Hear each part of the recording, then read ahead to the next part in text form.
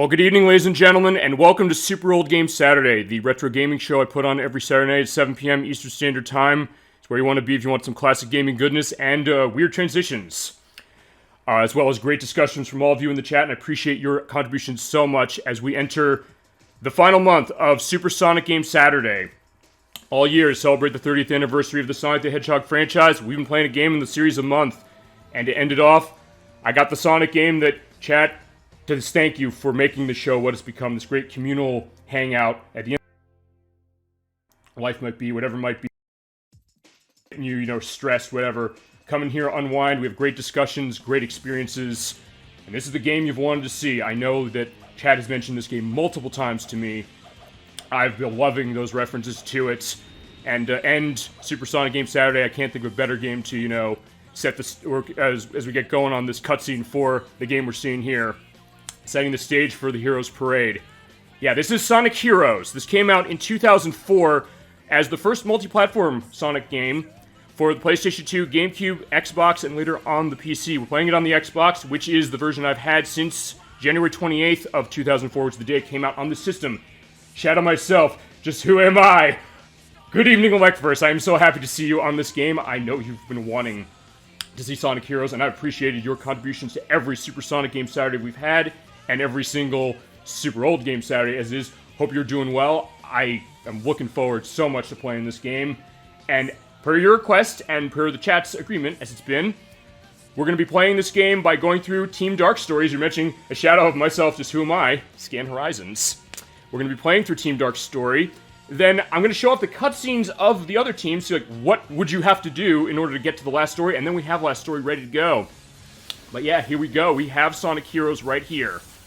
And I'm all set for that. And any memories you have of this game, any insights you have, any name drops or quote drops, feel free to bring them all in. I am looking forward to finishing off Supersonic Game Saturday right. And it's funny, I would not say this is necessarily one of my favorite games in the series, but it's one that I do get a great excitement for when I play it. And also even when I talk about it, even when I was doing the test playthrough on it. But yeah, alright. So here we are with Sonic Heroes. Playing the Xbox on the original Xbox system. It is playable on the Xbox 360, but because the Xbox 360 handled Xbox original emulation using software means, that cutscene we saw is actually very, very, very choppy. So if you play this, play it on the original Xbox if you can, or get it on the GameCube, because actually it's sort of a more complete version, sort of, as we'll get into. But alright, here's how it's going to work. I have a completed file here that came from an Xbox Magazine demo disc. It has everything unlocked in it. I don't remember what demo disc that was, the number. I'll put it in the YouTube video version of this. What we're going to do is we're going to come back to this file later in order to finish the final story. I did check it to make sure that, yeah, when you go in there, I'm just going to start up as if it was unlocked fresh. But yeah, we're going to go into a new file to start, because I do want to show off, at least we play through this, how the KS Emerald stuff works. I'm not guaranteeing to get all of them, but I'll explain how that's going to work if you do not know about this game. But, alright, other thing I'm going to do is I'm going to go in here, the options, and turn the rumble on. When I was doing test on this, I realized it does not set that on by default, and then game data and brightness. Alright, yeah, you can basically do that to check the brightness going. My brother and I shared a copy on the GameCube, and I believe it was the first Sonic game that I beat. That is definitely a good memory to have, and from what I've understood, yeah, GameCube is probably the place to play it, and the place where a lot of people have played it. Yeah, in this case, I didn't have GameCube at the time, so I bought it on Xbox. I remember being very jealous, because GameCube is where the game was developed initially. It was released there first on January 7th of 2004. I had to wait 3 weeks for this version to come out, and I can only feel for the poor people who had to get it on PS2 and realize it runs at half the frame rate and has a lot of technical problems. Although, given how it's going to run, you're probably going to see the footage. I don't think it's going to show at 60 FPS, but trust me, it is running that way. Alright, so, with all that done, or explained, okay, we could do the tutorial. I've been tempted to do it, but I was like, well, here's the thing. I'll give one other thing for this. I'm going to come back to this game again sometime down the road, very far down the road. And the reason being is because that unlocked file I have, which is off that Xbox Magazine disc, has the super hard mode. I think we should play it at some point, not now. We'll come back to it way, way down the road, but I think at that point I'm going to do that, and we'll play the tutorial then, I think. I do want to do that with Shadow the Hedgehog, because in that case, when you do it for that game, it's kind of in a straight line as far as going through the levels. Actually, in that case, unlike this one, there's no quick unlock for Shadow the Hedgehog, so I have to get A's on all the missions that are there. The game also made the analog stick and the GameCube controller get stuck after holding forward for so long. Because there you go. Because remember, what do they say sometimes about 3D Sonic, which is press forward to win? Yes and no, sort of. But yeah, you were so into that game that it was getting your controller stuck, and you feasibly, I guess, had to replace it, I would say. Or maybe clean it out. Because I remember that happened with a Nintendo 64 controller that my family had. That actually was a third-party one, so we had to kind of play around with that. Or maybe fix it yourself. That might be a case to that as well. But yeah, let me know whatever that is. And yeah, keep the memories coming. I'm looking forward to playing through this. Alright, let's get going. Quickly, though, I'll explain to you what the team case of this is, in case you haven't played this game. We have 4 teams here. We have Team Sonic with Sonic, Tails, and Knuckles. Team Dark, we're playing as of Shadow, Rouge, and E123 Omega. Team Rose, which is Amy Rose, Cream the Rabbit, and Big the Cat. And Team Chaotix, which is SBO the Chameleon, Vector the Crocodile, and Charmy the Bee. If you hit the Y button, Omocha will tell you what they do, or what they've got to offer. Team Sonic's basically, in some ways, it's a difficulty select for these 3. Chaotix is something totally different, but I'll play each of these.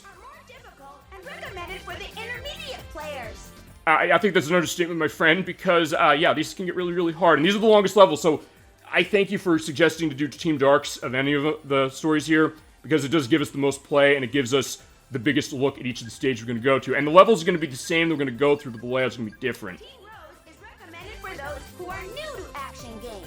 Yeah, and if you play as Team Rose, it does default to play the tutorial first. And no Mighty the Armadillo. That's true, because, yeah, Team Chaotix, he was part of Team Chaotix, but after Knuckles Chaotix, he was gone for a while until Sonic Mania Plus came out. And also, Ray the Flying Squirrel from Sega Sonic the Hedgehog. At some point, when we do Sonic Mania, I don't know if that's going to be the next Sonic game we do when we come back to Sonic, but we'll definitely do that. I definitely want to show both the Mania mode and the Encore mode that has them in it. But yeah, no Mighty. A lot of jokes were made. It's not like, hey, he was, sleeping in the day they made the call or something. But yeah, he will eventually get his due, so don't worry. But how Chaotix works is it does mission-based stuff, kind of similar to what we saw with Shadow the Hedgehog when we did that back in April. And God, I cannot believe it's been that long. But yeah, each month this year we've been playing Sonic, and now we're going to get to it as the final entry for the monthly initiative of 2021. Hi, Dolly Finn, so good to see you, and welcome to the final month of Super Sonic Game Saturday, the initiative I have this year for the 30th anniversary celebration of Sonic the Hedgehog. We're playing Sonic Heroes on Xbox, just playing with Team Dark, so let's get going. Affirmative. Or to go to Team Sonic case, let's blast through with Sonic speed! But first, let's watch the opening cutscene, which we've seen before, technically, on the show, because I demoed the making of it when we did Sonic the Hedgehog 1 through the Sonic Mega Collection Plus. But alright, here's Rouge the Bat from Sonic Adventure 2, who's coming in here. She wants to find a big score for treasure, because she's like a treasure hunter. But then there's this robot, E123 Omega, kind of connected to the E10 line from Sonic Adventure 1, but she sees Shadow the Hedgehog is here, and if you played Sonic Adventure 2, she's wondering, how the hell is that possible? Because, well, yeah, we haven't played Sonic Adventure 2 yet, at some point we should. Something happened to him, but anyway, E123 is shooting up the place, but yeah. Shadow's gonna take care of that, feasibly. Until Rouge shows some real guts, but just getting in front of a firefight. But alright, there we go. So, this is how we're starting Team Dark's story, and we'll also go through the stories of the other ones via the cutscenes. We're playing the full game with Team Dark, because we mentioned them before and had all fun doing that before. Alright. By the way, let's also get into the voice performances on this. That is Lanny Minella, who is voicing Rouge, who was Rouge in Sonic Adventure 2, but she was also, she's got a lot of game credits. I didn't even notice this until I looked it up earlier. She voices Andriel in Diablo 2, as well as Maya, Lisa, and June in Persona 2 Eternal Punishment, and she was also Boom Boom in some of the Mario 3D games, like the Mario 3D World, and, well, she was also Bubsy in Bubsy 3D, shockingly. And a lot of people like to point to that. And she was also Slash in the Snowboard Kids games, which is a franchise that's near and dear to my heart. At some point, we gotta play those. And we'll figure that at some point, because I do have both of them, and they're good stuff. But alright. And with Shadow, we have David Humphrey, singular, who is Shadow, who is him in Sonic Adventure 2 as well. And outside of that, not really a whole lot. I mean, there was this game called Jack Keen that was on the PC. It was like a Monkey Island kind of game. He was the lead character in that. And he was also, just checking the notes here, and then I'll respond to the chat on this. Chat mentioned Sonic and Tails R, which was like a radio play. He voiced Knuckles in that, weirdly enough. So I'm trying to figure out what Shadow is, and we're going to get into that discussion because connecting with Sonic Adventure 2 and Shadow the Hedgehog as we played it, that does raise a couple questions, like, wait a second, why is Shadow here? So we'll get into that for sure. And as far as E123 Omega is concerned, he's voiced by John St. John, who is Duke Nukem. But aside from Duke Nukem, he also was Axe in Dota 2, which is a game I always hear about but I've never played. And he was also, what's his name? Jack Boyd in This Is the Police, which is a franchise that is like an indie franchise that, from what I understand, is pretty well liked, but I haven't played it, so I can't speak. Alright, let's go into this. We're in Seaside Hill. We're at the nice grassy, water areas, and we're playing this, by the way, in glorious 480p, with the camera getting weird, because you use the right analog stick for camera control in some cases. Yeah, I do have my component cables that I'm running through the RetroTink 5X to make this look really, really nice, as far as original Xbox can anyway. But yeah, very colorful, very fast. Yeah, here's how this game is working. You have a team case. We're controlling Rouge, Shadow, and Omega at the same time. You press the Y button or the B button, you switch between them to do different things. Shadow is fast, and so he runs fast, and he has the homing attack, as before he also has the rocket excel. You hit the X button to roll forward. It kind of gets rid of the spin dash from before. Was he always a robot, or is he biological? Well, oh, and we also get the speed shoes, which you rarely see, and it's a unique thing as far as the music. And he has the light speed dash. Hit the rings, and you'll hopefully follow the path and hopefully not die. But yeah, we'll see how that works. To answer your question if he was always a robot or biological, I mean, do we take Shadow the Hedgehog as canon that way? Because in Shadow the Hedgehog, when we played it, if you recall, the idea is that no, he's the real deal, and he was biologically, connected with Gerald Robotnik, although that game introduced the idea of Black Doom, which I don't know if, for the story lore, has Sega said yes or no that this is the idea of what Shadow really is about? I thought they kind of did, because actually Sonic 06 kind of made some of those aspects canon, and actually, ironically, the story parts with Shadow in Sonic 06 are the best parts of that story, in all honesty. So I would think that he probably is biological, but this game raises that question because, okay, fine, I've been trying not to spoil Sonic Adventure 2 because we haven't played it, but I'll say this. At the end of Sonic Adventure 2, without getting into exactly why, Shadow does not make it out alive. And then what happened is that for this game, part of it, I believe, was because he was so popular with Sonic Adventure 2. Also, you hit the rainbow rings, you fly out, and get all the characters in that, you're good. I'll get into the level up stuff and into the other characters in a second. But I think with that, it's like, he's here, and Rouge is saying, like, why is he here? He should not be here. He should be in a crater, as people say, because he crashed down to Earth. But, well, he's here, and it goes to the question of, okay, is he robot or not? And we'll get to that later when they show the story. But I think later Shadow the Hedgehog said, oh, no, he's the real deal. But right now, we don't know. And in 2004, I think a lot of people were saying, well, how's this work compared to Sonic Adventure 2? All right, here's the other thing. We have cannons. You go in there with a different character, and you go in a different path. In that case, I'm going up. In this game, we know he's the original. Yeah, they do kind of hint at that, you're right, as we're going to see at the last cutscene. Although, oh no, you're right, they do, because Rouge does know, and then she just decides not to tell Shadow, and that kind of sets Shadow the Hedgehog in motion. I know a lot of people have mentioned that why doesn't Rouge tell Shadow what's going on and say to them, oh, you're the real deal, when he's saying, like, who am I? Or he said, a shadow of myself, just who am I, as I scan horizons. Alright, I'll go to the other things with characters. You have Rouge, she is flying, she carries everybody else. Fly up by hitting jump multiple times, but you also have an artificial ceiling. But also, that meter does not go down unless you move, and then you fall down. You also have Thundershoot. You throw your opponents, or throw your teammates at the enemies, and they'll die. But here's the other thing. I'm going over checkpoint, seeing those little orbs there. That's a level up capsule. We see those each level we go through. And when you switch characters, you get one of those orbs filled up there. I have all three for all three characters, so yeah, things are going to die pretty quickly. Joe speaking, but I don't want to fall, because, yeah, falling is not fun in this game. Especially if we fall through things. Yeah, Thundershoot can destroy things by just destroying stuff at level 3, but you pick up those orbs as well to get things going on. We'll enjoy this great atmosphere of the water around here, and the music. Heavy guitar usage. It's Jun Seno who did the score for this game, and other people as far as that. I know Fumi Kumadani, who we mentioned for Sonic Adventure, was involved in this, as well as Haofumi Hatia, I believe it is. I'll correct that. Sorry for butchering your name, my friend, but yeah, you made some wonderful music. You all made wonderful music for this game. Underrated music, honestly, I would say.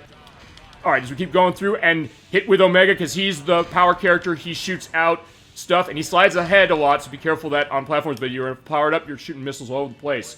This makes me wonder another thing, which was he built... Okay, makes me wonder, was he a robot built by Gerald Robotnik or a biological life form? And Sonic Adventure 2 suggested the idea that he kind of was the latter, sort of, in that, well, the Bio Wizard. At some point, we gotta do Sonic Adventure 2. I don't know when we'll do it, but at some point, it's either gonna be that or Sonic Mania. I think it's gonna be the next Sonic game we should do. I'll go in here and get a key. Use that, and you hold that to the end of the level without getting hit, and you unlock the bonus stage, or the special stage, where you can get Chaos Emeralds in Act 2 or Lives in Act 1. Also, cannons. Jump in them as a power character. You can aim the cannon around and shoot. If you select any other character, you go a different path, so jumping in with Shadow. But yeah, I guess to go to that, I mean, the thought was, let's take Sonic Adventure 2's logic to start, because this is also, I think, going to be part of the discussion with this game. That element, as we have the great byplay of these three characters, especially Omega, as we're on the cart and going along. If you hit enemies to this and you lose all three characters, it's a death for you, so be careful not to do that. And they had more things to avoid in this one.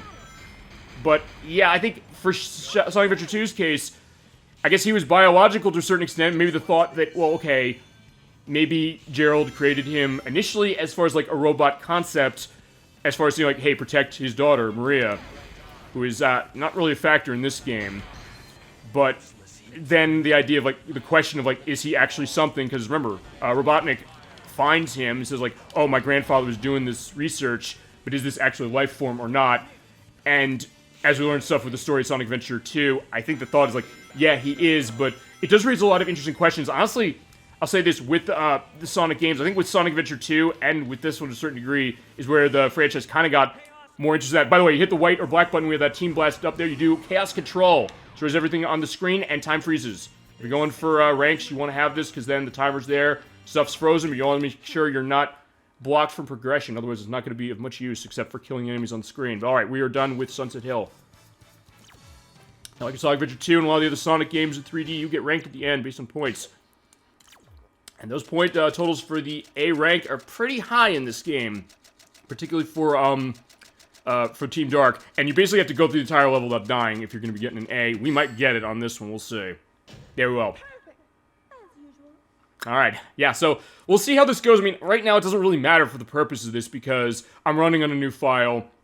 And we'll see emblem locks anytime you beat a stage. Because this is a new file, but as I said, we're going on the completed one for the purpose of endgame stuff. But because we had that key and held it to the end, we are going to the special stage. This one's for lives going through now. We're also going to notice another thing. You have the controls, you have to collect the power spheres. To keep yourself going and hit the X button, or the B button, I believe. Okay, no, the X button. Keep things going, and it will do changes for characters as you go along. These are very hard to control, and very touchy, and very twitchy. And they're often considered very bad as far as the way the controls are, and I get it, and oftentimes, we'll probably see this, especially when I'm trying to go for the emeralds. It's just really good music. Actually, almost sounds like, for any of you people familiar with Initial D in the audience, kind of like running in the 90s a little bit. But, I don't know if it's connected to that specifically. But yeah, you run through here, collect these orbs, and you collect more of them. Yeah, sometimes you go on the ceiling, and it's hard to keep yourself from not doing that.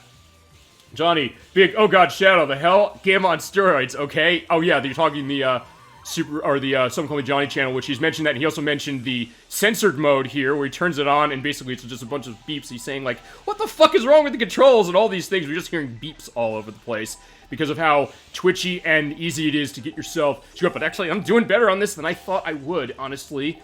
And one other thing also to go with on this, I will say this.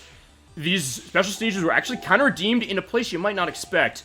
We sometimes mention Sonic Generations on the show, but I don't know if you played the 3DS version of Sonic Generations, which is totally different. Whoa! And we're going on the ceiling with Rouge, especially because it does those auto switches go through the gates. But in that game, they bring this back for the special stages for that one, but the controls are terrific. Your responsiveness is a bit slower, but it just feels right.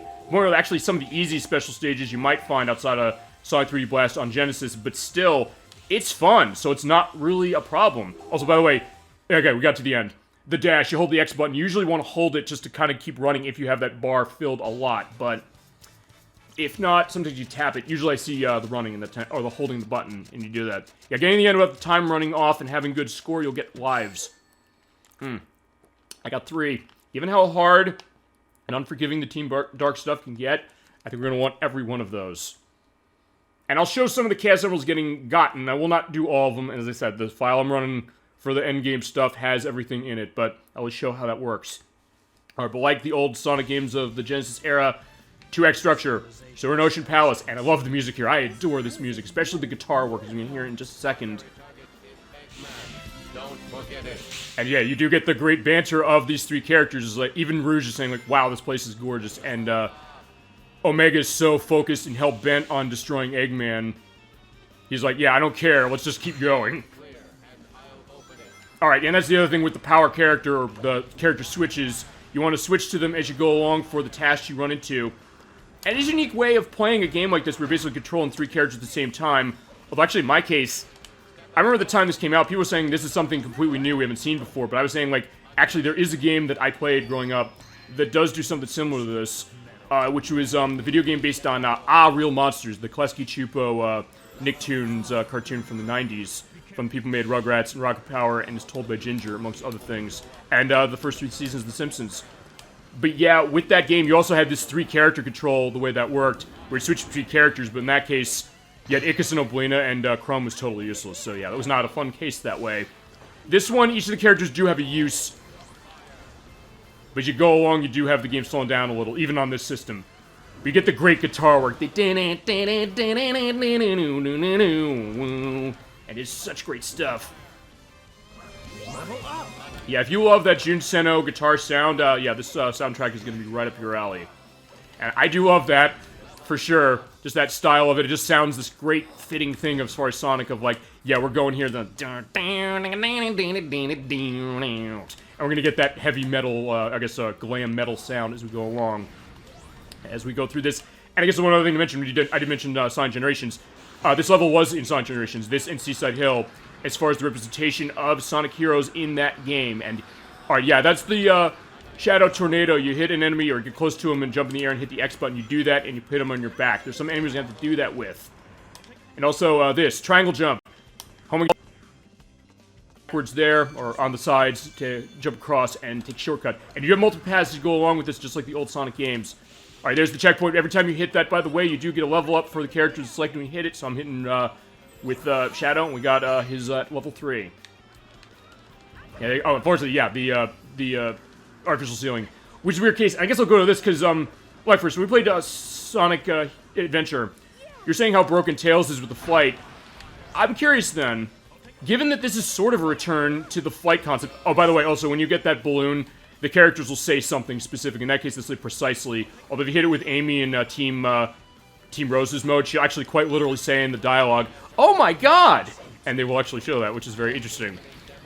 But as I was saying, as they bring the flight back for this one, do you think, to go back to that, do you think this is a better way of doing flight concept in 3D than how Sonic Adventure did it? In my case, I don't know, it's kind of a half and half for me because of the way the artificial ceiling works. Like, yeah, I'm at the top, but I'm not going any further. And because I'm sitting here, I'm kind of like, yeah, going here. And it's weird with the bar on that. Remember how Tommy Tallarico talked shit for the music of this game? Yes. I'll go into that. Okay, yeah, that was weird. I just walked past the dash panels like, yeah, Omega's like, yeah, I don't care about this, so fine, whatever. Yeah, let's go into that because, yeah, Tommy Tallarico, the musician who did music for games like Wild 9 and Cool Spot and Earthworm Jim, co-hosted the Reviews on the Run program, or Judgment Day, it was known in the US. They reviewed this game. They didn't like this game very much. It got a 4.5 from him and a 5.5 from Victor Lucas, because they had issues with control and camera and also with clipping elements. But one thing they mentioned also is the music, which is that, I think I remember him saying something along the lines of quote of, "Don't worry, fans of Sonic, because you have all this cheesy 80s metal music going on for this." And he said, like, no, it fits perfect for this. Like, no, it doesn't. No, I think it's perfect fitting, but you give this guy, but in all honesty, but you know, it's kind of weird to have that in Sega. If you're listening, you give this guy an aneurysm anytime you make music like this, so be careful. Yeah, it's true, but they give me great material for the show. Yeah, you're right, that's true. Although, actually, then there was also when they did Song of the Secret Rings, where he dunked on it again. He said, "Can we stop getting the 80s hair metal music for Sonic?" And then Victor Lucas just said, quote, "No! God, no! That has to be the music for Sonic the Hedgehog." Yeah, this music would make Dokken proud. I love Dokken. Well, actually, I love Dokken too, so I was like, I can't, have a problem with that. Yeah, I mean, going to stuff of Dokken's, actually, I've been kind of in that mood with Dokken, I guess, a little bit, going through, aspects of the soundtrack for Grand Theft Auto Vice City Stories, and also, the song they did for, Nightmare on Elm Street Part 4, Dream Warriors, which actually was referenced when, the Super Game Brothers, channel did this game as well. Alright, one thing I do want to show off, if I'm there, just going through the ruins and killing everything. kind of a hypocrite, I would think, because he did the music for Sonic the Black Knight. Well, okay, hold on. I want to see one thing. Okay, no, we're not there yet. Because I want to hold my team blast. I want to show something interesting. Well, that's an interesting point, because, like, alright, fine, he came onto it. Although, then again, for Sonic the Black Knight, the Wii game, that came out in 2009, I know they kind of did more of an orchestral sound to things for that. Well, although they did kind of play to some things with the theme song. Actually, that game had quite a variety in soundtrack. I get that idea, although, actually, they brought that up, honestly, with the show. I'll show one thing off, which is, I'm going to do the Chaos Control and do a time stop, because I want to show something pretty funny happening, assuming I can do that. Alright, good, perfect. So let's get, what was it? Yeah. Oh, right, I have to be standing. To hit the white or black button, do the team blast, and pause time. This is going to be interesting, and I'll go into that other stories I'm going to talk about with Tellerico's take on the music of this franchise. Although it's interesting, because he was the one who was also kind of, you know, forgiving to a certain extent of a Sonic, oh, okay, it didn't work. Alright, fine. Or it sort of worked. I think I used it too early. You use the time stop, that boulder doesn't come. I did this on the test play. Okay, no, I was going to say, it went away. Yeah, there's two of them, so just keep going. And just running towards the camera, getting the Crash Bandicoot take going on. But yeah, for Sonic 06, he kind of was defending it a little, because he gave it a 4. Actually, he gives Shadow the Hedgehog a 3, whereas Victor Lucas was really angry, saying, quote, "Do you think it's not heresy that they named this the same name as the original Sonic the Hedgehog game? As if that game, that classic is supposed to be replaced by this complete piece of shit? I mean, what the hell were they thinking?" And he was the one saying, like, "I feel bad for the fans of Sonic on this, and for the people at Sega." And then I think Vic was just going into it saying, like, yeah, you're right, because you know what? They have to go out and they have to sell this garbage. They have to go and lie to people and say, this game is great, buy it. And by the way, if you like this game or buy this game, I'm going to come to your house and punch you in the face. Yeah, he did say that. But to go back to the thing with Tellerico with that and how they answered that. Okay, we got to see for that. Actually, and this is an interesting case going back to that backwards compatible stuff that went with Microsoft recently. And did the music for Rhythm Gym. Yeah, that's correct. Which is great music, for sure. But I'll say this. He did the music for a game called Advent Rising that amazingly made backwards compatible on the Xbox One, which kind of might be a savior to that game. As you go on the special stage, by the way, you have to get your bar up and dash towards the emerald and get it before you get to the end. But for that game, that was a pretty massive undertaking for him as far as the music for that. He actually went to Abbey Road to do the recording of it, and it is this great soundtrack as far as what it has. But I remember they reviewed the game on the show, and people saying, like, and even I think it even brought up saying, like, how can you be reviewing the music that you have on the show? But he did, I'll say it, he did bring up a good point to that one, because he's kind of like, he always talked about how he hates the fact that in video games you have one footstep sound, and we're gonna catch the emerald perfect. But what he said is like, yeah, you know, like, I'm not tuning my own horn, because in all honesty, like, how many times I complain on the show that I don't like the fact that in video games you have one footstep sound on the walking, and he says, like, but hey, we used a plethora of them in this game. It's like, you know, people always say, like, put your money where your mouth is, but it's like, hey, I'm doing that now. And I think Victor Lucas is saying, like, no, we can't talk about your footstep sounds because you made them. He says, like, he even ceded that point to him, and I think even Victor Lucas was saying something like the idea. I heard that on my knees.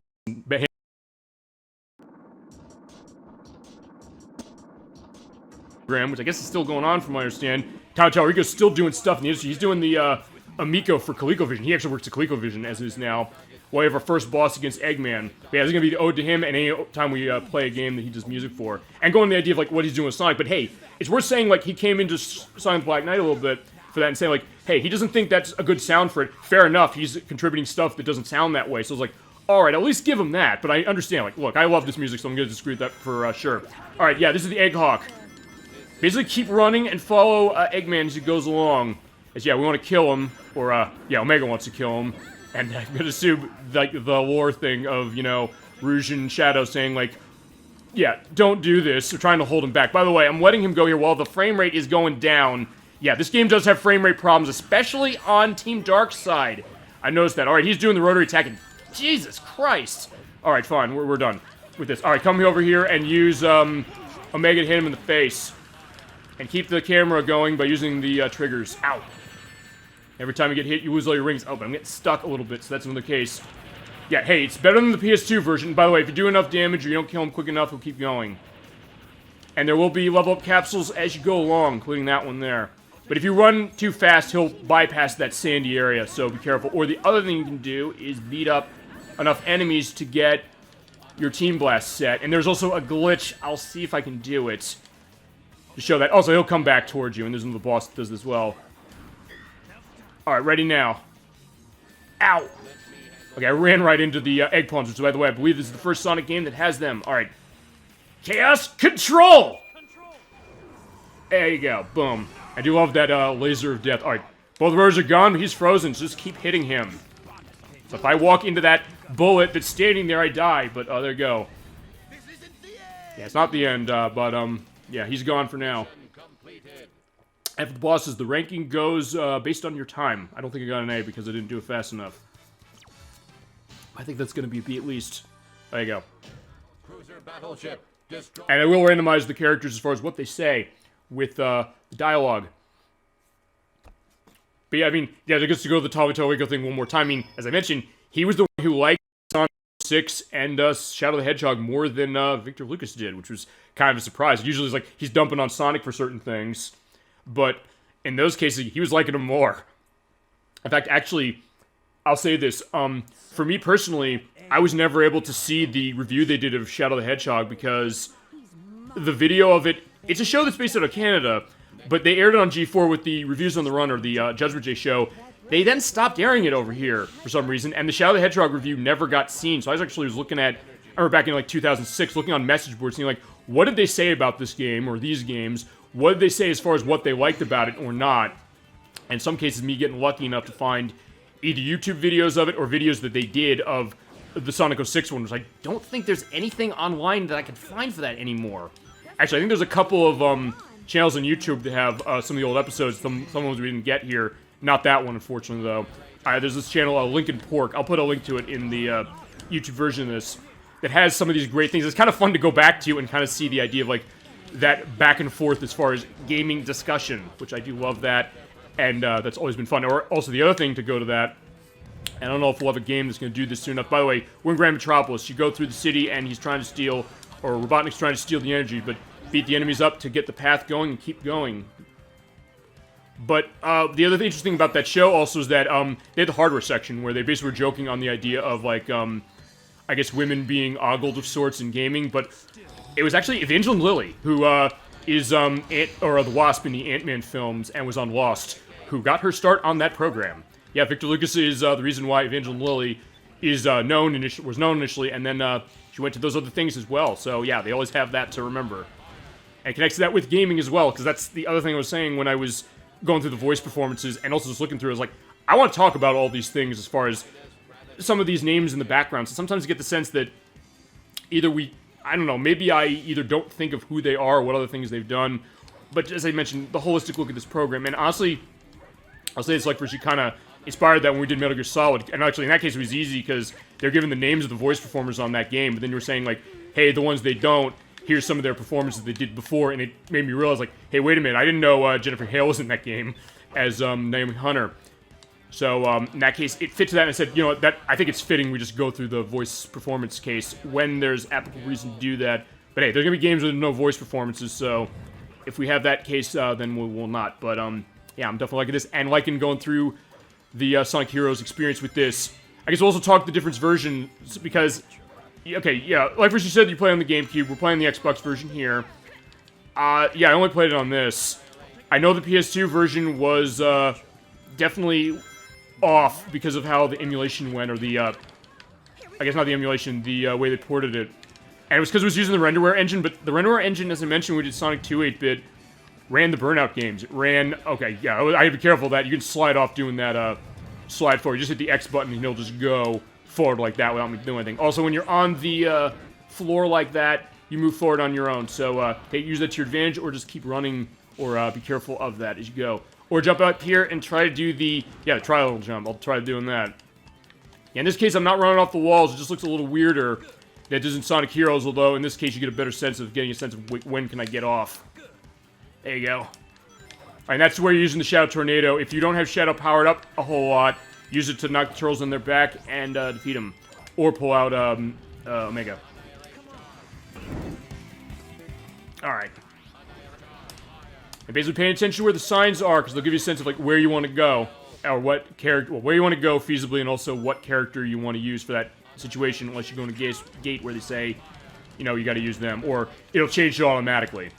And I believe there is one part of this that does that on its own, and I want to avoid that so I don't die, although So far, I haven't died, which is surprising, because this is supposed to be the hard mode, or the hard mode outside the super hard thing. And to get that super hard mode thing, normally, by the way, you have to get all of the emblems in the game. And a GameCube version, I understand, if you're going to use an action replay, it has a bug to it that it doesn't really work effectively. Whereas Xbox is a demo disc. And there's a poll. You use the Shadow Tornado on that and go up. I remember when they demoed this game or showed the footage of this game, I remember that being shown specifically in that trailer. And I remember saying, like, wow, look at that. That just looks really cool and very fitting for Sonic, I guess. Or you have to wait for it to come up in some cases to do it. As you go along and have such a good time so far. And as I said, despite what I'm saying with some of these weird things with this game, it's like, I'm having fun with this, and I'm not really noticing too much stuff with the camera controls really screwing me up too much. Okay, fine, they can, as I mentioned. But, and maybe this goes to the idea of, like, why this seems to be the 3D Sonic game that I get the sense people tend to like still, before Shadow the Hedgehog and 06 and all those came around. Say of, you know, we like the feel and maybe the atmosphere of this. I think that's maybe the other thing, because this has this feel of like the Sonic games from the Genesis era. Also, we were doing grinding, and this is one thing we're gonna run into way later, and I think you know what I'm talking about on this one, or maybe people in the chat who played this game know. Yeah, you do the rail switch by holding left or right on the analog stick and doing jump, but yeah, you don't lock onto the rail. So it's one thing Shadow the Hedgehog definitely improved on, where you usually lock onto the rail at least. Or how Psychonauts did. I think they probably took a look and said, like, hey, Psychonauts did that right, let's do it in this game correctly. But in this case, you can fly off, so, yeah. There's one world in particular that's going to be a problem, and we'll get to that for sure. I guess we see sort of a reference to Sonic Adventure 2 with the blimps there, but, not completely. Alright.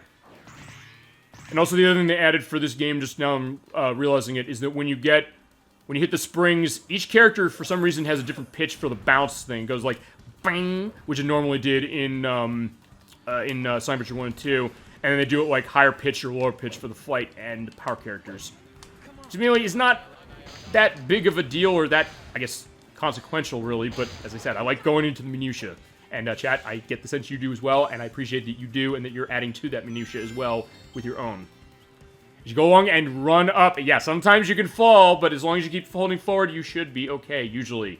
But also, the other thing is because Omega doesn't go as fast as Shadow, and Rouge is the slowest. And that's the other thing. Some cases, when you go off with Rouge, you're not going fast enough. So, like the rock thing we saw when we were in Ocean Palace. If you hit that spring before, you can hit that rock because you're going down too slowly. Because she kind of floats down a little. In fact, I'll show this where there's a area I can do. Okay, not here. There's not. Also, yeah, the other characters can get stuck. Actually, you know what? I want to show that at some point because I want to show the W ring bombs. Because the game does have that. For Sonic 06 did it. Alright. Okay, yeah, there you go. You also have the crusher things, which are always going to be a bad time if you're... Okay, what happened? How'd he die? I guess he got crushed in the air by those things? Okay, I've never seen that happen before. Yeah, I'm just waiting. And there's a little bit of pop-up, but it's not too bad. And as I mentioned when we did Shadow the Hedgehog, it's better in this game than it is in that one, though this game is using the same engine. Alright, yeah, I'll show it here. I also try and do a thunder shoot on that cage. Oh, you know, I'll do that for Act 2. Actually, no, I will show this off, though. Yeah, because with her, you do kind of fall... Actually, no, when you go off a spring... Yeah, there you go. You go down slower than if you do with Shadow or Omega. And also, by the way, if you light all three of those... Okay, I got hit and lost my shield. Oh, crap, no! And like Sonic usually dictates, if you're out of rings, you get hit, you're dead. So I want to avoid that. Alright, here you go. Yeah, those three springs there. Hit you the stars there, you get a ring off of it. Or ring item. I think it's usually like 5, but some of them can be like 10 or more. And we're almost at the end, because yeah, the Team Dark stages are the longest, but honestly, I'm not really in the sense that they're outstaying the welcome too much as maybe I thought they did. Alright. Yeah, I love that animation as far as Omega kind of getting into the fact, like, yeah, he's going through the rainbow ring, he doesn't know what to do, but he's like putting his hands in the air and just having the ball. Yeah, he is murderous, feasibly, but yeah, he's just loving doing that. There's a life up there. Yeah, you usually want to do that to take other paths to find hidden goodies like the old Sonic games tend to do. And there we go. Right into the goal ring. Yeah, we'll see how this turns out. I don't know how the rank is, but we'll see.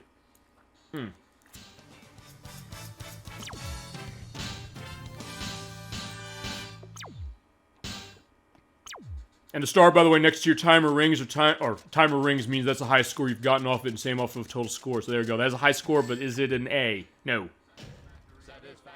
Yeah, satisfactory level. Although they will change those voice clips depending upon if you're doing well or not. And I do like Omega's when you get an E rank where he says, I couldn't even beat Gamma or Beta. The fact that he knew who they were from Sonic Adventure, but he was just chilling in the background. Okay, fine, he was locked away, I guess. We just never were able to find him. Which is why he's angry at Eggman. Here we are at the power plant. Oh no, that was the Grand Metropolis, this is the power plant. Oh yeah, there you go, doing the... Oh, wow. Okay, I didn't know it went that far. I'm glad that worked, because in a lot of cases, I'm going to say on this game, the Lightspeed Dash can get you killed. But so far, it's been okay. Yeah, like that. Oh, okay, like that. That's a perfect showcase for it. I will not kill myself with that intentionally, but hopefully won't run into that.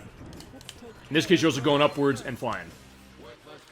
I do love the comments they say as far as things, especially Omega. I just love, like, that robotic take of him saying stuff like, worthless consumer models, and it goes to what we were saying when we were playing with Shadow the Hedgehog. I guess it's fitting we're playing with Team Dark for this time, because we played that game, number one, and number two, because when we went the story path, which again, thank you very much for making that playthrough so interesting that way, by saying, we're going this way, and this way, and we're showing off, actually, we showed off all of the members of Team Dark, and we ended with Omega, and then us murdering Dr. Robotnik before not murdering him. But yeah, that was a great time, and I've had such a great time. I want to go into this, as long as it's got a little bit of downtime as we go through this, because a lot of the cases, this level is kind of a sort of linear hallway. Actually, I guess they sort of all aren't in a certain extent, except for the fact that you're going down different paths. Fine. Okay, that was weird. All right, yeah, I have to go up here, and you have to go over each of the platforms because of the artificial ceiling that Rouge has. I've loved all these Super Sonic Game Saturday shows that we've done. I've liked all the shows that we've done and all of your contributions and insights that you've brought to them. But those especially, I mean, as I said, this is a special occasion this year of celebrating 30 years of the series. And we definitely can get into some of the stuff that got announced or discussed more of Sonic the other day. But I just really liked this idea of looking at this franchise, taking a whole holistic look of all these different games. Because think about it, all the Sonic games we played 3D games, we played 2D games, we played spin-offs, we played games that are good, games that are bad, games that are okay, feasibly, games where we have a differing opinion on whether they're good or bad, and games on a bunch of systems.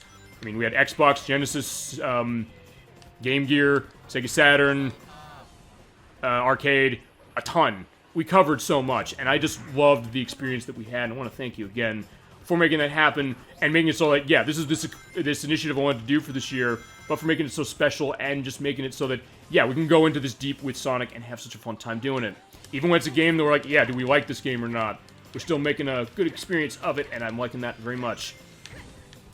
And I guess it goes into what will happen for next year's show for the initiative, which, as mentioned, is going to be the 3D Legend of Zelda games for the Nintendo 64. We're playing both of them. And we are starting the first one, Legend of Zelda Ocarina of Time, with my man Protorova on January 8th, so I look forward to that. And I guess to go back then to what I was mentioning with the Sonic stuff with this week, the Game Awards. They were on Thursday night. The main winner, just to give a sense if you didn't watch it, was... I'm sorry. Okay, first, I'm sorry. You said you were watching Earthworm Jim. I'm sorry, I just noticed you said this. I apologize profusely. I recently watched the Earthworm Jim series. Yeah, which you mentioned when we played Kingdom Hearts for part 2. Yeah, I remember, I actually went back and looked up the thing when you're saying about this orb will defeat my arch nemesis Earthworm Jim, and I looked at that, I was like, yeah, you're right, that was very clever. I remember seeing parts of that show growing up and really liking it, as far as like the style of it, and I guess going to the perspective of that series. At some point, I think we gotta do Earthworm Jim at some point for sure, of which I have the first one on the Genesis, I have the second on the Super Nintendo, but I want to see if I can't get the second one on the Sega Saturn because of the enhanced music that it did. Oh, by the way, you also have an elevator section. You got to kill everybody here. Because it doesn't cost I mean, it's expensive, but it's not insanely expensive. I mean, it's not the Sega CD version of Earthworm Jim 1, where it's like $300, $400 now. So, like, yeah, I don't think I can rationalize that unless I get really lucky finding a listing or something. You know, all these things need to die. Chaos control. But yeah, there you go. At some point we can get our Earthworm Jim stuff going, and I guess feasibly 3D, which also is not a cheap game. Alright, by the way, if you get the Team Blast case and you're being blocked as you're waiting for the time to go down, hit the black and white button and you stop the time. Or stop the time stop as it is. You keep going along. Yeah, I'm sorry I didn't see that part. It's like, I saw the Earthworm Jim thing as far as he did the music for it, and I was like, I thought that was the same comment, so I was like, oh, okay, there you go. I'll be more cognizant to that as I, shoot my mouth off as it is. Alright, yeah, this part. You have to go along and pay... Oh, no, no, no, no, no! Okay, yeah, that was lucky. You have to hit this and kind of pay attention where the camera is there to hit the rings that way and get the items. Or not get the item there and hit that one. I guess you're liking this series or the series of Earthworm Jim since I guess you went back to watch it recently, which, but again, thank you for mentioning the fact that was on DVD. I totally missed that. The idea that, hey, it was available, which would make sense, because everything is on DVD. You're getting, brought back to some degree. Now, by the way, you also have the fireballs, do the thunder shoot into them and up, ball backwards.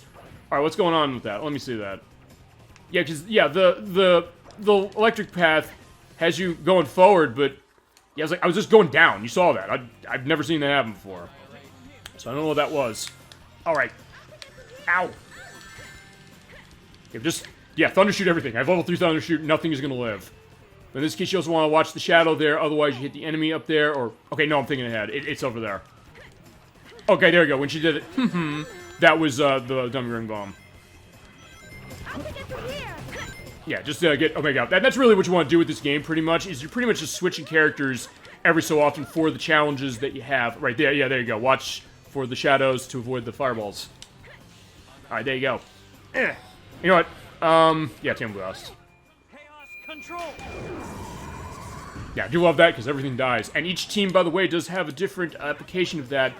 With, Team Dark, you have the time stop like this. With, Team Rose, you have... Or you get a level up for every character, you get invincibility, and you get speed shoes. So yeah, as if the game, wasn't getting easier for you for the purpose of that, you have there... Okay, also, yeah, you get the wings. You hit those, they're in certain places, you increase your flight meter. You don't see them that often, though. So yeah, in Team Rose, you get quite a buff that way. For, Team Chaotix, you get ring bonuses based on how many enemies are killed by the blast. And then for Team Sonic, you get use of the light speed attack for a little bit of time. Also, when you're at level 3 with Shadow and Sonic, and I think with SBO, but don't quote me on that, you get the ability to do the homing attack into the poles, and you start swinging up them automatically. What are speed shoes? Or what are they? The speed shoes, yeah, you pick those up, you get a speed boost. Basically, for a little bit of time, you hear music. We heard it when we were on what was it? We were on Seaside Hill. The little power... Oh, in the Genesis game also, that's the other thing. Yeah, they're fast enough. Good point. Yeah, there's actually a point I can make to that. But to answer that, the speed shoes are... You go faster when you have them, so you can just go completely crazy. But on Genesis, they call them the power sneakers. At least until Sonic 3. But yeah, I'm glad you mentioned that, Dolly Finn, as far as they're fast enough. With this game in particular, the thing with this is that... In fact, this is the interesting thing. This is running a different engine, as I mentioned, than Sonic Adventure 1 and 2. And with Shadow right there, yeah, he's moving way faster. He can kind of accelerate a lot faster than he did. In a lot of cases with this game, the reaction to it with people, like, kill everybody here. Yes, okay? Well, yeah, but thank you for bringing this up, because people said, like, oh, it's too fast, and saying, like, hey, you're getting speed shoes in this game. You feel like you might be out of control. You might be in a case where you're going to die easier. Okay, by the way, I also got that, which is a Team Blast item. You get that Team Blast filled up completely. And there's also a glitch to fill it up, or fill the bar up. I will show that off at some point. Alright, here we go. We got an energy storage tank. It's rising! Quick, get to the top! Except in this case, yeah, we have them saying it. And goes the other thing with the voice performances, which they're all saying, I guess what is sort of obvious, as people say. Yeah, be careful. Basically, hold the jump there so you can get that. And also be careful of the goop, because... Oh, shit, no! Okay, I'm dead. Oh, no, am I dead? Okay, yeah, I'm dead. Alright, fine. Yeah, alright, so I'm getting knee rank guaranteed, unfortunately, because it's the end of the level. But yeah, you're mentioning the idea of the speed shoes, like, yeah, they're fast enough. I was like, yeah. People were thinking, like, hey, with this one, they're feeling out of control, even compared to some of the other Sonic games where sometimes that out-of-control feel can be exhilarating. In this one, it can be too, but if you get yourself in trouble and die, and we will probably see it in cases worse than what we just saw there. By the way, also, you have the... force field there. You have to kill the enemies along the way, and when you do, the force field disappear. Otherwise, you get to the top, and yeah, you're gonna be in trouble. All right, there you go, perfect. But yeah, with that case, yeah, this can be one of the most frustrating games in the series. That's not, one that's totally a mess, really, because of the fact that okay, that was weird. We get hit that way. because of the fact that, yeah, you're going so well, and then you'll, like, the homing attack won't work, or the lightspeed dash will screw you up, or the speed, like, hey, you're going so fast, you're gonna fall off of a pit or get knocked off and almost die. So, yeah, in that case, you're right. It's a weird case where people are saying, like, hey, we know Sonic's all about speed, but sometimes saying, like, can that be a liability? Alright, there we go. We're almost at the end. We hear that ding, that glowing sound, or whatever that is. You have the gold ring nearby. But honestly, I guess this was a kind of case where people were saying, like, hey, they're questioning Sonic's speed, or the idea of, like, Sonic being a fast game. Which is a weird case, because I guess with Sonic, it's all about the speed. It's like, hey, in fact, go back to the reviews on their own discussion we're talking about when they reviewed this game. One of the things they said is that... What's wrong with me? I think you're crazy. I want a second opinion. You're all so lazy. But, yeah, and all, okay, yeah, you get that if you get the E rank. We talked about the reviews on the Run review of this. They're saying, you know, we want Sonic to go really, really fast, but if you have to sacrifice all stability with elements of the camera and things, or the controls, then it's not fun. And this game kind of got that perspective. But, alright, we are running into, Team Chaotix as it is. What do you think you're doing here? Who's this? Well, yeah, well, I'll get into the stuff with the voice performers for the other teams later, because I do have a lot I kind of want to say about them, and I'm not going to have a whole lot of time to say it within these short character battle. The character battles usually are jokes in the Sonic games. In this one, okay, here's how I think it works. You have to use your team stuff, and there's like a rock, paper, scissors take. I think that some of the characters have stronger, you know, hits against the leader of the other ones. Right there, SBO is in the lead that way. And there's the, you know... Okay, I lost the character. You get that cross out for Omega. He's gone. But yeah, there's a weakness order, I think. And it'll knock you back more, especially if you get level ups.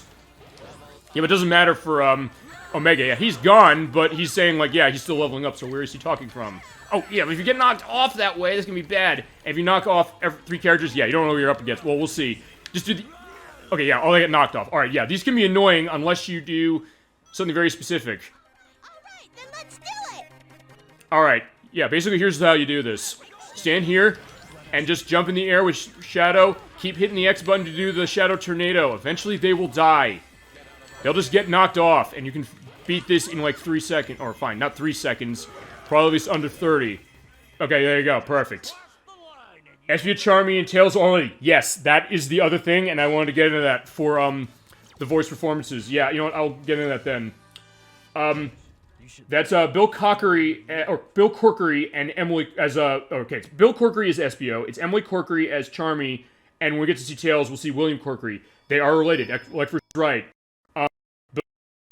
The father of Emily Corkery, so basically when you're in, Team Chaotix mode, you have, SB and Charmy. It's basically a father and daughter talking to each other. And then Tails is William Corkery in that case. Although, in a lot of cases, they don't really see it, so yeah, he's off somewhere else. Or going to the casino, which is something we see with Sonic. But yeah, I guess I'll go into that then with Bill Corkery. Yeah, the other voices he did, honestly, a lot of them did stuff in, like, the Amnesia games. In fact, Bill was, Agrippa in Amnesia: The Dark Descent. Emily was, what does it say in my notes? Yeah, you know what, I'm letting myself die, I don't care. I was literally not paying attention to that. Okay, there you go, fight. That was a lucky landing. Yeah, Emily Corkery was, Justine in Amnesia Justine, and also shooting in Backyard Baseball 2003. And, William Corkery actually voiced, or actually, like, did an impersonation of Ken Griffey Jr. for Backyard Baseball 2003. And he also was on episodes of Drake and Josh and Veronica Mars. But you're right, the voice performances for all those are related, part of the same family, and this is the only appearance, oh fine, it's one of the only appearances of these characters as far as the voice performances. Well, with Tails, William Corkery was Tails in Sonic Advance 3, and I think in Sonic Battle. And outside of that, that was really it as far as them. And then with Tails, we mentioned this when we did Sonic Adventure, and actually when we did Shadow the Hedgehog as well, which is... For Tails, they usually would get a young boy to voice him. We had Corey and Connor Bringus for Sonic Adventure 1 and 2, and then William Corkery for this game, and then they just said, okay, we're going to have adult women voicing Tails, which we had with Amy Pallant in Sonic X and Shadow the Hedgehog and games there, and then I don't remember who it was for Sonic Colors, but then we also had Colleen O'Shaughnessy, who voices Tails now, and voices Tails in Sonic the Hedgehog 2. the movie sequel that's coming out in April 22nd, I believe it is, which we got trailer to at the Game Awards, and it was looking good. And we also got the first look at how Knuckles is looking and sounding as Idris Elba is voicing him. And it's still Ben Schwartz as Sonic, and it's still Jim Carrey as Dr. Robotnik. Yeah, that was interesting to see. And then also the Sonic Frontiers thing where they're going full open world with Sonic, which we'll see how that goes. It is coming to all the systems, including Switch, so with all due respect to Switch players, you know which version to avoid because, yeah, not many games in the franchise are handled on Switch well, or PS2, honestly. It was Kate Higgins. Thank you, Rook, first. Appreciate that. Yeah, Kate Higgins was Tails in Sonic Colors, and also in Sonic Colors and Sonic Lost World. And then after that, it was Colleen O'Shaughnessy, who came in on Sonic Boom. All right, thank you. Appreciate that. And that's the other thing. Chat, you're adding this because, like, hey, I don't know all these things off the top of my head, even when I take notes. Yeah, you're knowing some of these other informations of this or pulling all the other interesting things as we're going through. Yeah, I didn't mention where we are. We're in Casino Park. Yeah, with the Sonic games, you'll love having the casino perspective. As I mentioned, I think when we played Sonic Adventure 1, get kids into gambling early to a certain degree. But, hey, it's all legal because, like, hey, kids will like to play pinball or things like that. Or have, like, I guess the slot stuff. I'll show the slot stuff as is. But one thing, when you're on the table, your movement's a little weird. And you also have... Okay, you know, alright, I was saying that there's voices, or not voices, there's sound effects that are missing. Actually, no, there are sound effects that are missing. The sound of the flippers, or no, there's sound of something that's off, that's not in the, that's not off in the GameCube version. That for some reason were not included in this Xbox version or on the PS2 for some reason. I don't know, maybe because it was GameCube initially and then they just did a port over, but even that's like, they're porting the same game. Why is that? Alright, there is the slot machine. I want to show something off. Rouge, where are you? Yeah, okay, that's the other thing, because sometimes the characters can get lost. And if that happens, you do a character switch, you'll be at another place. I want to try and get them all in there. Because if you get all the characters in the slot machine and get a combination on it, you get a lot of rings. Let's see if I can do it. Alright, there you go. Yeah, you get... Oh, wait. I think it's supposed to be triple what you normally get, so I got the 3 rings. Which is better than getting the all Robotniks, which you can still get, by the way, in this game. And yeah, you will lose your rings as well. As you go along, you hear this great spacey music. We kind of sort of saw this area when we played Sonic and All-Stars Racing Transform back in May. Oh yeah, if you did actually get nothing. And some of there's just the single reel like that, so there you go. Oh yeah, but when we played Sonic and All-Stars Racing Transform, there was the level that was, I think, from Sonic and Sega All-Stars Racing, the first one of those. They did have the music here, the great spacey music, the boom boom boom boom boom boom boom boom boom boom boom. I do like it, and it is also, I guess, another thing, a piece of the soundtrack that's not heavily guitar-based, because I'll say one thing as far as the music in this one, more so, I'd say, than even Sonic Adventure 2. I get the sense that the soundtrack in this one is heavily guitar-based, which I don't think there's anything wrong with that, for sure. I think there's an underrated soundtrack, honestly. Chat, let me know what you think as far as the 3D Sonic soundtracks, and I guess this one in particular. Well, it looks like you're going through the wall that way. Oh yeah, by the way, the Sonic Heroes logo is a wild card, so if you get 2 of any symbol and get that, you get a ring bonus when you have that. Oh, holy shit, what happened? Okay, that's what I'm saying as far as the game being busted. Oh, can I make it back? Oh my god, I made it back. And I went into the top table. Wow, oh my god, that is amazing. I've never seen that happen before. I did not practice that. I did not try and do this. I didn't even play this far as the practice stuff. Yeah, okay, that's one way to get to the big table up here, where you can go in the center and try and get the slot machine. Oh my god, actually, this is why I love doing this show. This is why I am so dedicated to doing this and to be just doing this live, as far as, you know, pretty much winging the show to a certain degree as far as playing the game, sort of.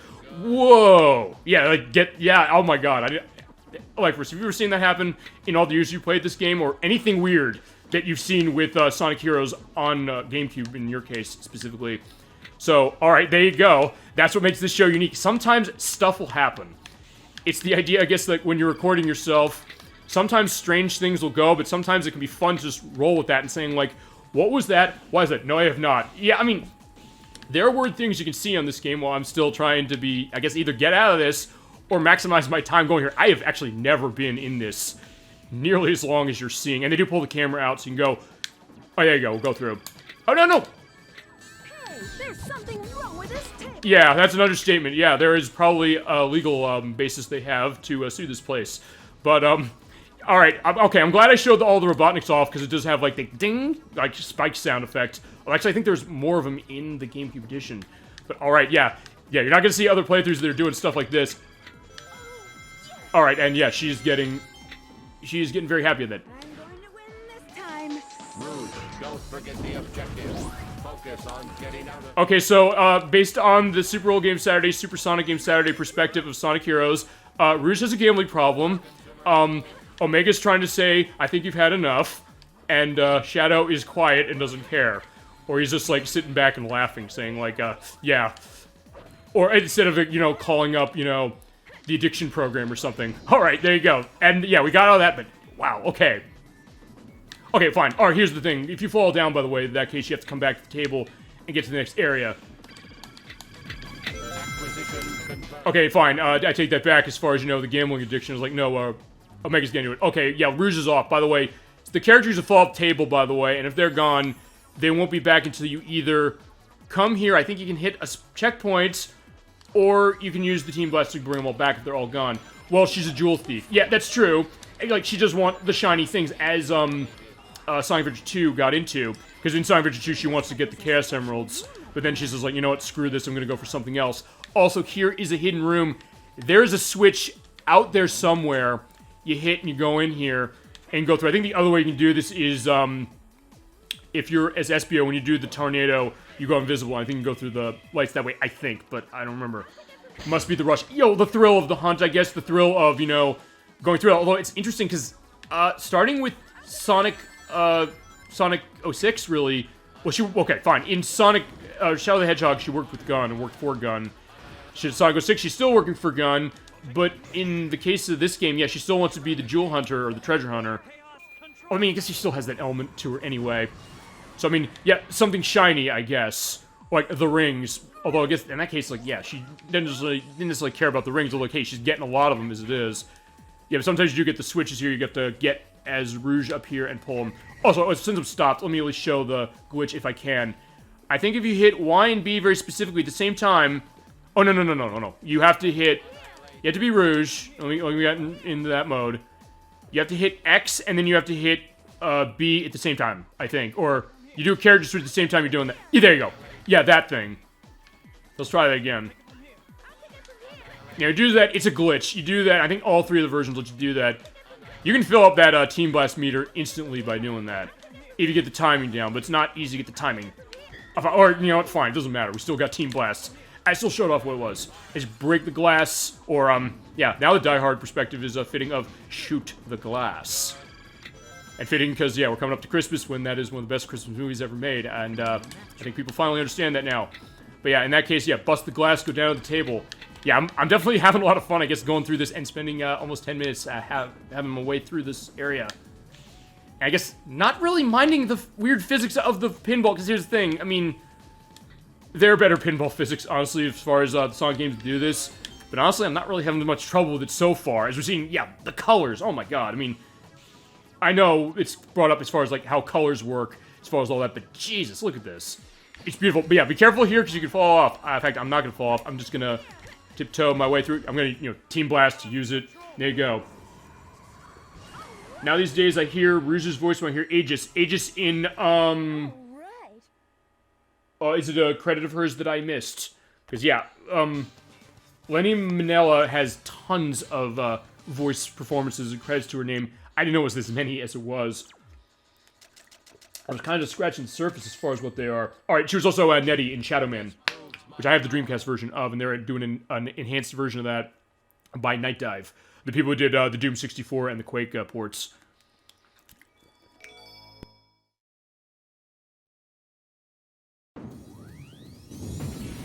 Yeah, it's the second act of the casino area as we're getting, yeah, the bingo chips, and talk about, you know, collecting little baubles and things of Rouge's. Yeah, we're gonna be doing that as we go along.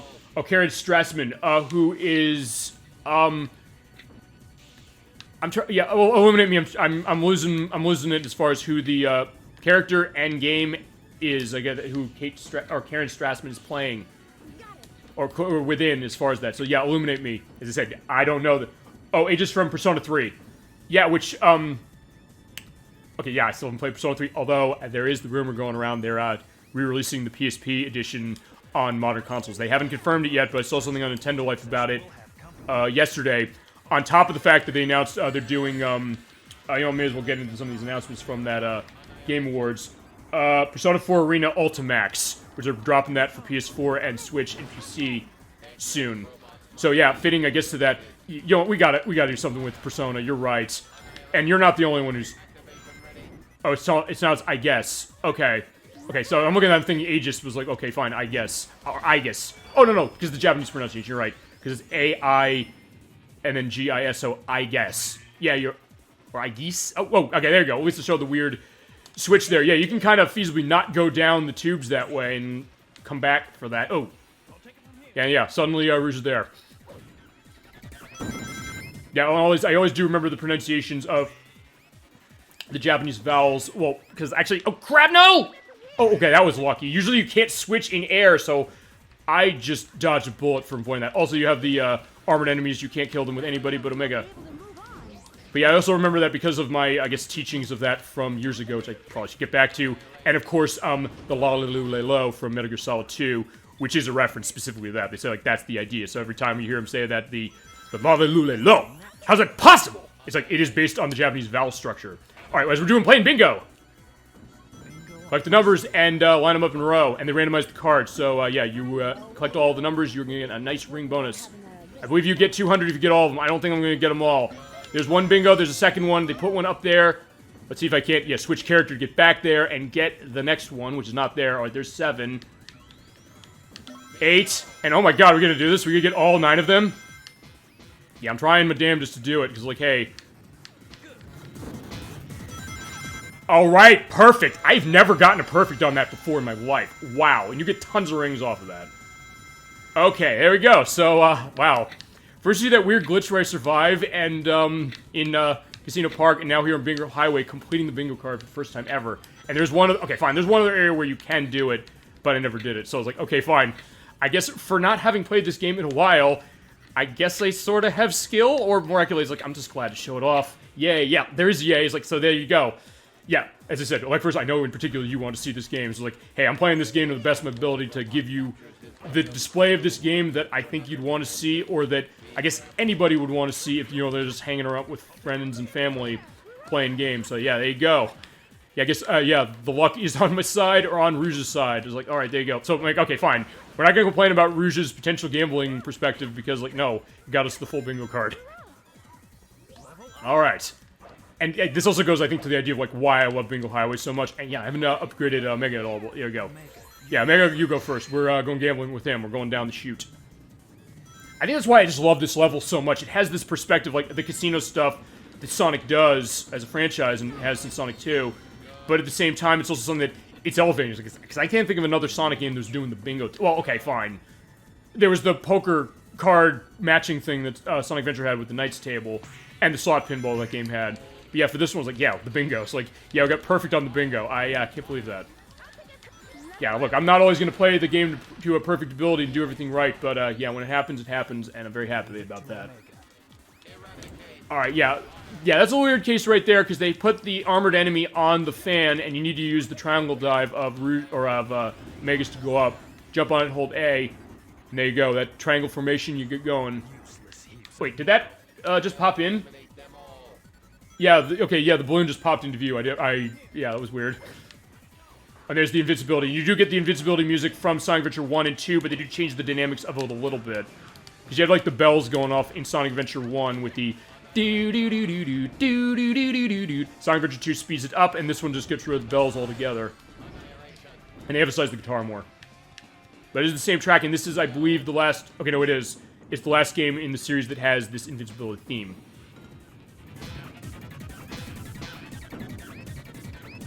Although, actually, there is one other case where they do erase the bells of that track, which actually is...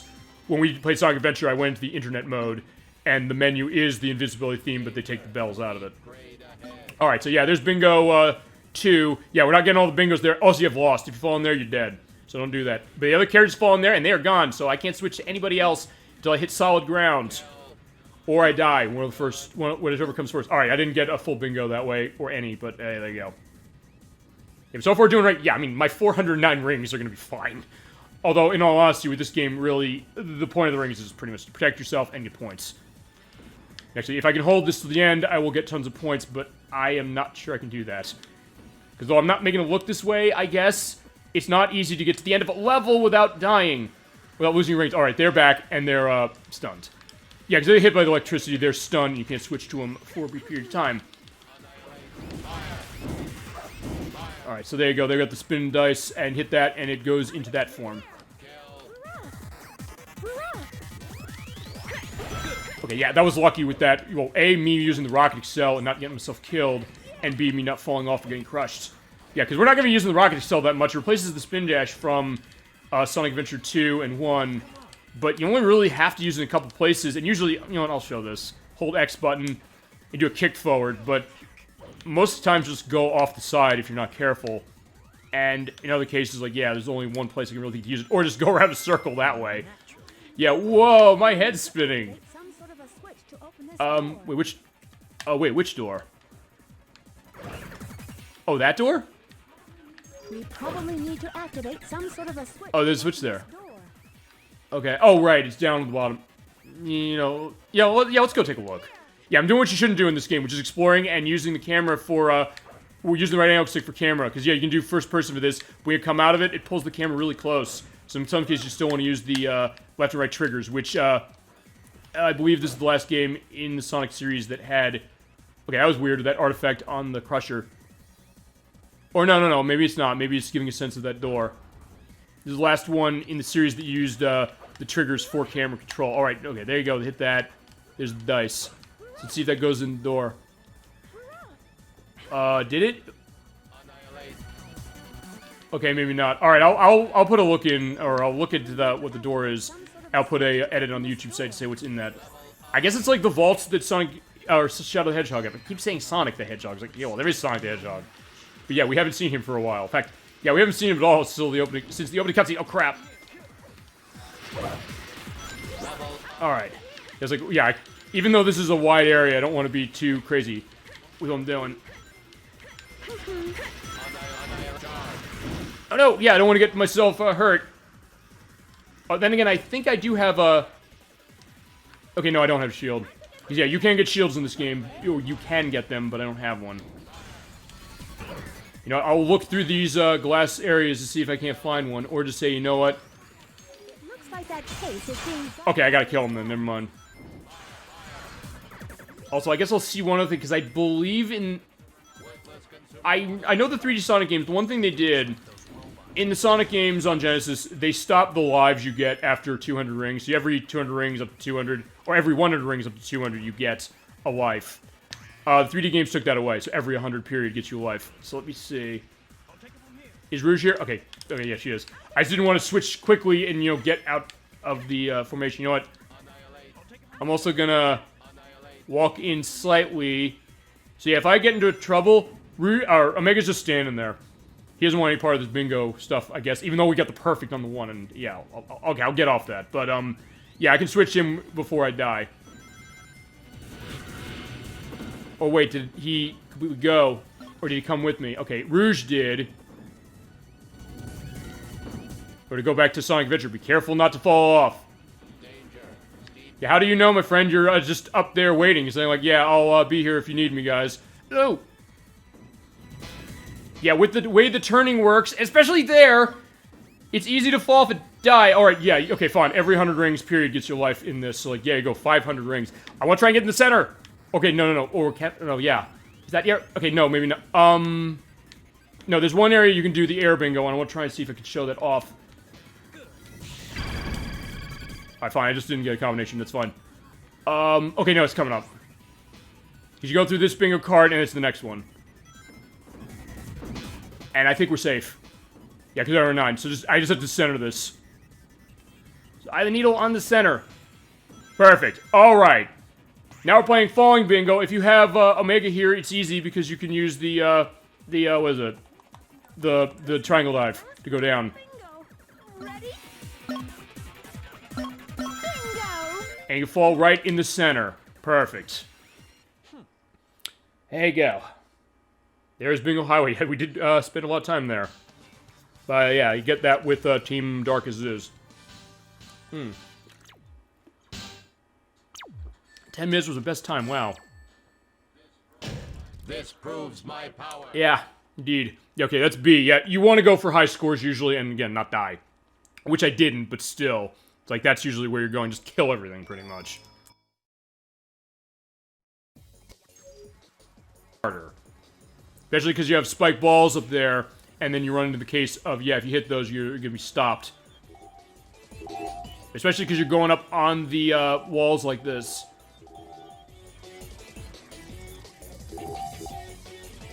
Alright, one thing I do want to do, yeah, I want to get those, the star orbs there. You get those, your meter goes up higher, and usually the way I tend to play this is, I want to get it up to level 3, and then just, I guess hold the button. Alright, yeah, you go. I don't know if I'm going to catch this, but we'll see. As I said, it doesn't matter because I have the file that has all the Chaos Emeralds unlocked. But if I was playing this the full way, if we're going to be doing everything we need to get to the last story, that would involve... Well, we have to beat all 4 of the stories as it is. Team Rose, Dark, Chaotix, and Sonic. You have to get all the 7 Chaos Emeralds with 1 character, so you have to do the Act 2s of each of the zones to get the Emerald at least once, and then you go to the last story, which is better than how Shadow the Hedgehog did it, but even then, well, you don't have to do the Chaos Emerald thing. Oh, crap. Yeah, I don't think I'm getting this one while I'm just standing on the top. Yeah, this is the thing with the controls. I get the sense I'm going slower. Well, I think the other thing is, like, they say you can hit X to go faster, but usually I just hold it. Alright, fine. Well, we show the Emerald getting the end before I do. Yeah, part of it's because I can't stay on the floor. But they usually do give you that long string there, so it's like, yeah, if you can go on that and hold on to it long enough, you'll catch the Emerald. I don't think I'm catching it. You edit over or try again, you have to go through the level again. Usually the easiest way to handle that is just play as Team Rose because the levels are the shortest, and you can just get the key and get to the end that way.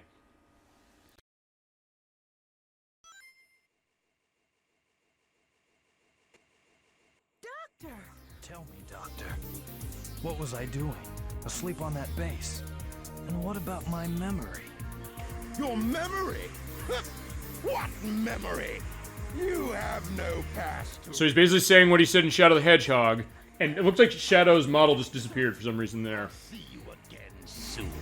Alright, this is the Robot Carnival. It's an enemy rush. You basically have to kill the enemy. So yeah, there are 2 worlds in this game that have these as bosses, which are, I guess, a little disappointing, but I mean, then you get to kill things quickly, especially when you get level 3 Thundershoot on this, and things are going to die really fast. And by the way, I was going to Robotnik, or Eggman as it is, this is also, okay, fine, one of the last performances of Dean Bristow, who voices Robotnik, who we heard in Sonic Adventure 1, and he's in Sonic Adventure 2, as well as Sonic Shuffle, and Sonic Battle, and Sonic Advance 3. And then he unfortunately passed away in 2005. His last role, by the way, because I at least want to go into that, was, he was in Call of Cthulhu, Dark Corners of the Earth, which came out in 2005. Actually, a lot of voice performances from that game in that, interestingly enough. I never played it, but I heard interesting stuff for it, I guess as far as, you know, the Lovecraftian perspective of it being an official case. By the way, that item up there is a Team Blast, so yeah, I probably shouldn't use it yet. Yeah, you basically want to beat the enemies up so you get the Chaos Control, so you destroy them, and then get the thing there, and then usually hit the black-white button to keep the thing going, because otherwise you have to wait for time. Alright. They just give you all these enemy formations, just kill them. When you have Rouge at level 2, as it is now, but especially when she gets 3, yeah, everything's gonna die. Usually. You just keep doing it. It's a little mindless, but it's like, hey, at least you're getting this interesting music piece. Yeah, and you get the comments from the team. Eliminate all Eggman's robots. Yeah, I've not really upgraded Omega much. Actually, I'll go into that at least, though, since we're going to be defeating enemies for the rest of this. Yeah, every time you get a level up with him, the things he fires off with that fire change. He doesn't have the firing as the 3rd button press when you're at level 0. But when you're level 1, you have the machine guns. You have flamethrower level 2 and a level 3. Okay, there's the dummy ring bobs. But at level 3, you have the missiles. Okay, in this case, yeah, we can use the Chaos Control now. Yeah, so everything is dying. If nothing else, like, yeah, you're just going through enemies on this, but yeah, like, you get your catharsis going on the fact that, yeah, the enemies are going. And there's Eggman just looking at us saying, like, yeah, I'm not getting involved, although there is a reason. Oh, okay, one other thing. Yeah, those hook enemies, or those grabby guys, you can get characters caught in that. And if you lose all 3 of the characters, that's an instant death, so be careful of that. We talk about how the original Eggman voice actors died the exact same day, but years apart, which was creepy. Okay, so, alright, so there's, okay, I take it you're saying, okay, because Dean Bristow for this game, and I guess it was, you're talking, Long John Baldry from, Adventures of Sonic the Hedgehog, is that right? Because of the other performers of Eggman's for the US that I know of, that are unfortunately no longer among us, those are the 2. Am I right about that? And it was the same day. Okay, so, yeah, there you go. And actually, I know with Dean Bristow, he was kind of young. I don't remember, he was in his 50s. Like, mid-50s. Oh, crap, if I get hit again, I'm going to be dead. Okay, there you go. Good. Yeah, I'm not sure, like, what the circumstances as far as Long John Baldry was concerned. Oh, there was a Japanese voice actor. Okay. For what? For this, or for these games? Because, okay, no, because I know with the, okay, why'd they, oh, right, they flew in the sky because we were level 3 with Shadow, the enemies will fly. Alright, so there you go, everything's gonna die now. Oh, fine, here, this way, but, Chikao Otsuka. Okay, so, he voiced Eggman in, I guess what, the Sonic Adventure games, and I guess this one? I would think. And I guess when did there was a good change? Alright. Yeah, when he says that, if you've won, but he's also ignored, Rouge. But yeah, he's, gone. Yeah, I'll elaborate on that, or not elaborate, I guess illuminate as far as the other Sonic games he was in, and I guess, how long was he Eggman? A troop of sentry robots destroyed. I assume for quite a bit. It was from Sonic Adventure to Sonic Lost World. Okay, so he was Robotnik, or Eggman, the same, but fine. He was, and he also voiced Master Xehanort for Kingdom Hearts, which I guess we'll get to later on when we go back to Kingdom Hearts, and next week we're going back to Kingdom Hearts as it is. But I just have to get a sense of where we're going to go for that, or how far we're going to be. Alright, we're at Rail Canyon. Yeah, the rail grinding. Yeah, you got... When grinding, press the X button to accelerate, and Yeah, you don't have to do the balance as much in this as Sonic Adventure 2, but usually in my case, I want to go fast, so I'm holding that X button down pretty much non-stop, and then hitting it to just keep myself going. But yeah, if you try to do a rail switch, which is any direction or left or right on the analog stick, and A, or the jump button, yeah, you're going to be flying off and dying. So you don't want to do that. It was like, yeah, I just want to keep going. But yeah, in that case, yeah, this is going to be a place, if we're going to be seeing deaths anywhere, it's going to be here. But yeah, that isn't... So what you're saying then is that, Chikao Otsuka and Dean Bristow passed away on the same day, really. Okay, but within years of each other, because Sonic Lost World was 2013, and I guess it was after that game came out. But just the idea of that weird perspective. Yeah, they'll be eliminated, don't worry. As we go through the Rail Canyon, and Void Falling. That's really the case of that, because there's a lot of bottomless pits. Alright. Alright, the other thing is you have these little, buttons, as they are. Okay, yeah. You also use the tornado to take shields off the egg pawns. This is a low level with Shadow. He's not going to hurt him that much. Alright, Chikao Otsuka. Okay, alright, there you go. Okay, perfect. Alright, thank you. Yeah, you hit that and you switch the direction of where the blue rails go. They turn from blue to red, and you go a different direction. You also be careful of the carts that are on the rail, or the fact that the rail is going to collapse. the rail disappeared. Yeah, compared to how Team Sonic does it, which is the rail. They're pulling out all the tricks. Yeah, they are pulling out all the tricks, and it's going to be much harder because we're doing Team Dark. Although, despite that, I've only really died twice, I think, or once. But yeah, we'll see deaths later, don't worry. But yeah, I guess that is a weird case for that, because actually a lot of people mentioned, I guess, with Sonic, the idea that, like, Sonic's voice changed a lot, but it wasn't necessarily because the performer who played him passed away. In fact, actually, as far as I know, I don't think any of the people who have ever voiced Sonic are no longer among us today. I mean, going back to the cartoons, going back to the games, and I guess other interpretations of Sonic. And of course, we have Ben Schwartz as far as the movie. And I guess to go back to the thing with the movie, it is interesting the fact that Colleen O'Shaughnessy is the only voice performer from the games who's in the movie. Is enough, although that's not to say I didn't like Ben Schwartz in the first film. I did. I thought he actually fit quite well. And I'll be interested to see what Idris Elba's going to do.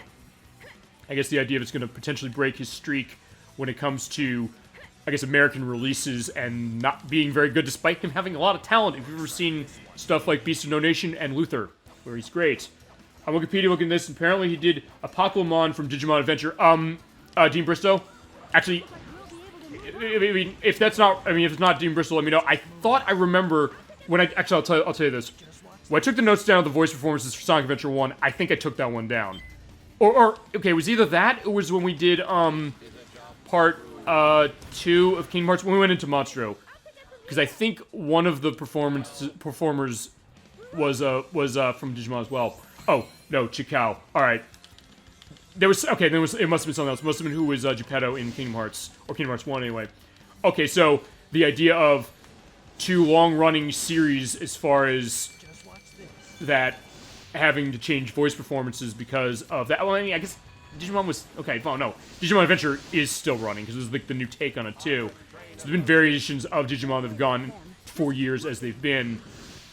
So, yeah, in that case, I guess he was there for a lot of it until, I guess, his passing in, I guess, 2014, 15? I'm not sure when it was. I guess the other thing also to go with that with Digimon, I guess I don't really have much of a knowledge on Digimon. What I know is what other people have said. Okay, yeah, you also can get in this case where, yeah, sometimes the rail will fall and you might be off a rail and not have anything going, but somehow I'm living. I don't know how I'm living so well. He was also Dr. Weil in Mega Man 04. Yeah, okay. Yeah, I haven't played much of Mega Man 04. Well, fine, I've heard stories. Okay, I played a little bit of it. I played a bit in the collection I have, the Mega Man 0 ZX collection. At some point, I think we should do the Mega Man 0 stuff at some point. Although, as far as what I want to go back to with Mega Man next, you bring that up. I don't know. I mean, I'm gonna be figuring out with Nocturne as far as getting Mega Man Legends continued, and we'll finish that. I definitely gonna do that. That's gonna be a next year initiative for sure. I think we can make that happen. As far as the other Mega Man stuff, yeah, I don't know. I definitely am curious about hitting other stuff with it. And I'm leveled up with everybody except the Mega. That's usually what I do, by the way. You just want to find where the characters aren't leveled up, and when they're not, kill everything, or pick another character, because usually the level up caps will not come out if you're killing them with the same character. So if I'm Omega, I will not see the Omega capsules. Oh shit! Oh, I forgot there was a rail on that. Okay. But yeah, so I guess this is going to be the ode to Chikao Otsuka in particular, as far as the performances. Well, actually, it's a lot of the voice performances. Oh, right, and then there's this part. We have to go back and forth and jump on the rail there to get the button hit. Oh, okay, there you go. Oh, yeah, I got lucky. Yeah, you're gonna get the stuff with the trades where you do Sonic 06. Oh, yeah, but you also get this. Oh, Jesus Christ. Okay, they just passed right through me. Okay, I've never seen that happen before. Usually what you're supposed to do is fall down to where Rouge is. Yeah, Rouge is just going down. She's like, I'm not moving. She's going down the rail. You know what? Let the trains go. It's probably better that happened, but I can't believe it, passed through me. It's like, yeah. I guess that's how powerful Shadow is. It's like, yeah, trains don't do anything to him. Yikes. Yeah, okay, fine. There's the train. They do stop, and this is where you need to use the rail switch. And to do that, it's left and right and jump. And you usually don't want to be accelerating at all. Otherwise, you're going to be in trouble and fall off and die. Because that's a bottomless pit down there. But somehow I'm living. Somehow I'm not dying. I don't know how. Alright, so yeah, Omega is all set as far as levels, and we're good. Yeah, now, yeah, Shadow is saying that, and the dialogue is not cutting him off like in Sonic Adventure 2, where they says, they have the line, but the way they did the audio mixing in every version of that game is the fact he says this is the ultimate. But, then they actually rip the audio off the disc, and he says, this is the ultimate power.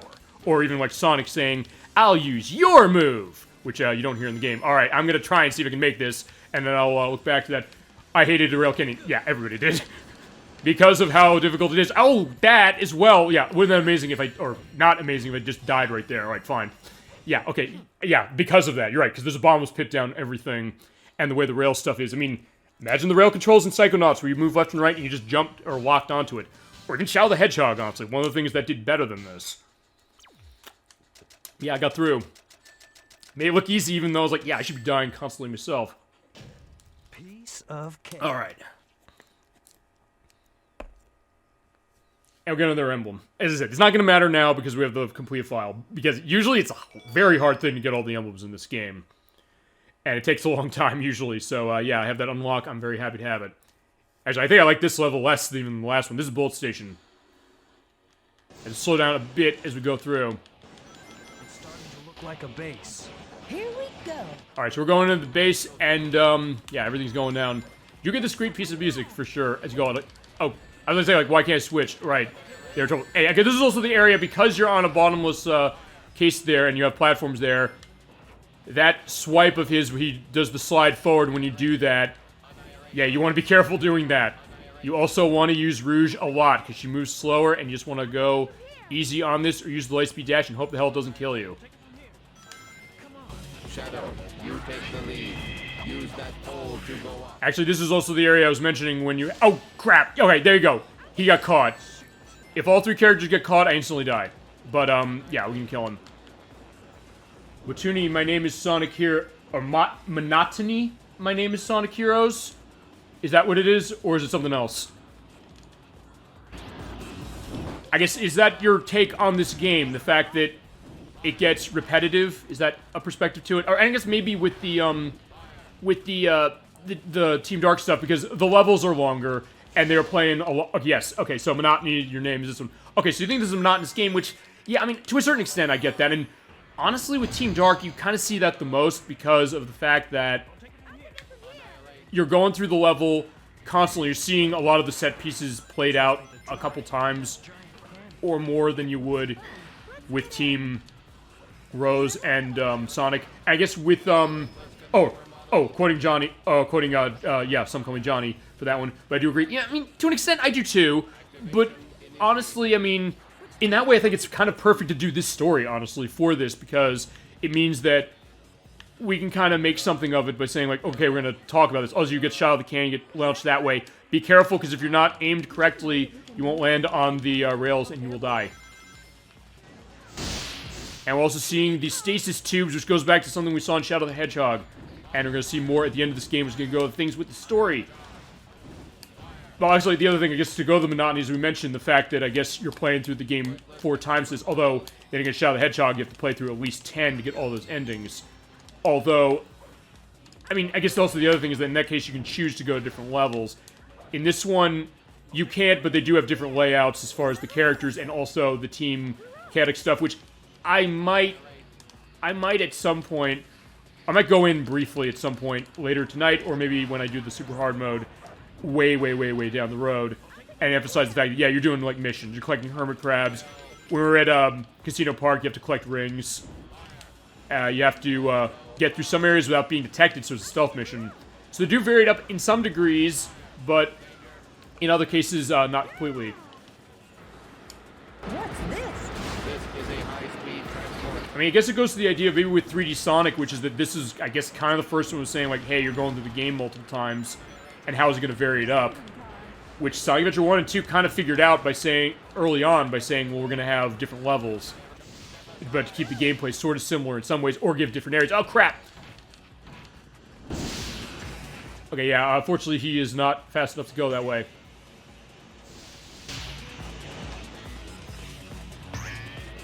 Yeah, I'll take it from here, and I'm going to jump off here. Yeah, you know what? Screw that. I'm not going down that way. Yeah, you can do that, so, if you're careful and you're able to have some skill, you can get through. Although, as I mentioned, sometimes elements of the camera and the controls can get in your way. Alright, what you gotta do here is you gotta bust all these boxes and make sure the 2 arrows are pointing up and to the right. Or the one is gonna point that way by default, the second one will not. When you do that, you can use this to go up to the next area.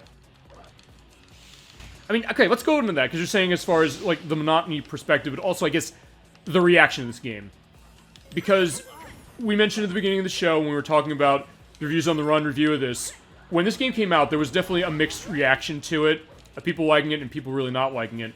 It seems like that's kind of the same thing with it now, to a certain extent, although with some of the later Sonic games that came out, there's the idea that maybe this is the last one that was at least pretty decent, although some people have said, like, is this the first game of the so-called Dark Ages of Sonic, which was pretty much the period or it's called that, the period of Sonic of the late 2000s, late 2000s, which had this, if you count it that way, Shadow the Hedgehog, Sonic 06, you could say Unleashed, depending on what people say about that, or maybe even the storybook games, the Sonic the Secret Rings and the Black Knight game. So, I mean, people think, like, was this the last one where you kind of got the sense of that before they kind of went, well, off the rails? Or off the rails, or having a lot of problems with these things. I wouldn't say this is the one that really kind of, I guess, I don't know if ruined things is the right way to put it, but I would say that compared to Sonic Adventure 2 and Sonic Adventure 1, and him flashing for some reason, or maybe because of the freeze, or the time stop, I should say, it is the one where I started to notice the fact that, like, hey, you know, I'll show this if I can. Alright, yeah, I don't want to hit that light speed dash. The idea is, like, I'm supposed to hit X in front of this, I'm supposed to live. Okay, I did. Okay, yeah, sometimes I'll just miss it, or I'll hit the one ring, and then I'll fall. I was thinking, like, maybe that's going to happen this time. I noticed a lot more of that in this one, compared to Sonic Adventure 1 or 2. Or even this perspective, like, hey, if you're going too fast, you're going to be punished for it pretty significantly. It goes back to what we were saying last week as far as games of Sonic teams that are difficult, and that way, this is kind of one of them, I would say. I mean, I mentioned with Rise Star with last week, and the one I missed, I put the edit in the YouTube video, but I'm going to bring mention to it since I didn't at the time, because it totally slipped my mind. Choo Choo Rocket for the Dreamcast, but that's a puzzle game, so part of that is as far as the puzzle design of what that is. And no, you won't. You'll just jump in and we'll shoot out. Yeah, I guess let me know, chat, what you're thinking as far as that with, I guess, what Sonic was looking like at this time, and if you think this was kind of the start of the period where he wasn't being handled well. And we mentioned that. I mean, that's been, look, that's been an undercurrent to a certain extent this year, because we said, we played Shadow the Hedgehog, which is the first one that people kind of knows that. The first one I said was like, I was kind of looking at that saying, like, it's a bad Sonic game. It was like, what's going on here? That was kind of my first case of that. And I mentioned that with Sonic Colors Ultimate. Oh, shit! Oh, crap, no! Oh my god, I cannot believe I made that. Yeah, if you're Ghost Center, you usually will not make that, and you'll die. Somehow I made it to the rail, which is not easy to do, and the collision detection is not always going to play nice with you. But alright, so I think that was my case with Shadow the Hedgehog, which is like, that's the first time I was really noticing that thing, like, hey, the Sonic game is making me mad, and I'm not enjoying it. But, yeah, and we saw that with Sonic Colors Ultimate, as I said, this year, like, hey, that's happening again, and hopefully that won't happen with Sonic Frontiers, and I know people are like, hey, they never liked Sonic, period, or they never liked the 3D stuff, specifically.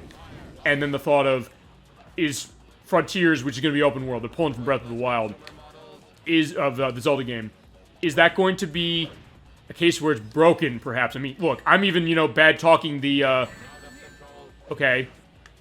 Alright, fine, yeah, Mega got crushed to death. So, yeah, alright, fine, we'll have to leave him. Oh, you know what? Fine, we're not gonna leave him, we're gonna Team Blast. Because as soon as you do the, Team Blast, any characters out of commission comes back. So, yeah. Yeah, I'm getting good luck, though, with, the, hits there for the Lightspeed Dash. But, yeah, I mean, I guess as you think about it, the thought of, like, yeah, where's Sonic going next? Because we're at the end of the 30th, year of the franchise. We know it's Frontiers. We know it's Sonic Origins, even though we still haven't heard anything new about that. In fact, that's one of the things I thought we'd hear about at the Game Awards, which we did not. But I guess hopefully the idea is, like, is Sonic Frontiers going to be another case where we're going to get excited again, and that's going to be a problem later when it comes out, realizing, hey, this is not good. Even me saying, like, hey, I'm thinking the Switch version is going to be bad because of all the cases of that. And that was the PS2's case. The PS2 had the same problem. Because Sonic Heroes was worse on PS2 because of the tech of it and how it ran. Shadow the Hedgehog, I'm reversing what I said when we played it, and I forgot how horrible the frame rate on that was. When I was trying to figure that Saturn stuff out, I was playing Nocturne's copy of the PS2 version, and I said, yeah, the frame rate in the game is awful. And I was like, how did I not remember that? So I was like, okay, I'm going to take that back as far as that. Sonic Riders had issues with frame rates still, although it still played okay. And Zero Gravity is a little better, honestly, but... And Unleashed on the PS2, oh my god, the game's horrible. Especially in terms of how it runs. So I was like, PS2 couldn't catch a break with Sonic either. It's like, yeah, we'll Switch do it. And also, in that case, we'll the other systems. Alright, this is where you have to be careful about getting thrown off the cart. You also see the spike balls, and you'll see these laser barriers, laser grids, that you can only sometimes barely see as they come and don't hit the... oh, what are you hit by? I guess I got hit by one of the spike balls. And these are a lot longer, by the way. And if I lose Rouge and him, you lose capabilities. In terms of, okay, we're at the end, thankfully. Just barely made it. Or barely made it. Uh-oh. I didn't... Uh-oh. Okay, that's what happens. This is the experience. I didn't get launched correctly when I came off of that with Rouge, so I'm dead. Alright, yeah, that's usually what happens, and, yeah, it can be very frustrating when you get to that point. No problem. Yeah, what I was gonna say also, I guess, about that was that... Alright, what was it? Hang on. Yeah, they hit through that. You see, me dying like that maybe was a train of thought. Oh, okay, no, the cart. Every time you get hit, you lose a character. When you lose Shadow, you lose the ability to go fast. When you lose Rouge, you lose the ability to jump, which means you are gonna be fucked if you have cases where you have to jump over the laser barriers and you lose her. So you're gonna be taking hits, and if there's more than you can jump as far as that, or like you can lose the other characters that way, you're done. And with Omega, I don't remember what his case is. I'll put an edit in the video when this goes to the YouTube site of what that is. Right, let's try this again and not, you know, get launched. Okay, that's what I was mentioning when we were in Ocean Palace. If you go up the spring wrong or get knocked away or thrown from the cart, sometimes when you're Rouge, you'll go too slow and the game won't understand how to follow that. So yeah, okay, in this case you could also get a sense of like, wait a minute, this is the first case where we're seeing like buggy elements of Sonic, although even then compared to Sonic 06 and Shadow, I think this is better. I mean, Shadow had crash bugs, as I mentioned, and well, Sonic 06 had them too. Actually, that does remind me, I want to make a correction. Edwak, who I mentioned last week, who was popping up when we played Rystar on the friends list, we found out, actually this week, because I work with him, we found out this week, because I promised him, I said, like, you know what, I've been ragging on Pokemon Brilliant Diamond and Shining Pearl, saying these crash, and he was saying, like, get over it already, and I was like, no. But, he was playing Super Monkey Ball Banana Mania, and the game crashed on him, which I've never seen happen either, so, okay, yeah, okay, yeah, there you go, I got hit 3 times, I'm dead, and yeah, to add insult to my injury, I got thrown off. Yeah, here you go, this is where the fall is happening. But yeah, he was playing Super Monkey Ball Banana Mania, the game crashed, because he has it on Switch as well, and when we play that, we'll play it on Switch, because that's where I have it. It crashed. I've never seen that happen before, but then I said to him, I said, you know, there are other people who had said, hey, they've had their Switch consoles a long time, and I know, Leckford, you said your Switch died on you at one point, so let me know if this is true or not, because I think this might be what's going on. Older Switch consoles might be, I guess, going faulty, and the games will crash, and it doesn't necessarily matter what game it is, so... Okay, the Pokemon Gen 4 remake case, its crash was me sort of taking a cheap shot, I guess, but it was also, I guess, a specious reasoning case of me saying, no, this game crashed because it's buggy, without realizing that, okay, no, it's problems with the Switch if it's, oh crap, alright. Yeah, this is why you hate Bullet Station and Rail Canyon. You keep falling and dying, but alright. But it keeps the conversation going, or gives me an opportunity to that, and as I mentioned, correct the record, because I said to him, I said, you know what, I'm going to correct the record. I'm nothing if not fair. I will say that. Or is that the right way to put it? Point is, I want to be fair. Like, if that game was crashing because it was the game's fault, I would have said it. I mean, it's the game's fault it launched without its content in there without a patch. But still, it's like, it was not a crash case. It was not the game. So at least want to correct the record on that. Alright, so let's keep going. And try to get out of this. Because, yeah, I remember hating this place because for a while it took me time to get through this. And, oh, by the way, also, when you die, you lose all your level-ups. And you're kicked back to 0 points. So at that point, any score you're going for is gone. Alright, you know, let's get Rouge out. Yeah, I know. I know that too well. Yeah, at this point, yeah, I've had enough. So, like, yeah, we're gonna shoot this damn thing. Oh, no, no! Okay, I jumped. I was like, I didn't mean to do that. I thought I was gonna go off. Oh, let's try the car again, or the bobsled, as they call it. Oh, fine. Shadow will do my job for me, saying what happens. The speed decreases if I'm thrown off, and if Rouge falls off, the bobsled... Okay, and apparently Omega doesn't give a shit if he gets knocked off, because... Okay, fine, that's what happened. I was hitting into... Oh, it's a laser barrier. Okay. I thought it was like a corner or something I hit. Alright, so there's a laser barrier. I keep getting hit by it. But see, I couldn't see that. I don't even know if it's rendering that properly as far as the capture device. Or if that's even being visible. But alright, we'll see. And also, here it's harder because you have to hit that, and you hit those things out. Alright, fine, there you go. Oh, yeah, that's fine. That's what happens with Omega. I can't even move. I can't go left and right. I'm just going forward. I'm just gonna make this. Hopefully I can make it. So I'm holding forward. So, like first, I'm doing what you said you did. You destroyed an analog stick in your GameCube controller for the purpose of that. Yeah, I'm holding forward to make sure I make it, and finally made it. Okay, the other thing also you can do is, because with Rouge she goes slower, you can use that on the rails to make things easier for yourself. Thank God we did a checkpoint. We don't have to do that again. Yet. Because I think there probably is another area where we have to do that. As I mentioned, the idea that the level tropes will repeat, although, in all honesty, I don't think this game is as bad with that as Sonic or Shadow the Hedgehog is. In the case of Shadow the Hedgehog, I don't know if we really went into this enough when we played it, but there are cases where you have... Oh, okay, that was weird. I kind of got stuck on the lip and got launched upwards. But, yeah, in that game you had cases where the level design was copy-pasted the same way the original Metroid was. But, yeah. I guess feasibly started here, or, so you mentioned John Ortiz, the Some Call Me Johnny show.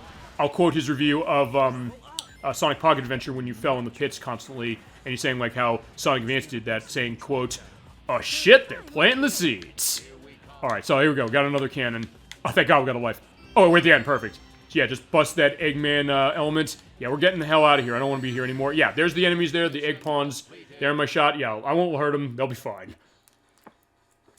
Let's go about your business, my friends. I also get an E ranking guaranteed on this score. And 9 rings. Let's see what the quote is. What's wrong? Still, Shadow saying, what's wrong with him? Well, we'll find out. Well, fine. We found out sort of in Shadow the Hedgehog, sort of. And when we do Sonic Adventure 2 as well. Alright, boss time. And this is going to actually be a boss, so we'll be set that way.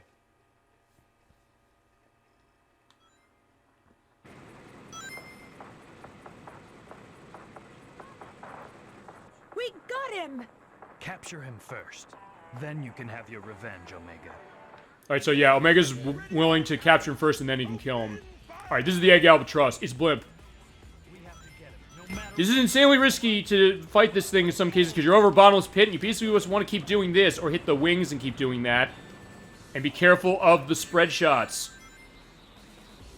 Well, the other thing, yeah, going back to the Super Game Brothers play of this, you just keep doing this, and hopefully I'll get lucky enough to hit what's there and not die. Or just keep doing this. Just keep homing attacking and hope you get off to the side. There you go, perfect, I made it. Somehow. Yeah, what you want to do is you want to hit the wings, usually. Yeah, okay, since I've got Rouge there and not leveled up, we're going to be in trouble. Oh, crap! Okay, we got her one level up at least. Oh, no, no, no! Yeah, you can fall off here too. It was like, yeah, fitting given how we've had the case going. Yeah, when you bust one of the wings. Yeah, usually it'll put you back here when it does that transition, usually, but sometimes it doesn't. Oh, grab, grab! Oh, alright, yeah, you do have the, oh, you're gonna fall if you go off a pit or to the side of a pit, but that doesn't always go off, so, yeah, being consistent. Alright. You get rid of that, you do that, and just, homing attack the, nose there of Blimp. I think there's 3 phases to this, but I don't know if I want to... Because there's a rail coming up. Just keep hitting A, and keep doing this. If I see that rail area come up, yeah, I'm going to stop. Because I don't want to be over that when that happens. Alright. Well, you know what? I could just say, screw it. Let's do the, Oh, no, no, no, I don't want to do that. I was going to try and do the trick for the Team Blast, but, you know what? I won't bother. Let's just keep going. I think if he's too far out of range, he will come back towards you, so be careful there. Whoa! Alright, there you go. This will be okay. Yeah, I'm not touching any buttons there, because if you do, you might fall. Okay, I didn't fall. Thank God. Eggman's getting away! Okay, there you go. Yeah, just let him come to me. Because like the case we did Egg Hawk, he'll just keep coming back. Just Chaos Control him and blow him away. Alright, and he's dead. You'll pay for this! Or to quote Sonic Adventure 2, you'll pay for this. Oh no, my power's going down. Is this it? Large weapon transfer. Alright, we got him. I was gonna see what the story, not completely.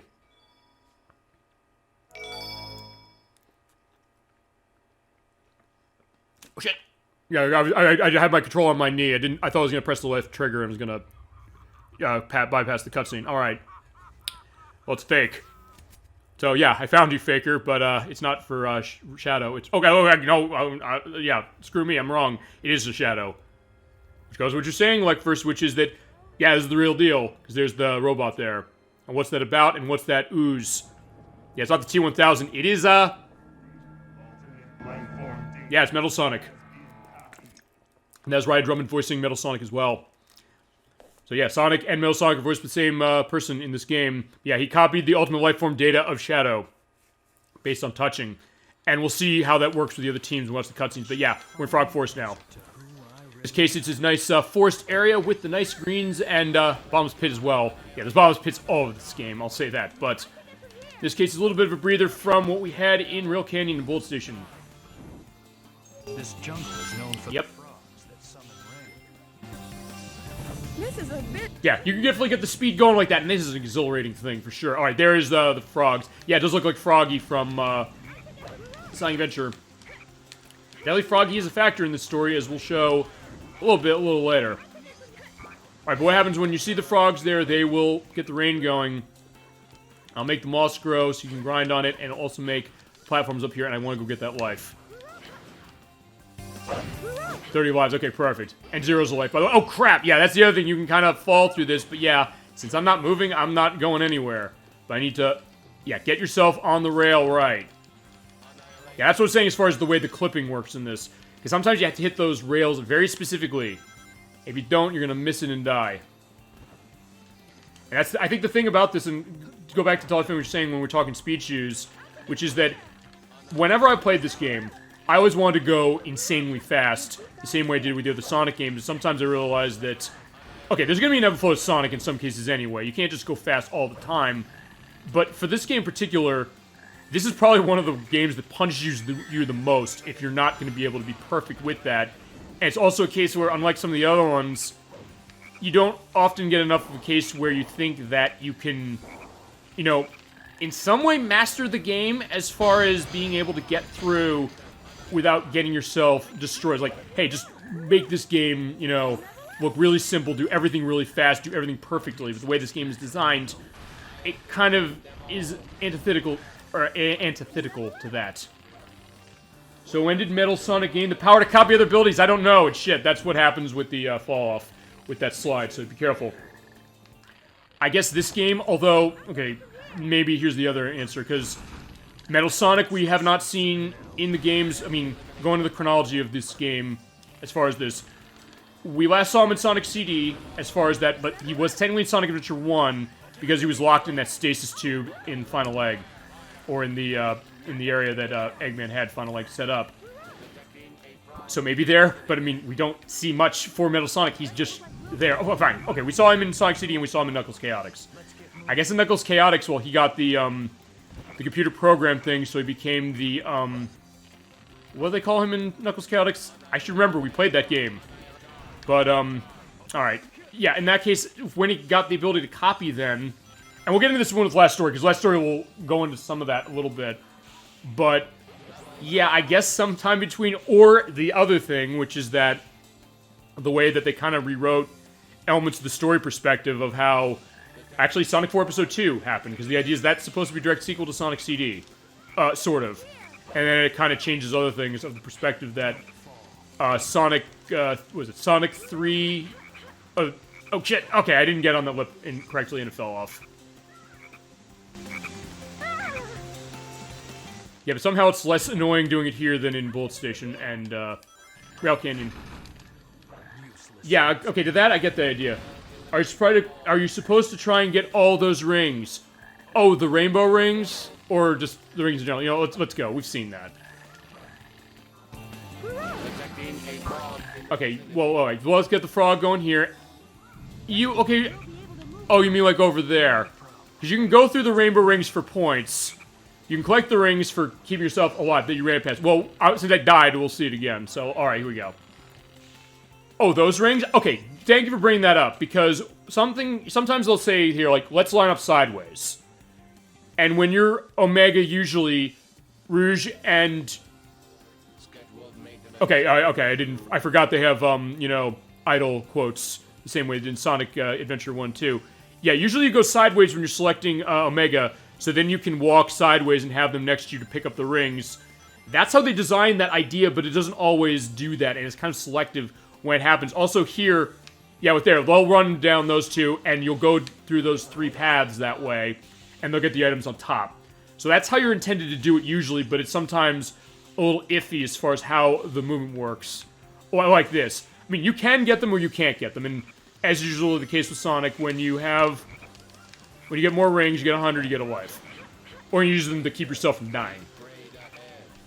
Yeah, they didn't try to hide the fact that Metal is the true antagonist, unless you're playing as Team Rose. Because, or, wait a minute. There's one of those, we're gonna see one of those cutscenes. No, it's not Team Rose. It's, I think it's Team Chaotic. We'll see all the cutscenes that go to that. There's one cutscene for that section we saw there at the end of Bolt Station, where it does not show Metal Sonic. Well, okay, you're right. You're right. I'm wrong, because the opening cutscene shows it's Metal Sonic, and I think probably part of the reason for that, and I know this is the reason that they mentioned, I think, is that the whole point of Sonic Heroes, as the first multi-platform take of Sonic after all the Sonic games up to that point, after Dreamcast were on GameCube or Game Boy Advance, they said, we want to harken back to the Genesis stuff, so we're going to have that. But you're right, they spoiled in the intro. Yeah, that's true, although, I mean, then I guess it's the perspective, like, well, maybe there's the thought they expected, although, I guess we'll go to this, which is, with Sonic... I'll posit this question, then.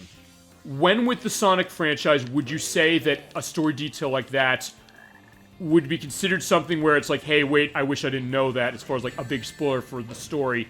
I mean, in this one, the plot is kind of straightforward to some degree, but you're right that they do connect it to Sonic Adventure 2 and later to Shadow the Hedgehog. And it is spoiling detail, you're right, it's like, hey, you would not know that, or, okay, fine, because there's a detail that Sonic Generations goes into that they don't say explicitly at the start until you find out later. So, yeah, good point. I mean, I get that. You're right. But, I mean, maybe just the idea of, like, hey, we want to have Metal Sonic back because we hadn't seen him in a while, or play back to the 16-bit era, saying, like, this is the one that's really reflecting that. Even more than Sonic Adventure 1 and 2, although I don't know if I'd necessarily agree with that, in the sense of that Sonic Adventure 1 and 2 were not reflecting the Genesis era as much as this game is. I mean, this is going that way as far as the visual look, I would say. But I think the other ones, in terms of how they play, kind of went to that. Alright. Yeah, I can kill them, but, I'm going to use the tornado. Ow. Yeah, but that is a good point to that. I mean, okay, fine. We know, if for people who played this game as well, that's the idea. Or, I guess, somebody coming to Sonic new, because, I mean, there might be people who played this Sonic game as the first one, like, they don't know who Metal Sonic is. It's also the only game that I know of where Metal Sonic speaks. Yes. Yeah, you're right, it is. Yeah, because, Sonic CD he didn't. Knuckles Chaotix he didn't. He was out of commission in Sonic Adventure 1, so not that one. This, Sonic 4 Episode 2. Yeah, that's it. Well, it is an interesting case, I guess, to hear that, and we're going to hear that when we get to the last story. Yeah, you know what? Yeah, we're going to attack him. Chaos Control. I mean, in that case, I think it does make it a little unique. As far as the thought, like, what would Metal Sonic sound like, or that the question of, like, wait a minute, is he not supposed to have a voice? Okay, well, yeah, you're right. You're right. He only speaks in this one. I mean, he has, like, the mechanical sounds in, the episode Metal part of Sonic 4 Episode 2, which I do have, because I have both the Sonic 4 games on Xbox 360, and when you have both of them, you get the episode Metal case. And whenever we get to doing that game, we'll do... I don't know if we'll do both Sonic 4 Episode 1 and 2 in one sitting, but we'll definitely take a look at episode Metal. And with Sonic 4 Episode 2, I want to try and get a co-op run to that going, because honestly, I think that's the best way to play that game. We'll see how that goes. Oh, crap, no! Yeah, sometimes you won't do the, oh, you're gonna fall, or he'll say, danger. So, sometimes that won't happen. It's a little more selective in this game than Sonic Adventure 2, which did introduce that. Alright, there you go. But I do love those things you hit, they flip over and then you get launched. And you do need to be Omega or the power character in order to use that. Oh crap, no, I'm going back up. No, I don't want to go back up. I just want to keep going this way, just go. Alright, there we go. Got the invincibilities. Which, honestly, with this game, the invincibility is not going to really come to play that much, because in a lot of cases, it's rare that the enemies are going to be the ones killing you. Oh, crap. It looked like I went invisible there for a second. Alright. I mean, we'll get to that as far as the Metal Sonic speaking case. Okay, fine. We already heard it. He already spoke when he said he copied Shadow's data. But yeah, I mean, I guess it does sound metallic enough as far as the idea of Metal Sonic. I guess the idea of how that's going to play. Well, we'll get to that when we get to the end of the game.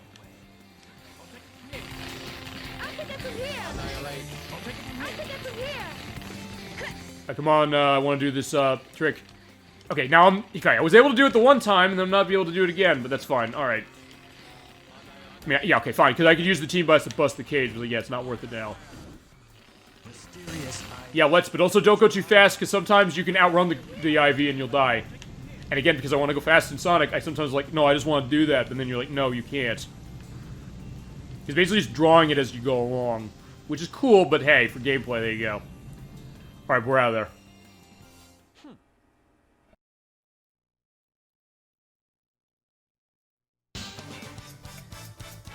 Now, let's see how this is going to be. Okay, it's an E rank. Alright, who's saying now?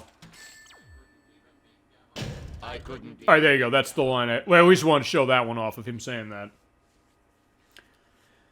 Yeah, but it's fine. By the way, the reason to get the emblems... Oh, fine. The reason to get the rankings is I think you have to get all A rankings in order to get all the emblems. And you get the one emblem for going through the level the first time, and you get another one for doing an extra mission. For the chaotic stuff, it's in a harder version, which you did before. For everybody else, it's on time. Alright, this is Lost Jungle. So going deeper in the jungle with the frogs. And with these big robots. We haven't seen these yet. This is where you first start seeing those. They're these big things they designed the power character for. Just hit them. Then they get helmets, so that could to be a hard part. Oh! Yeah, but with Omega, they can be taken down pretty quickly, usually. Oh. In a lot of cases with this one, you're going to be going forward and killing enemies to make progress. Oh, no, no, no! Okay, I'm also going to do something I shouldn't be doing, which is go up here for items. Oh, crap, no! Yeah, because you also do a slide off, but alright, fine, I'm alive. Sort of. No! Yeah, and also in this case, the camera will sort of change the way Sonic Heroes did. I mean, I'll say this, I think the camera's better in this game than Sonic Heroes, only because you can kind of adjust it, and it's not like the camera's going to snap back the minute you're there. Alright, there we get these frogs. Yeah, I guess they're toads or something, the way they look.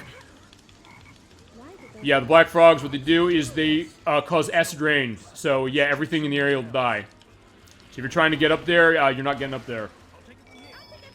You either have to go another way, or make things harder yourself. Maybe just go on top of these. Yeah, just do that. Yeah, I do want Omega for the battles. But I do have level 2 for Rouge. Speed Shoes. In fact, there you go. Dolphin, there's the Speed Shoes theme. And the Speed Shoes are going. Which, for a track like this, hey, it's fine to be running, but if I'm going to be running, you know, like doing something like this, it's not going to be very useful. Yeah, for Metal Sonic, he sounds like Ryan Drummond's actual voice, according to the video. Yeah, because they metallicized, or they, like, did a fade on that, or not a fade, they did a warp effect on that, basically to kind of make it sound robotic, I believe, yes? Which, I mean, I guess it makes sense as far as the idea of, with, first time of Metal Sonic speaking, he's supposed to be the reflection of Sonic that, can beat him, that Eggman creates him for, and so he has the same voice, so why not? Oh, and I'll definitely link to that in the YouTube site. I do like when the links come by, so I can then put that in to give, context to what we're talking about, to, people coming on to those videos later, either here or on the YouTube site as it is. Actually, I guess another thing about that, as far as, like, that metallic sound of, like, adjusting one of the Sonic characters, I think that might be one of the only cases that's happened. Well, fine. Okay. Okay, okay, that's not true, because, Omega, it's John St. John, they did roboticize his voice, or make it sound more metallic or robotic. And, for the person who wasn't, Shadow the Hedgehog, which always sounded the same as this, but that was where I got fooled. Alright, there's the, robots of the spikes. Yeah, so they're the bubbles from Sonic, 4 Episode 1 and 2 before those games. Yeah, in that case, just do that and, wait. Okay, yeah, I guess Rouge got caught by something because she said, "What are you doing?" Just watch this. Yeah, you still have to level up Omega, though. Okay, fine. We're at level 2 for each, so it's fine.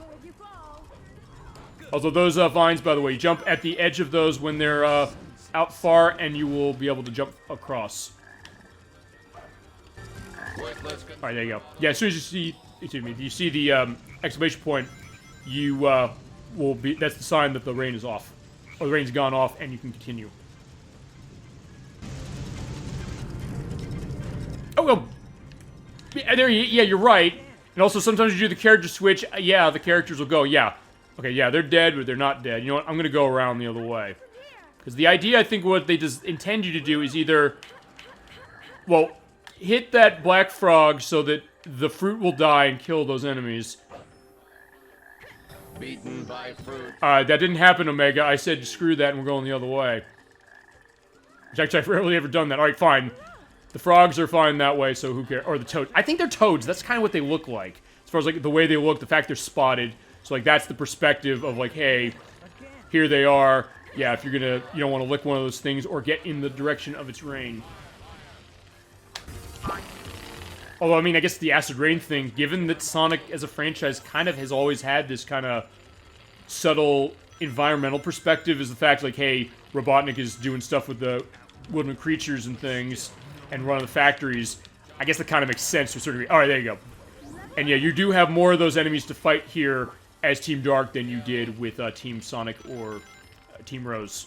And Team Chaotix as well. The Team Chaotix, the way the level's working is a bit different.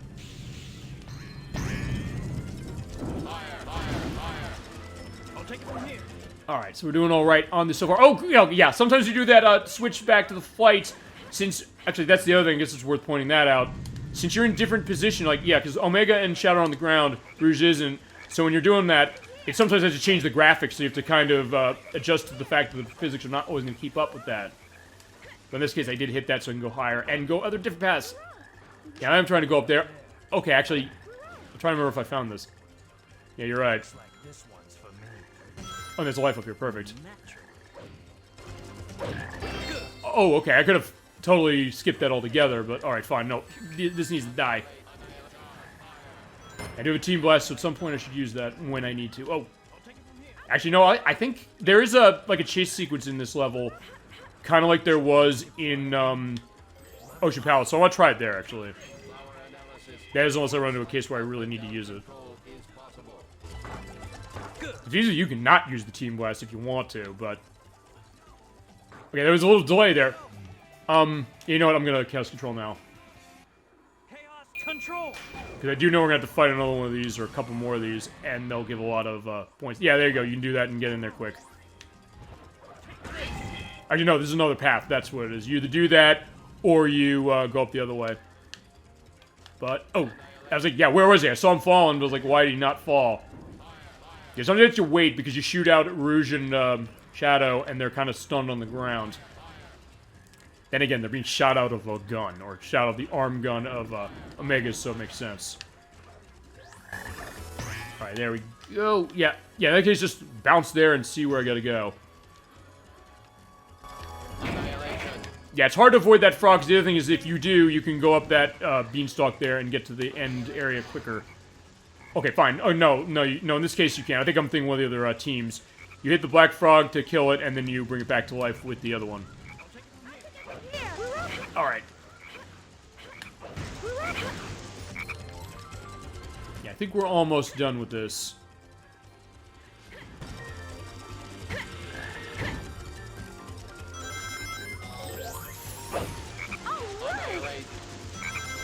I do like the look, as I mentioned, but as I said, okay, yeah, I didn't want to go too fast, because I could just launch off that and die. I didn't want that to happen.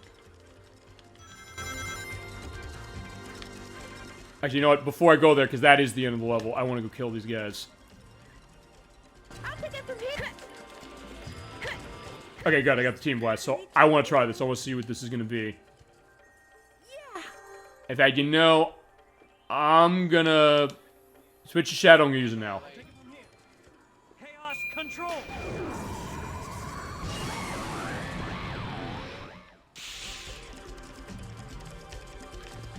Hey, They are, but Alright, fine, there you go. I was gonna say, there's gonna be an alligator. It was like, yeah, it wasn't showing up because of the chaos control. Yeah, and the slowdown gets pretty bad here in all 3 versions, so it's not just the PS2 there's problems with it. The Xbox and GameCube do as well. Still better than Shadow the Hedgehog as far as how he's not slowing down nearly as much as that. And these games run on the same engine. You'd think that Shadow the Hedgehog will at least run as well on the Xbox and GameCube as this does. Even with its frame rate drops for this one. But alas, it's not. I think maybe in that case it's because of the scripted events they add to that one. Yeah, I'm letting it down. I'm just going right into the goal ring. Alright, we're done with this. And actually, speaking of Sonic, and speaking of Ryan Drummond, who voices Sonic, we're going to see him in just a second. As far as other things Ryan Drummond's done... Oh, okay, fine. I went into that when we did Sonic Adventure 1, which he was the main character in Blue Stinger. But also, as we mentioned, William Corkery is Tails, whose father voices SBO and whose sister voices Charmy. And we'll talk Knuckles, because, yeah, Knuckles is here as well.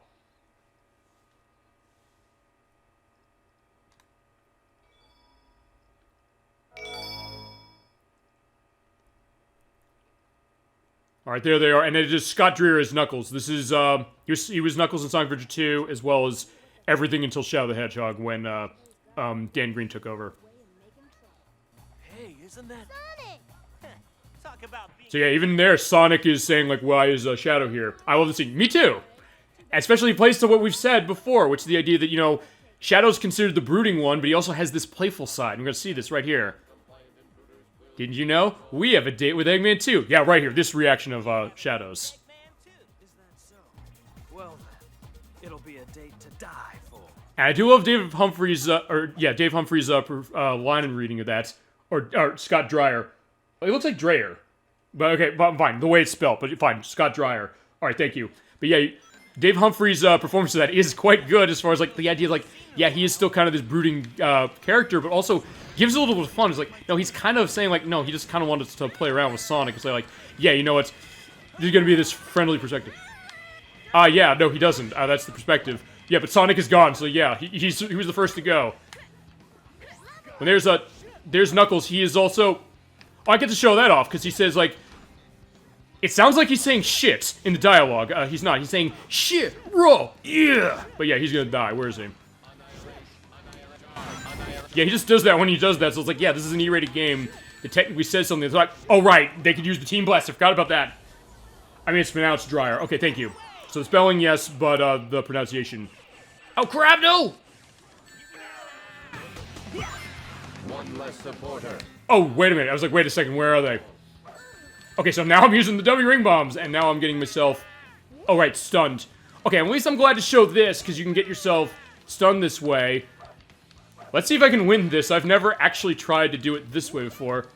Yeah, but you're also stuck a while, so they can just keep hitting you without anything. It would be hilarious if I beat him with the W ring bombs. And Tails does this too, by the way, if you're playing as him. Yeah, where'd that block go? Alright, yeah, this is... Yeah, fine. Put me out of my misery. That's fine.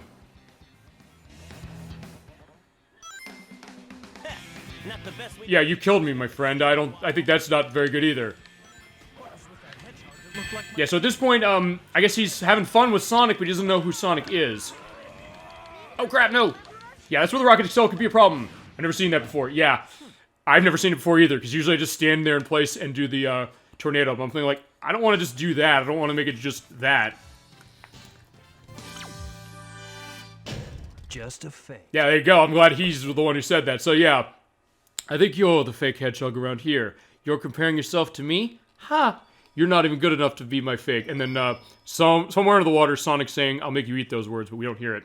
Because he's, feasibly drowned. But he'll be back later. We didn't kill him, that's fine. We're not getting that till we get to Sonic 06. But, alright, we're going to Hang Castle. We mentioned when we did, Halloween Town in, Kingdom Hearts. It sounded and looked a lot like this, but here we go. This is the right way? Affirmative. What's up? Something on your mind? Well, never mind. Let's go. That blue hedgehog like me. What did the doctor say about my memory? Well, there you go, and that goes to the perspective of the story, which honestly you get most of it with Shadow, and it's because of the fact of where he is. Alright, so this is Hang Castle. This is the Halloween Castle area, so yeah, if we played this in Halloween, it would fit that way too. And it does have, you're right, it does have a similar color scheme to Halloween Town, although I guess it's fitting because the games were around the same time and they do have this perspective. Yeah, you see the ghosts pop up there. They can sometimes come in the area and get in your way, and also you hit that switch, it flips upside down.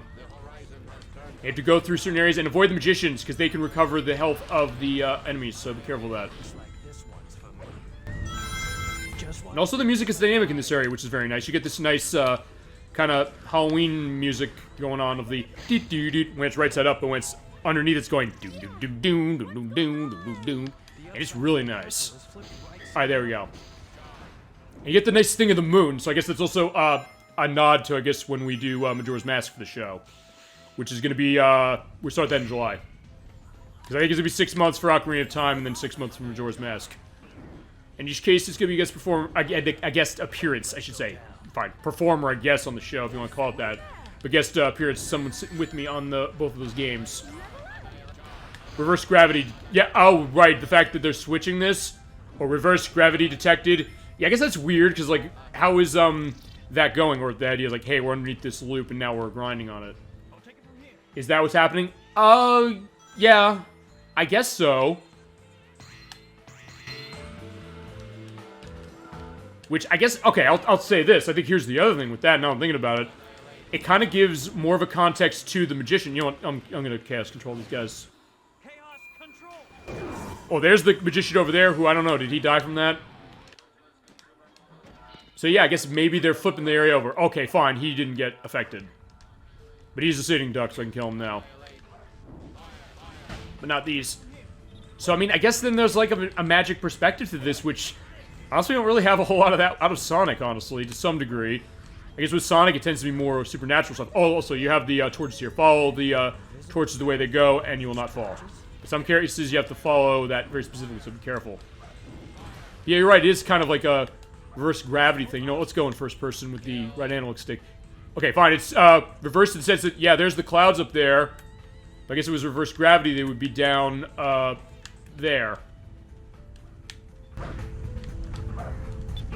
Oh, no. Ooh, yeah, that's the other thing with having the X button be the tornado. If you're not correctly in front of seeing that X prompt over there, yeah, you won't do the homing attack, or the, lightspeed dash. Yeah, but I would think that might be a part of it, and I guess it goes to the idea of, like, the lore of this game in particular, as far as, like, okay, why is this castle here? What's going on? I guess how is, Eamon going in, although, also with Shadow the Hedgehog, we didn't show this part of it, cryptic castle, I should say.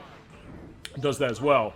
Well, fine, it doesn't do the flipping thing, but also some magic going on as far as the fact that, hey, certain areas are appearing based on the switches we hit. And I guess it was, Eggman's castle, technically, or I think he said, this is my castle and it's my defense system or something. And I think that's the other reason, as I mentioned, why I want to do the super hard mode on that eventually. But I'll be an eventually case when I unlock it, and, way down the road, because we got too many other games I think we want to give a play to first, and I'm liking that we're able to go to this one too. Yeah, just hit these guys. Yeah, the shield will not go down until you hit them a couple times. So in that case, even when you're at 0 level for Omega, just keep doing that. Alright, there's a pole. Yeah, with the Team Dark stuff, you kind of have to pay attention where the level is. As far as like, hey, you hit a switch and then there's something else around. Yeah, sometimes you have to wait till they get to the top of the pole and you can't go any faster with it.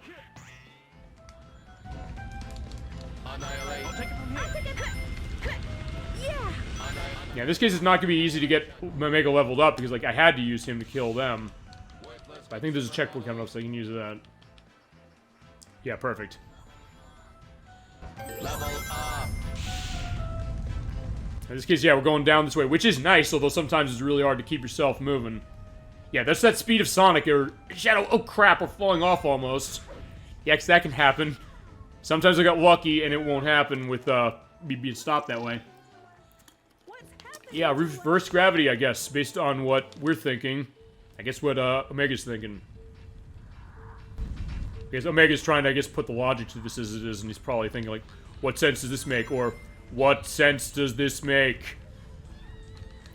Yeah, look, I don't want to copy the, Super Game Brothers show, which basically they made, Omega, which is amazing. That playthrough of that game is incredible. They basically make Omega into, like, this snarky, you know, sadistic robot who's just like having fun of the fact of like everybody is in trouble or like going through grief. Oh no! Okay, yeah, I probably shouldn't use that there, but I can feasibly get around that by using the flight. And what you want to do to make distance on that is basically just jump to it and then turn on the flight when you're at a safe point, so you can make the distance without the bar ending up depleted. Yeah, we're literally giving them fire this way.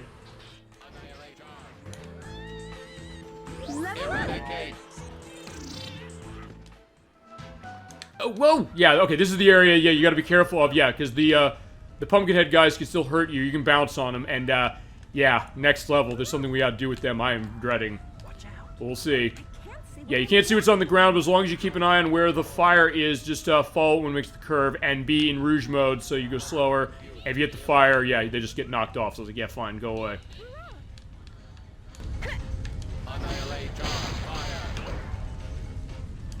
And I guess that's the other thing also, is that you see the question mark blocks. They replace Omochao from, Sonic Adventure 2, where it's like telling you where to go, or what to do if you get stuck, so this game's doing as well. And sometimes they'll tell you that anyway, regardless.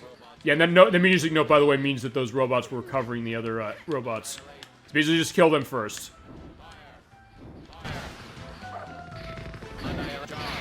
Yeah, I was interested, the fire was just going right through the platform. Alright, yeah, they're dead. I'll take it from here. Yeah, I do love that, just to say, like, kill, he just wants everything dead. Or everything Robotnik dead. Which I'll say this, as far as, even though it's not a canonical ending, the one we had for Shadow the Hedgehog, which is, you know, us killing Robotnik, do you think, Omega's just sitting there seeing, Shadow karate chop him to death and thinking, that should be me. Don't deprive me of the pleasure. I'm thinking, yeah, that would be an interesting case, like, the after effect of that, to say, like, you stole my kill. Because I could totally imagine Omega doing something like that. Alright, woo! Yes, kill the enemies there, and you hit that, and there's the box with the flipper. Yeah, I think you can kind of get into that area over there, just barely, but I think you need to be Rouge to do it. Yeah, we're going upside down the tower. And I do love this area, but you do want to have the Team Blast ready to go to kill everything in here easily, lest you miss something. Yeah, let's kill them now. Chaos control. I believe they'll cover everything in the area, or if not... or most everything.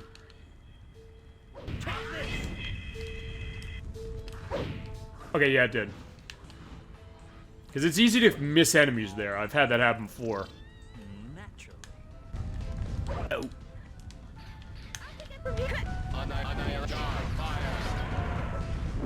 There we go. Yeah, they do give you a lot of these lightspeed dash paths, and I'm having good luck not dying to them. In fact, even in Shadow the Hedgehog, I didn't have a case of me dying with them, and that happened a lot when I played it the first time. This one and that one.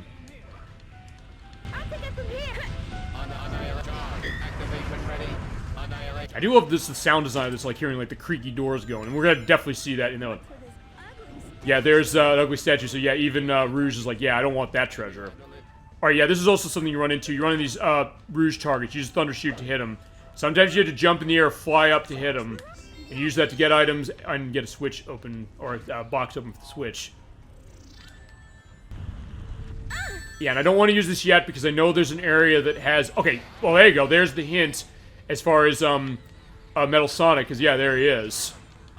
In the mountain over there, or in the castle. Yeah, this one's hard to hit because you have to be at the edge of the platform. You have to jump. You have to do you have to do the Thundershoot just right for that. Now we got a lot of pole spinning to go.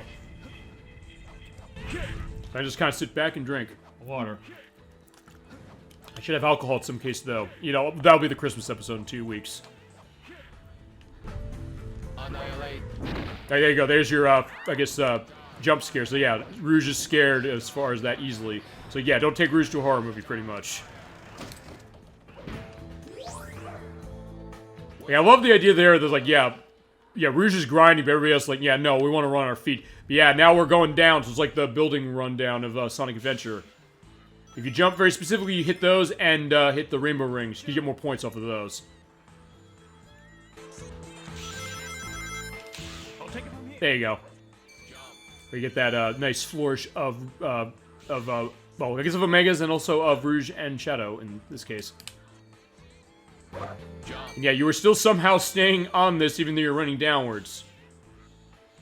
But I'm not going to question it because it is just a cool effect. small foothold in the middle detected. Alright, yeah. Okay, I forgot about this part. You have to fall with the ghosts around, or the pumpkin ghosts. It's basically like the bingo thing from Bingo Highway, except, yeah, there's a pit over there, and if I'm not careful, I'm gonna die. Alright, here's 3 switches. What you can do on these, I think I showed this off earlier, you can take Rouge and put each of the characters on all 3, or you can take Omega out, and let's line up sideways from here on, just walk in front. Yeah, and they'll all open it. Perfect. Now we're going inside.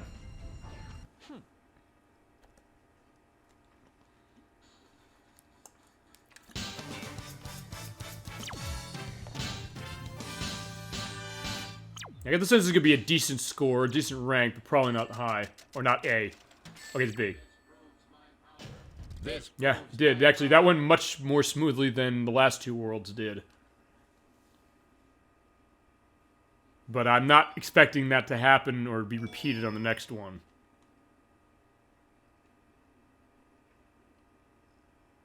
Alright, this is Mystic Mansion. Escape the crazy castle. It's long and there's some very hard parts, but the music is amazing. It's also dynamic. Especially with the use of the bells. The ding, ding, ding, ding, ding, ding, ding, ding, ding. I do love that effect. Okay, actually, I never noticed that before. There's a picture of Splash Hill, or Splash Wave. No. Splash Wave is Outrun. Seaside Hill. Yeah, I'm thinking... What's... Oh, no. Splash Hill was Slime 4 Episode 1. So, yeah, I'm getting my Sega games mixed up. Alright, so you gotta do here is you have to kill the enemy there. And, yeah, for Team Dark, there's a switch in the chandelier. And also, if you're too close to this, it'll just spin around and you can't do anything. So you have to turn the camera around and hit it from a distance, which is not always easy. Alright, got it. Oh, at least you get a free team blast off of it.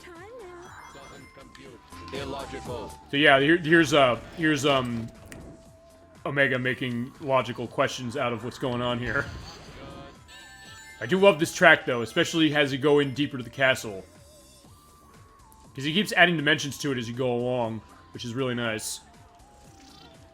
Here they come. Omega, attack them! Yeah, we're doing an okay job of getting rid of them, if nothing else. Ugh.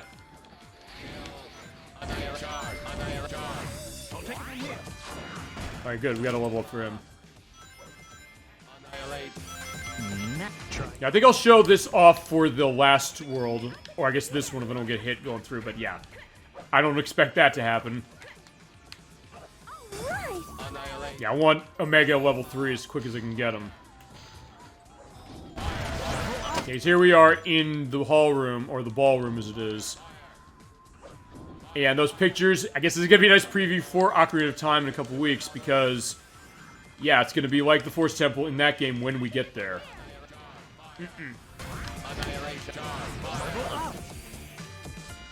Yeah, it is, and there is a robot underneath it. Yeah, they're coming to life, and they need to die.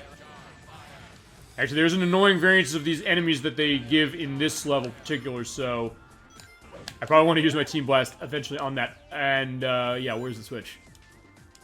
Oh, wait, no, I gotta kill him.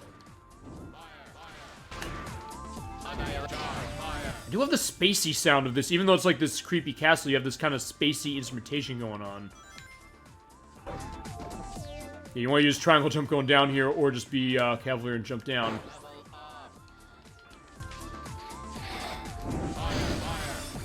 Alright, so he's dead. Yeah, we're going okay as far as levels. Oh, here we go. Here's the bobsled, but it's minecart. In this case, you're just on a track, so you don't have to worry about going left and right. You have to be careful of where they are, because they count as a hit. So if you get hit by them, yeah, Shadow's gone. And you jump between them, so that makes things a little more difficult. You also have brakes, and on this, if you hit X, you never want to use the brakes. Well, fine, okay, you sort of do, maybe. Yeah, there you go, maybe in that case I did. Yeah, it didn't matter, because we went through that quick enough. And you do get those records, which honestly doesn't mean much. They just record that as far as how long it takes you to get through. But as far as I'm aware, I don't think there's any benefit to doing that differently. Also, one other thing, I'll show this. These torches. If you're as Team Chaotix, you have to do the tornado like that on every single one of these things. Mr. Toad's Wild Ride, or to go to the quote of this game, what a wild ride. Well, yeah, that definitely is the case. And, yeah, interesting case for that one as well. And as we come up to, I guess, the case with Kingdom Hearts next week, or going back to that again next week, get that perspective. And I guess the idea of, like, hey, we're in this kind of medieval, ancient area with this wild ride going on. So yeah, there you go. Okay. Alright. There we go with the wizards. But yeah, we don't have Mr. Toad around here, although I'm trying to think if he's in any games. He might be.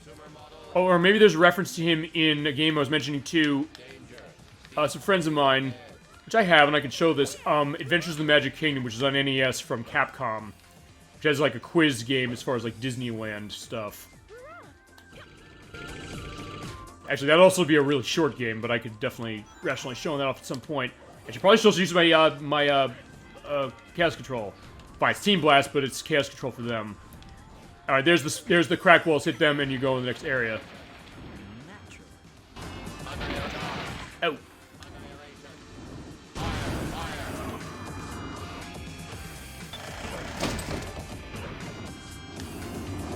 Actually, yeah, now that I think about the Mr. Toad's Wild Ride, we did have that with the frogs in Frog Forest and Lost Jungle. I guess if we were playing the Team Rose part of this, we would have that with, I guess, Big the Cat looking for Froggy. Although technically, because of the way the last story works, we are going to be playing as all 4 teams anyway. But for the purpose of getting through the game quicker and making it so that we can show that without going through the game 4 times, as you just said for characters, this is the way to go. And yeah, that was Luck versus idea as far as how that works. I think you're probably right that was the way to go. Yeah, these are the annoying areas of the annoying versions of these enemies. So what you gotta do is you gotta get them to... Or no, maybe not. Okay, right. You have to knock the helmet off. They'll do the spin. If they do that, they'll be tumbled down like that, and you have to hit them in the head. You have to be very specific to it, unless you have a Team Blast, in which case you just blast them. You know, that there's the, all that's left of him. So I guess to go to something sort of connected to Mr. Toad's Wild Ride, The Adventures of Ichabod Crane, as far as we're talking that Disney adaptation. You have that going. It's like, yeah, all that was left was the pumpkin. Alright, where is the way out? Because there's a door I gotta hit for this one, or I'll say what they say. Oh, right, you have to actually... This is reverse. You actually have to hit these with the fire shot of Omegas. Yeah, she's not wrong. Yeah, I used the Team Blast on that one, but was like, yeah, I can't use it on this one.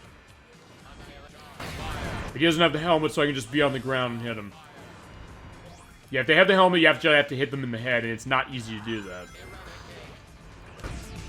Or to quote Power Stone 2, what a massive beast, but it's not unstoppable. Aim for its head. And I do have Power Stone 2. At some point, we can show that, because that game costs a fortune, and it is a great game, and I should give a play to that. Oh, there you go. Yeah, you Lightspeed dash into another case of Mr. Toad's Wild Ride as you're going through the mines. Yeah, alright, fine. Alright, I was gonna say you don't use the brake that much, but yeah, sometimes you do, because sometimes they'll throw the spike balls out if they get on the same track as you. Or just keep jumping and you'll be okay. Usually. Just keep holding forward. Okay, but now we're getting into another case where we're on the rail with the characters. So yeah, use Rouge here. Otherwise you might be flying off. Especially because you have the arrows there. You have to pay attention to those and not get hit by the ghosts. You have to do a rail switch. Now with the controls for the rail switching in this game, it's not pleasant if you screw that up. I just did love this part, but you gotta jump specifically. You just listen for them to say jump, pretty much. Or to say, you know, screw it, there we go. Yeah, this is definitely a wild ride going on with this. Alright, but I have to open the door. Is it difficult to stay on the cart? You don't fall off the cart. It's if you get hit by something, that's when you fall off. So, but it's the difficult part really for that, going to that is... Yeah, I have to hit the switch, but the difficult part of that is that you have to not get hit, and you have to also avoid getting hit 3 times, otherwise you die. It's like what we saw happen when we were in the bullet station. In this case, going the magical element of the castle, yeah, we're squeezing the walls in. Yeah, you can use triangle jump, but Jesus Christ. Yeah, they're asking you to do that unless you pull Rouge out. Make the jump. Oh, no, don't do that. Go back. I'll make the jump before I go off this. As far as I can, just keep going that way to make my way to the rail. Yeah, it's difficult to stay on these things because, yeah, as you come to a junction, you're just going to go the other side. And sometimes you can go off, and yeah, you'll go off into a pit if you're not careful. I'll take it from here. Naturally. I think we have to do a little Rouge. As you know, I'm going to hold my Team Blast because I know one thing that's coming up later that I'm going to absolutely want to use it on. Actually, I think we're near the end of the level. I'll tell you one thing, it's difficult to stay on. We're going to see this. Yeah, we're in, I guess, the Twilight Zone as it is, or in this underground area. Okay, we got to hit the switches or put everybody on them. But there's one thing with this. All 3 switches Yeah, where are they? activated first. Where's the third one? Wait a minute.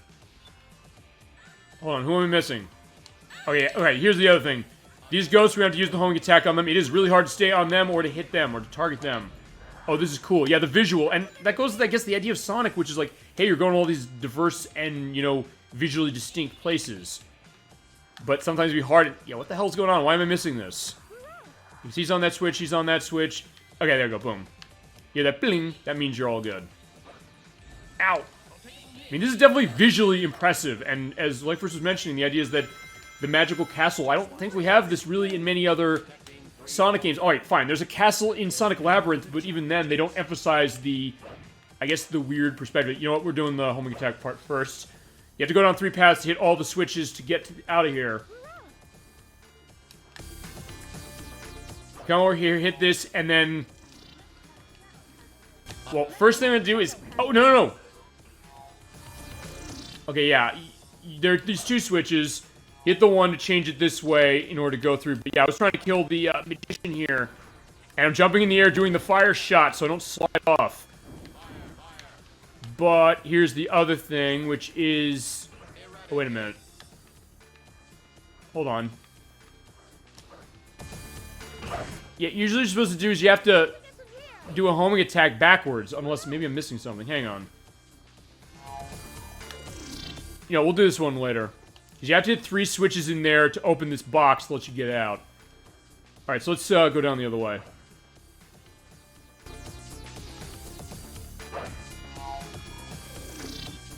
Up to you, Rouge. Okay, maybe I have to kill the enemies here. Because I haven't done this part as Team Dark in a while. And it is different depending on what team you pick. Alright, so they need to die. There's nothing here. Okay, so it is an enemy gauntlet here. But I know that there's cases where I'm going to have to make returns. Let's do the power one.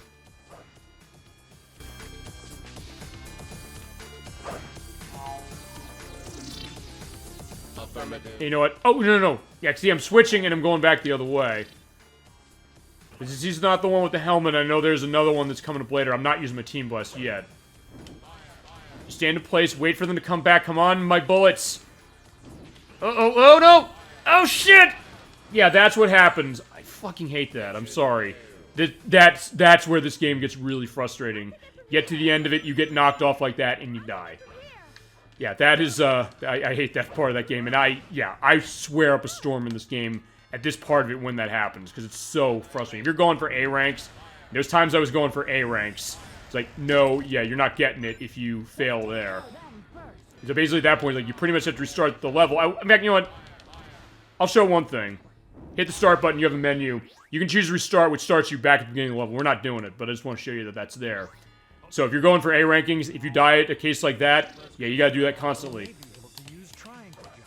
Also here, if you're gonna be doing the triangle dive, or the triangle jump, use the X button to jump off the wall when you get close to those rails. Sometimes you won't hit it. Yeah, I don't want to do the lower route, but unfortunately that's the place we gotta go. Annihilation. Kill. Alright, we're almost out, though. Also, one other thing about the ghosts, they're invisible, so I can't use that Team Blast on them when we get down through here and go into the well. I guess going into Weird Safe... Actually, you know what? I just realized something. We've already talked the idea of going into the Weird Well before, because we did Fatal Frame, and we also talked about the Ring, which had the cases of going into the well also. I guess the Negative Realm, as it is. Let's go. Just watch this. What is this place? Detecting 3 altars. Alright, fine. I'm not gonna, you know, be Cavalier and not use the Team Blast here. I'm gonna kill him this way. Affirmative. When I hit the ground. You can only use the Team Blast when you're on the ground, by the way. Level up. Okay, so I have to do these 3 areas doing the enemy being defeated, but then I think I have to go back to them. The same idea, but yeah, I'm at level 0 with Rouge. That's the other thing. When you get killed, you lose all of your level ups, so you have to use other tactics feasibly. So yeah, if I have a level 3 cylinder shoot, these things die in one hit. When I don't, you have to hit them into the ground repeatedly or use something else, or use another formation to get them. Oh, let's go do the other one. All right.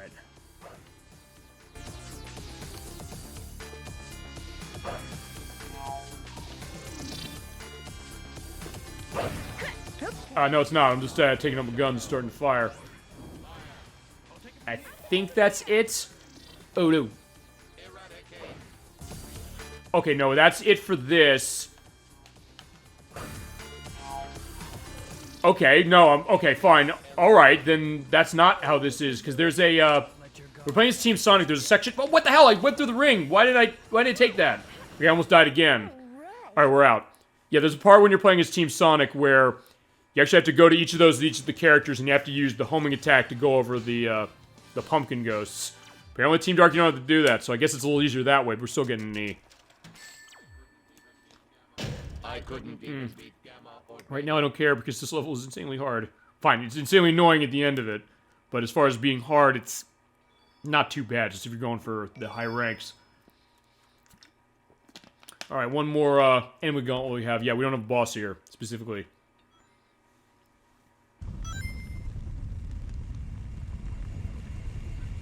What do you think, Omega? sensors jammed. Real Eggman ID not possible. We'll just have to find out, won't we? What's the matter? Cold feet?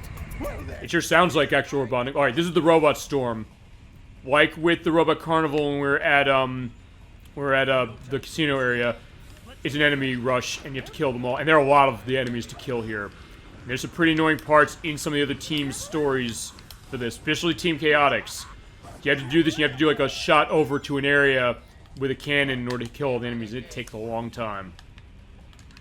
Alright, also you get this. You get this flying birds, or those robot birds. You have to hit them with the triangle.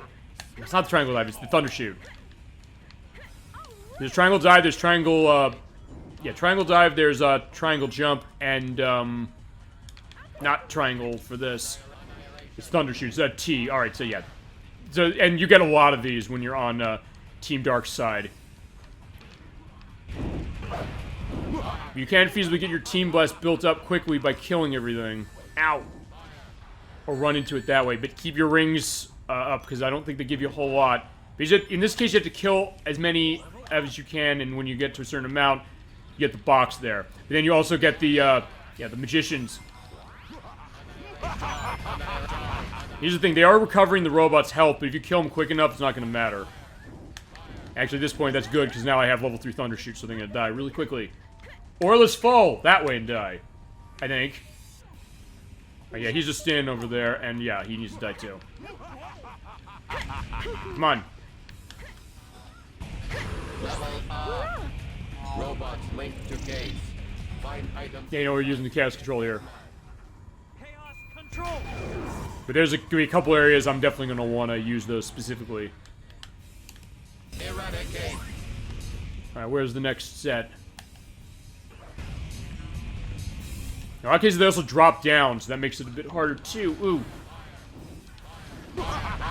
Yeah, your wish is my command, Eggman. We're gonna smash him. Eradicate. Fire, fire.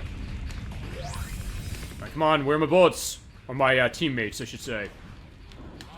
I think after you shoot them out of the gun, they'll come back to you from hitting a shield or something quicker when you have higher level. Oh, Jesus. Yeah, right there. The robot can just jump in your head. Oh, yeah, and with the magicians there, yeah, you want to kill them, otherwise that gets recovered. Okay, no, I got them all. At first I thought I missed one. Alright, good. One other thing, you do want to pay attention to the formation for the cannon. In this case, you use the flight or speed to go to the next section, and you can get the item with power. Oh, yeah, right there. Ouch. Oh, crap, no! Did I die? Okay, I didn't die. It looked like I died. It looked like I got hit without rings. I'll go back to the video on that and see how that looks. There's an item up there. Okay, there's rings.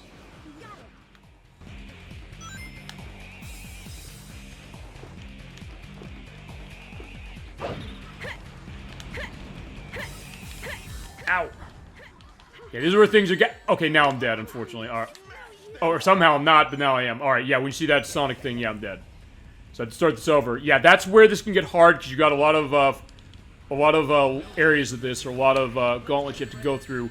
I believe it's the most of any of the characters you have to play as going through the story for this.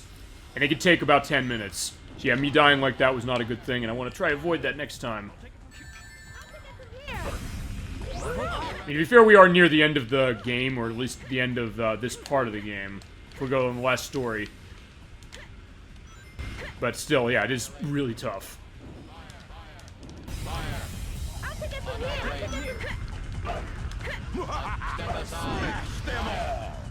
Yeah, just get those level ups as soon as you see them. I know.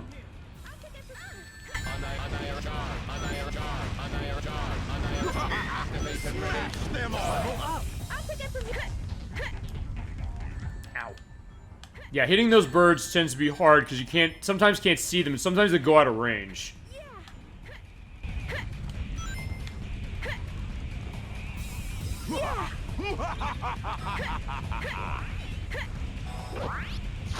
You know what, I'm using the chaos control now. And I guess it's the other thing, deciding when to use chaos control. When you get it built up enough. Okay, good, I have a full level for Shadow, so it doesn't matter that I let that go.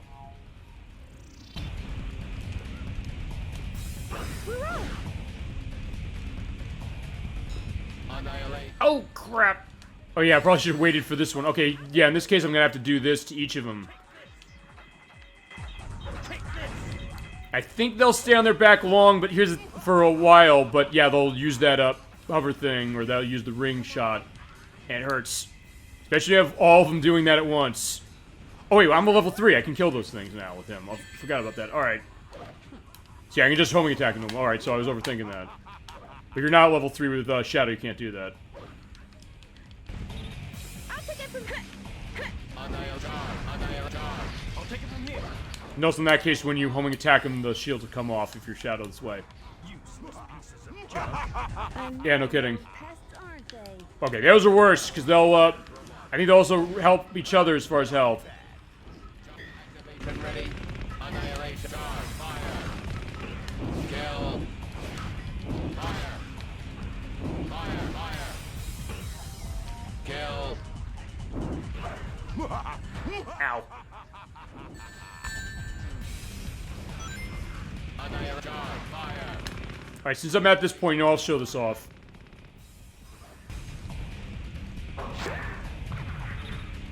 Alright, there's a ring to shoot you back. Oh, wait, how did I... Okay, at first I thought, did I not launch myself correctly, but alright, good. Yeah, sometimes you can miss that and then you die if you fall.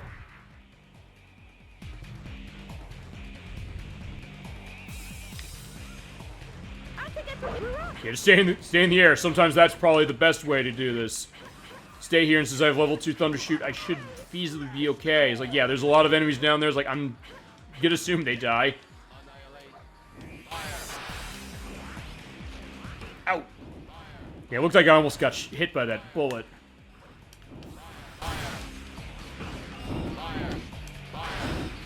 Alright, perfect. I think... Okay, no, everybody but, Omega. Eradicate. Level up. No, I'll use the chaos control here. There's one part I know I'm gonna want to have it. So actually, while I'm on the, Justice Play. Annihilate. I'll take it from here. I'll take it from here. I'll take it from here. Okay, good. I was trying to do the trick for that. Okay, now I'll be able to get it.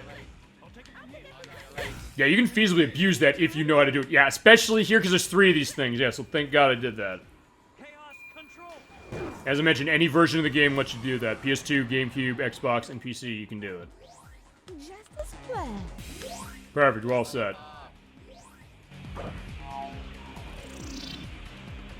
Yeah, okay, this is also where it gets hard because you have these rails and there are going to be enemies on them. But this, it looks really nice, but yeah, just bring level 3 Thundershoot Rouge out there and just toss your friends at them and they will go down pretty quickly. I mean, honestly, I guess the challenge really for this is staying alive, but also getting a sense of when do you want to use the Chaos Control when you get it. And for certain things, you think like, oh, I can handle it this way with the Thundershoot. Yeah, in this case, like, yeah, I don't necessarily need to use it, because then you just throw Thundershoot out, and everything will die. Especially those carts on the rails over there, so just don't go out there for them. It's not even worth doing that. Doctor, stop this senseless fight. You underestimated us, haven't you? Activation test unsuccessful. Alright, so technically, I guess Omega's kind of getting a sense that, wait, maybe this might not be the real Eggman, or maybe it is. I think we have one more area we have to go to. Yeah, it's right here. But there are a couple of gauntlets here I want to... Okay, that's one, because there's a lot of enemies here. But I don't want to use this yet, because I know they're going to toss 3 of these down. Or 3 of those helmet dudes down. Annihilate charge, fire! Annihilate charge, annihilate charge, fire! Okay, he's doing that. Perfect. Yeah, he's just missing me, somehow. Oh, you have to hit him down when he's doing that, otherwise the helmet doesn't come off. Wait, am I hitting him? Okay, I'm not even hitting him. Though the other thing you do is when you have Thundershoot that way, you can paralyze the top. Like, you sometimes can.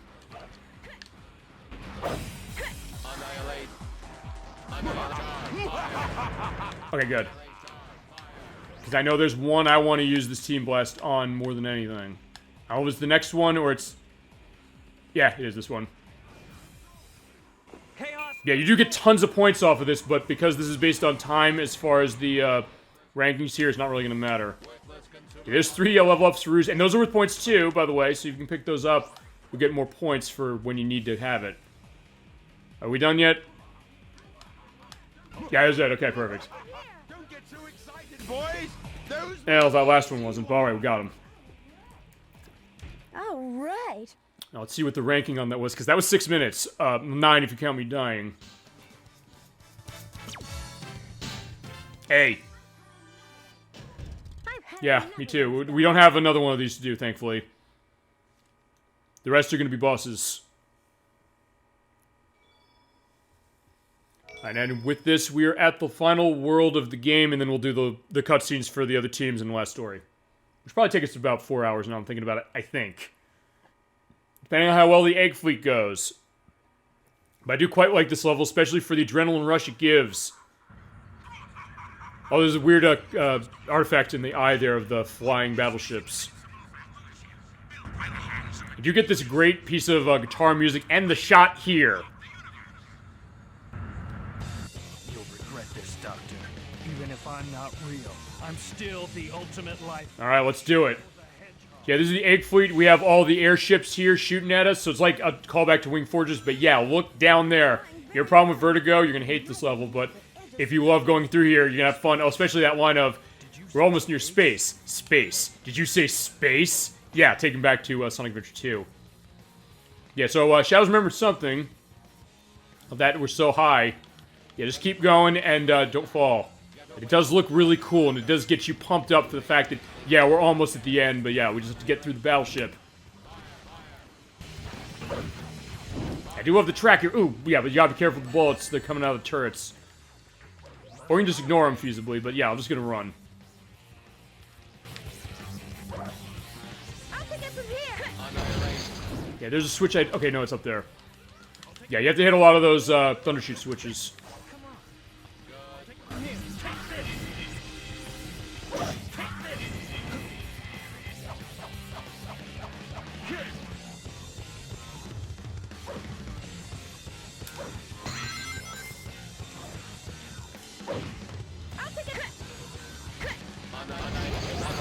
Alright. Yeah, this level is also a lot of fun because of the fact you have multiple pathways. I mean, all the levels in this game have that, but this one especially, you can kind of go totally nuts if you know what you're doing and you know where to look. But also puts you at a little bit of a risk because, yeah, you can easily fall. Oh, yeah, like there, I almost did because of the light speed thing. Yeah, in this case, yeah, we're getting a life. Oh, crap! Yeah, it looks like I went right through that. Alright, so I'm dead. So yeah, this is like Sonic Adventure 2 all over again. And I didn't hit checkpoints, so I gotta start over. So we get to hear that space, do you say space thing again, I think. Or, no, we don't. Okay, fine, if you die, you don't get to hear it. I think it's if you restart the level.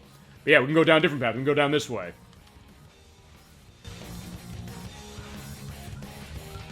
Oh, yeah. Fine. You know, except for that, I haven't really had a whole lot of cases with the lightspeed dash being a problem, but... yeah, just keep going.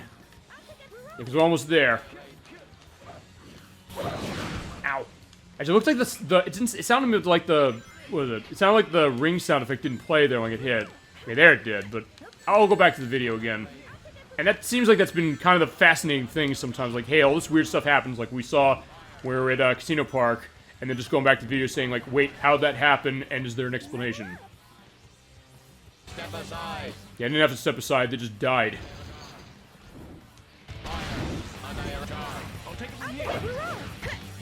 Okay, good.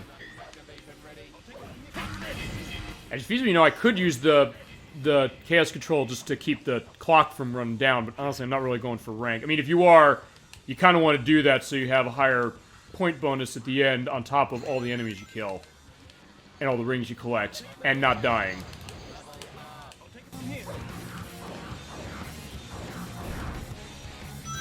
Come on. If nothing else, I'm definitely also giving a good look at all the different places you can go, or all the paths you can take on this stage. And also, I kind of like this better as far as, you know, the fact that there's the pit down there compared to something like Bullet Station or Rail Canyon. For some reason, I get the sense this seems like it's more fair, weirdly enough, even though this is Eggman's battleship where he wants to kill us. I'll take it, Rouge. Annihilate. I'll take it from here. Come on. Naturally. Oh yeah, actually, I'm getting good usage out of that light speed dash. And yeah, you can find a lot of those light speed dash trails. Just looking around. Yeah, you know what? We'll have every level 1 at least. At least there's a checkpoint, so if I die, we're gonna be fine here. Yeah, we get the not Gundam robots. If they do the laser like that, yeah, don't get stuck in, don't get caught in the blast. Yeah, I do love those quote things that they have when you get the point bonus like that, and him just saying simply like, kill, like, yeah, everything needs to die. Yeah, probably the most bloodthirsty character in the Sonic series, unless I'm forgetting one. They're firing at us. I'll find the most bloodthirsty character you actually tend to play as. Yeah, in this case, you're on these again, but you have to listen to when they say to move up or down so you can get the items and avoid getting shot and killed. If they hit you, you fall off and you die. In some cases, they won't tell you, particularly as you come up to a battleship, because they're going to each of these battleships and going to destroy them, like right here. Yeah, those birds there. If you don't pull up or go up that way, you're going to be dead. Or you'll fall off or get hurt. But you could feasibly jump back onto this, so at least you're kind of almost there. Okay, yeah, I tried to do the Lightspeed Dash there, and that's the one time it didn't work. But so far, it hasn't been too much of a liability.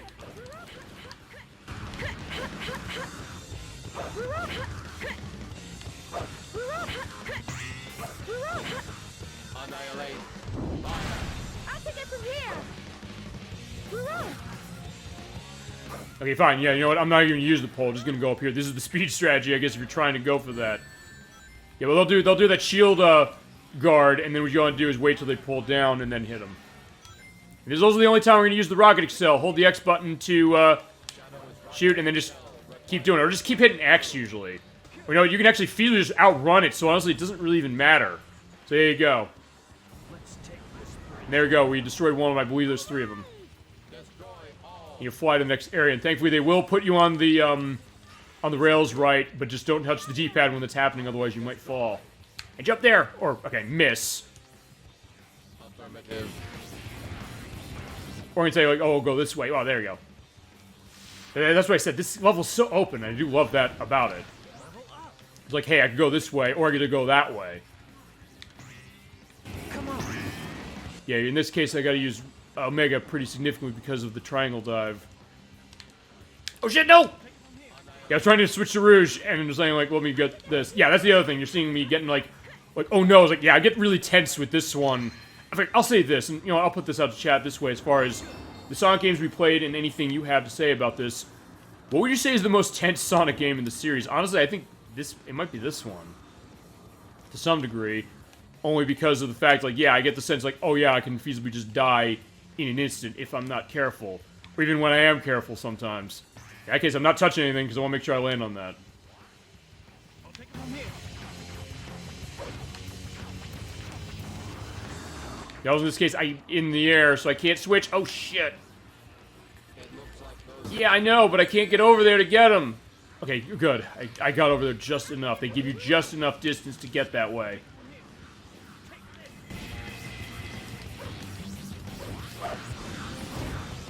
I'll take it from here. Okay, there we go. Perfect. All right. Come on, I'm hitting it. I'm hitting it. It's not doing anything. Annihilate.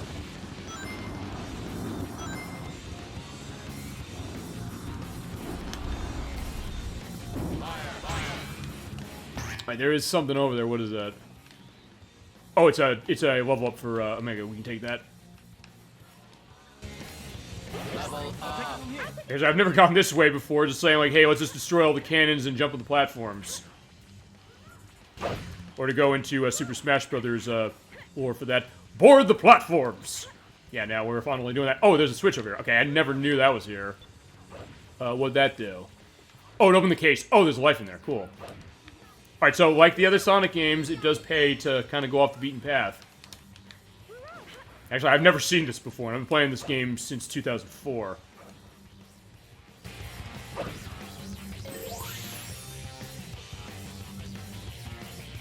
I'll take it from here.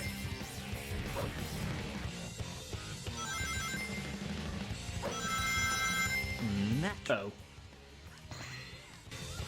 I'll take it from here. Uh-oh. I'm either just gonna make this, or I'm gonna be... Okay, you know what? Yeah, we're going back. I can make this. I can make this. Okay, fine, I can't make this. I was trying not to clip through the rail, and so like, let me go back to the platform, but alright, fine, we hit there. At this point, I'm not caring about ranks.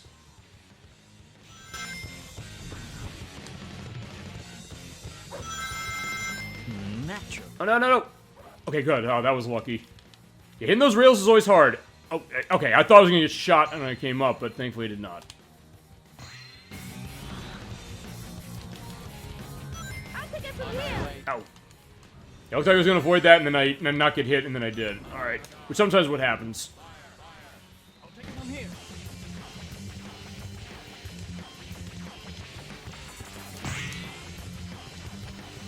Annihilate. Level. Okay, so we're on another one of these. Yeah, actually, you know what? I'll go back to what, Leckford, you were saying. Like, you're saying about... Fine. Johnny Ortiz was saying that monotony not the aim of Sonic Heroes, and saying you kind of agree with that. I mean, I guess so, because in some ways, like, I've kind of been doing the same thing to a certain degree for quite a while now, and on this level, and going through certain areas, like, hey, we're at another one of these. And I descend there, otherwise I get hit. But in some ways, like, yeah, you're right, I'm kind of doing the same thing, although I am still having fun with it. I mean, I guess it's somewhere between the idea of, like, that 30-second cycle concept of, like, hey, you're doing the same thing over and over again, as it fun enough to distract you away from it. Which, I mean, yeah, it is. I mean, this one is, at least. Even though I was like, yeah, maybe it could have been more varied, but I think that's also the idea of the other teams, because since they have shorter levels, sometimes that works to its benefit in some cases, although I think some of them still are pretty fun here, honestly. Alright. Yeah, just missed that. I was like, yeah, I don't need to even hit the ring. Yeah, I know. Yeah, can I get up there? Like, yeah, waiting for that. Yeah, like, I don't need them right now. They'll come back eventually.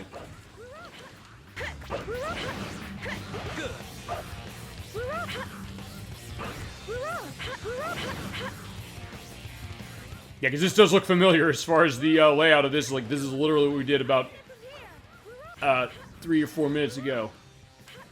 And even the idea here was like, yeah, we have to fight another one of these things. Annihilate. But he did go down a lot quicker, if nothing else. Oh, but this is the end. Alright, fine. In this case, yeah, we just used the Team Blast right at the end. Perfect. Chaos control. Alright, so that's dead. We're done. Yeah, let's hit the goal ring and we're done. Alright, so we got one more level to go, and then the final boss of the Team Dark play, and then the cutscenes for everybody else, and last story.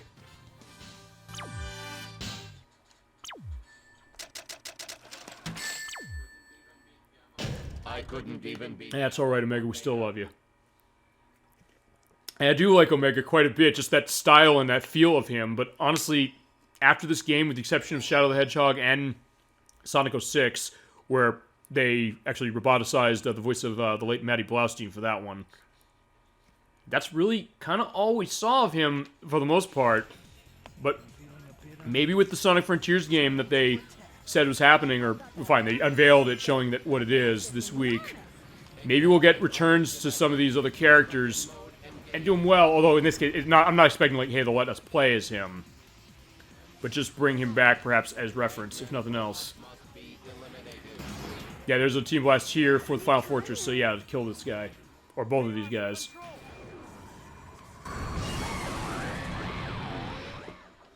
Level up. Yeah. I'll take it from here.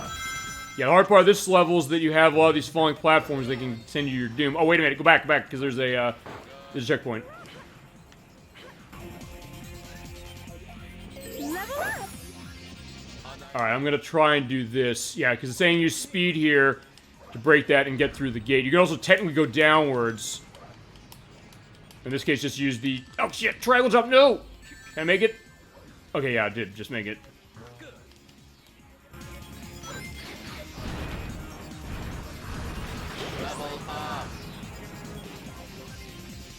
Naturally. Ow. Yeah, I was just to say, hey, it's going out there saying danger. But I was like, alright, let's do this. Yeah, in this case, you also get the gold robots, which have a higher health bar, and you do that charge up, and it hurts if you get hit by it.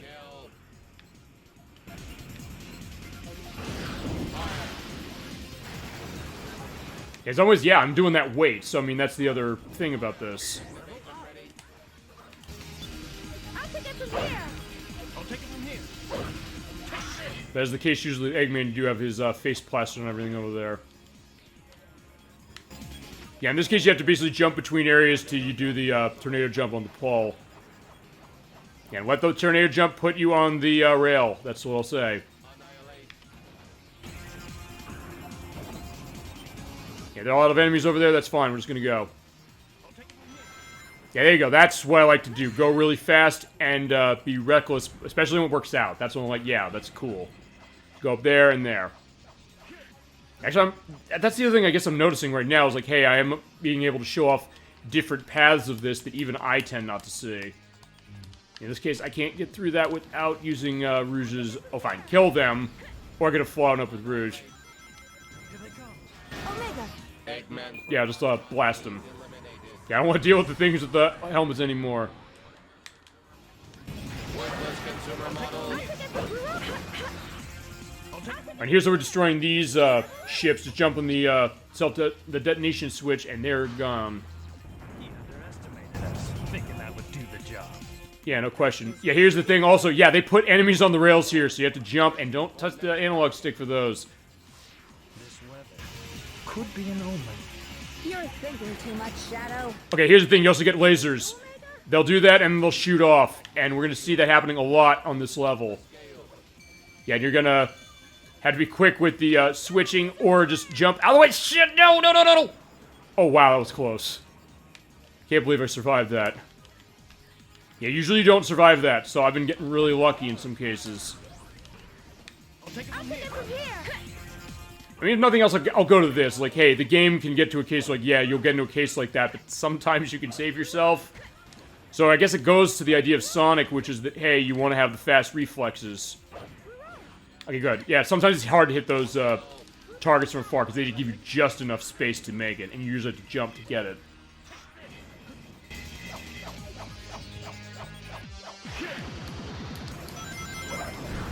Yeah, screw this. Yeah, because those platforms are false. So, like, yeah, we're just using the... No! I'll use the triangle jump.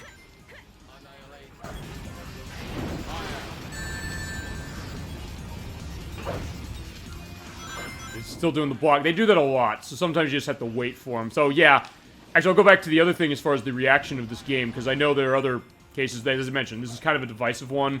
And a lot of cases, there are a lot of review shows as well, they're saying stuff like this, like, hey, you often have to pretty much wait in order to go on to the next speedy part, and though that moment of stop wouldn't be noticeable in something else, you kind of realize it here. Yeah, it was the exploit program, I believe, that said that. Because they thought it was alright, they gave it like they gave it a 3 out of 5, and actually, may as well bring that up, because yeah, XPlay's back. They relaunched G4, and that's part of the case of it.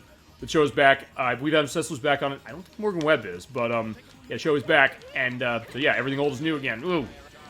Ow. Yeah, just burn them. Yeah, go away, robots. Yeah, sometimes they'll shoot you backwards, so yeah, you gotta be careful of that. Oh, right, because I need to hit the switch in order to turn on the fan. Or, no, wait a minute, I have to...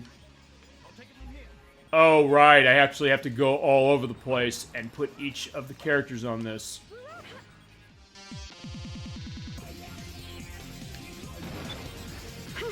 Combat ability of these two are beyond. Wait, what was that? Okay, I have my volume down a little lower. I'm gonna love going back on the playback to say, oh shit! Great, I died. Oh, I'm back here again. Oh, crap. Yeah, sometimes if you don't get to the next checkpoint, it could be, demoralizing to go back. You underestimated us, thinking that would do the job. Yeah, let's go. Yeah, I just want to... Oh, I forgot he's on the rail. I keep forgetting that. And that's what this game does to you when you keep dying. In some cases, you die once, you're like, oh yeah, it was this part. And then you remember, like, oh, there's something else that got in the way. You too, Omega? Sensing strong magnetic field. Magnitude off the scale. Just watch right. this. Yellow laser fired! Yeah, oh, shit, no! Oh, wow, I did that again. I can't believe that. Okay, fine. I just ran into him and died again. Alright, so yeah, we're almost done with this, but yeah, this is the end, so I guess it makes sense. You underestimated us, thinking that would do the job. But that was pretty close. Yeah, I love right there that Omega just ran right into the robot. He's not gonna move. It's like, because they're gonna do whatever movements I'm doing. Yeah, right now I don't care because I'm just on this one. Also, by the way, those lasers shoot out, and they are based on... Yeah, sometimes if you're going too fast, you won't have enough room to get out of the way. So sometimes it pays just to wait. Whoa! We gotta make it up there. Are we gonna make it? I think I'm touching the... Okay, yeah, there you go. Shadow's clipping through it. Oh, wait, I can't switch formations till I hit the ground. I forgot about that, so yeah, I'm not going anywhere. Yeah, I agree. I want to get myself out. Shit, no! Oh, wow, that was close. I'm getting really lucky, or, yeah, usually you're supposed to feasibly slide off here. I can't believe I'm down here. Yeah, can I get up there? Okay, good, there you go.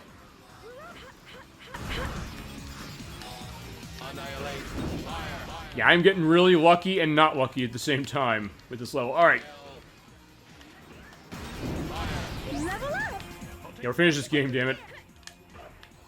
Come on. You got it. Yeah, you are hearing that happening all the time each time you hit the buttons, because whenever you do the formation change, they always say either, I'll take it from here, I'll take it from here, or annihilate. So, yeah. I can't believe it's been 3 hours for me to actually mention that. To start, alright. Activate the ban. We need to turn this. Yeah, I want him to shoot first so I can kill him quicker. Activation ready.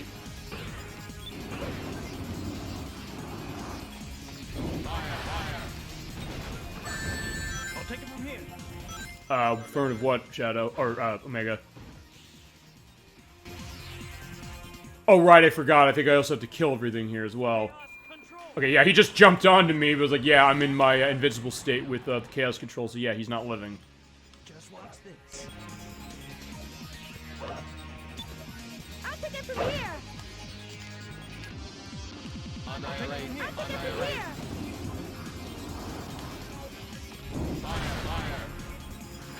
Alright, let's try this thing with the switches again, and I think after this is going to be a checkpoint. I'll take it from I'll here. take it from here. There's the other one over there. There's this one. Oh, wait. Did he get knocked off the switch? All 3 switches may have to be... Yeah, I'm trying. Alright, fine. I guess I gotta kill them first, and then I can drop them down on the switch. Yeah, I don't want to do the ground thing, otherwise I fall again. Annihilation. Kill. There we go. That's one. Actually, you know what? I could just do it this way. Hit that one. Actually, no. Go in the cannon, and then hit the other one on the end.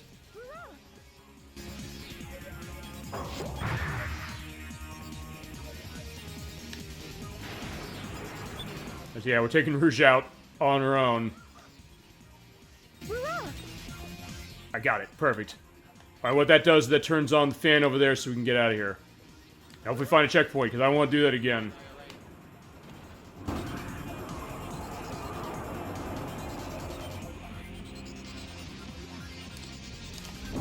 No. Kill.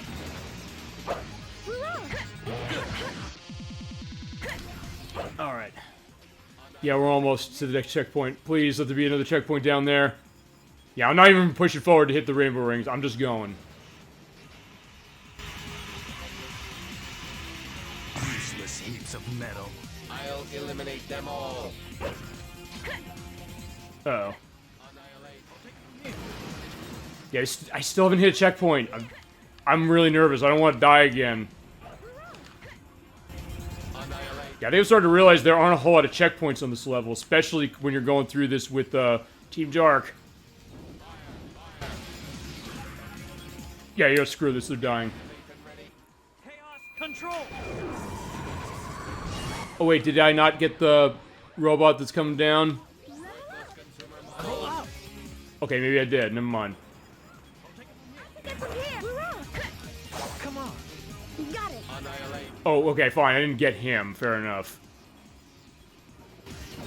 And he has the helmet. Okay, it's fine. There's only one. Fine, I was gonna say there's only one. No, no, I don't want to slide off again.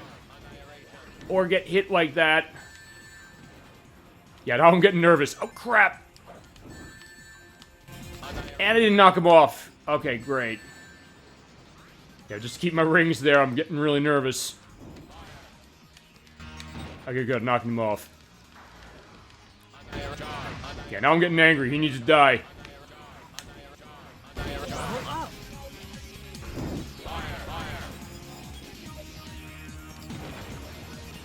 Okay, good. There we go. Just hit this, and I think there's a checkpoint there. Another one? Here they come. Omega, attack them.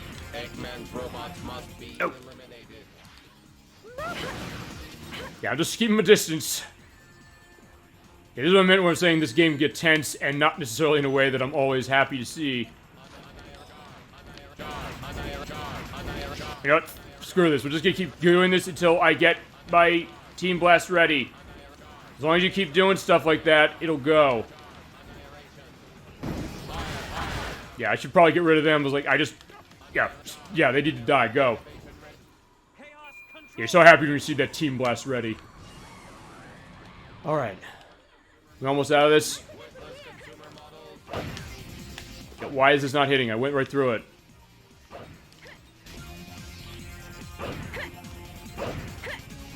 I'm hitting it. Why is it not hitting it? Yeah, in this case I'm saying you can't be too close, but apparently you can't be too far either. Alright, let me center this. Okay, good. Finally. Alright, so there you go. There's problems with the collision detection. I'll say that right now, right there. I've never seen that happen before. Another one. There's the checkpoint. And there's 3 of them. Okay, well, fine. There's one that I can kill easily. Oh, you could also use the Thunder Shoot to disable the others. Oh, crap, no! Okay, rings. Shit, no!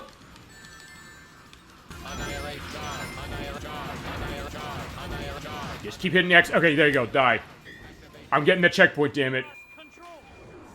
That was 7 minutes before a checkpoint. It was ridiculous. Alright, there we go, finally. Enemies I knew we could do it. Yeah, because there's one last part, I think.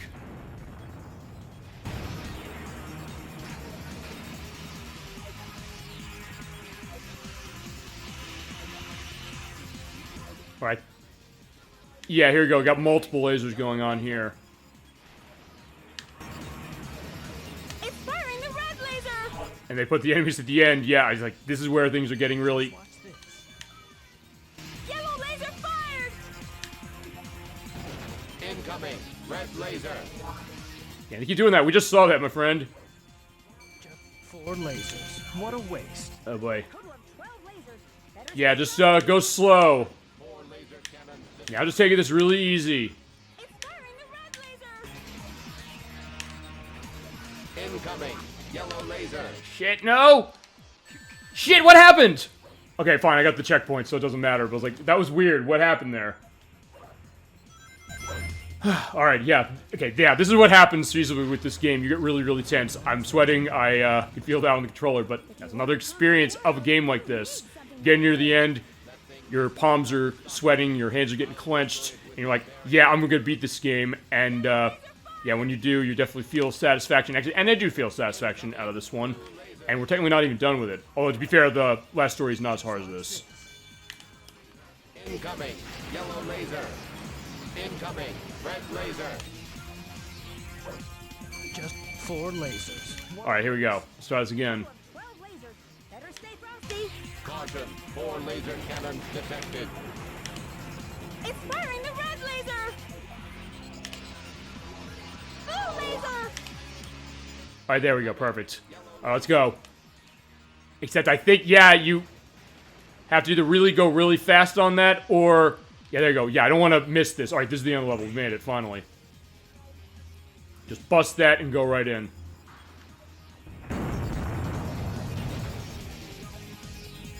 Thank God that is over. Whew. I definitely need water after that one.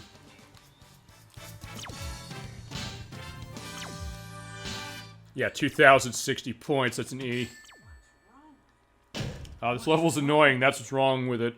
There's nothing wrong with you, my friend. But alright, we got final boss. Great. Yeah, thank God. Alright, also, when you get emblems, by the way, you do unlock stuff in the multiplayer. But I have a file that has everything. But that's where you're seeing that. And we're going back to that file when we're done with this. Which you should do it done soon enough. More intense than I remember. Yeah, and the reason for that is because of the way they changed the layouts. And, like, they're putting enemies on those rails for Team Dark. No more games! Alright, but yeah, we're at the final boss for the main story case. But this is actually Robotnik, and we're gonna get him.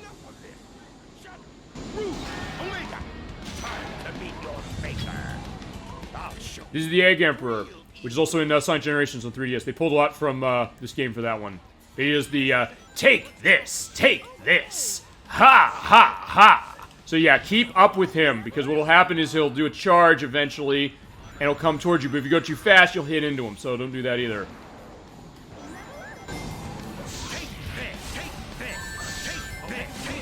That robot will charge us once there's enough distance. Be sure. There you go. Yeah, thank you, Omega, for telling me that. Or telling them that. It's like, hey, so I'm not lying when I'm saying that. Okay, so he'll do the stop thing the way that the Egg Albatross did, or, well, a lot of the egg things. Just keep hitting him with what you got, and be careful of the other stuff that's in the area. And damn, the game is slowing down a lot because there's a lot of firepower. You usually want to hit the shield, usually... Wait, what happened? At first I thought, wait a second, did I die? Oh, no, no. Dr. Eggman. It's not...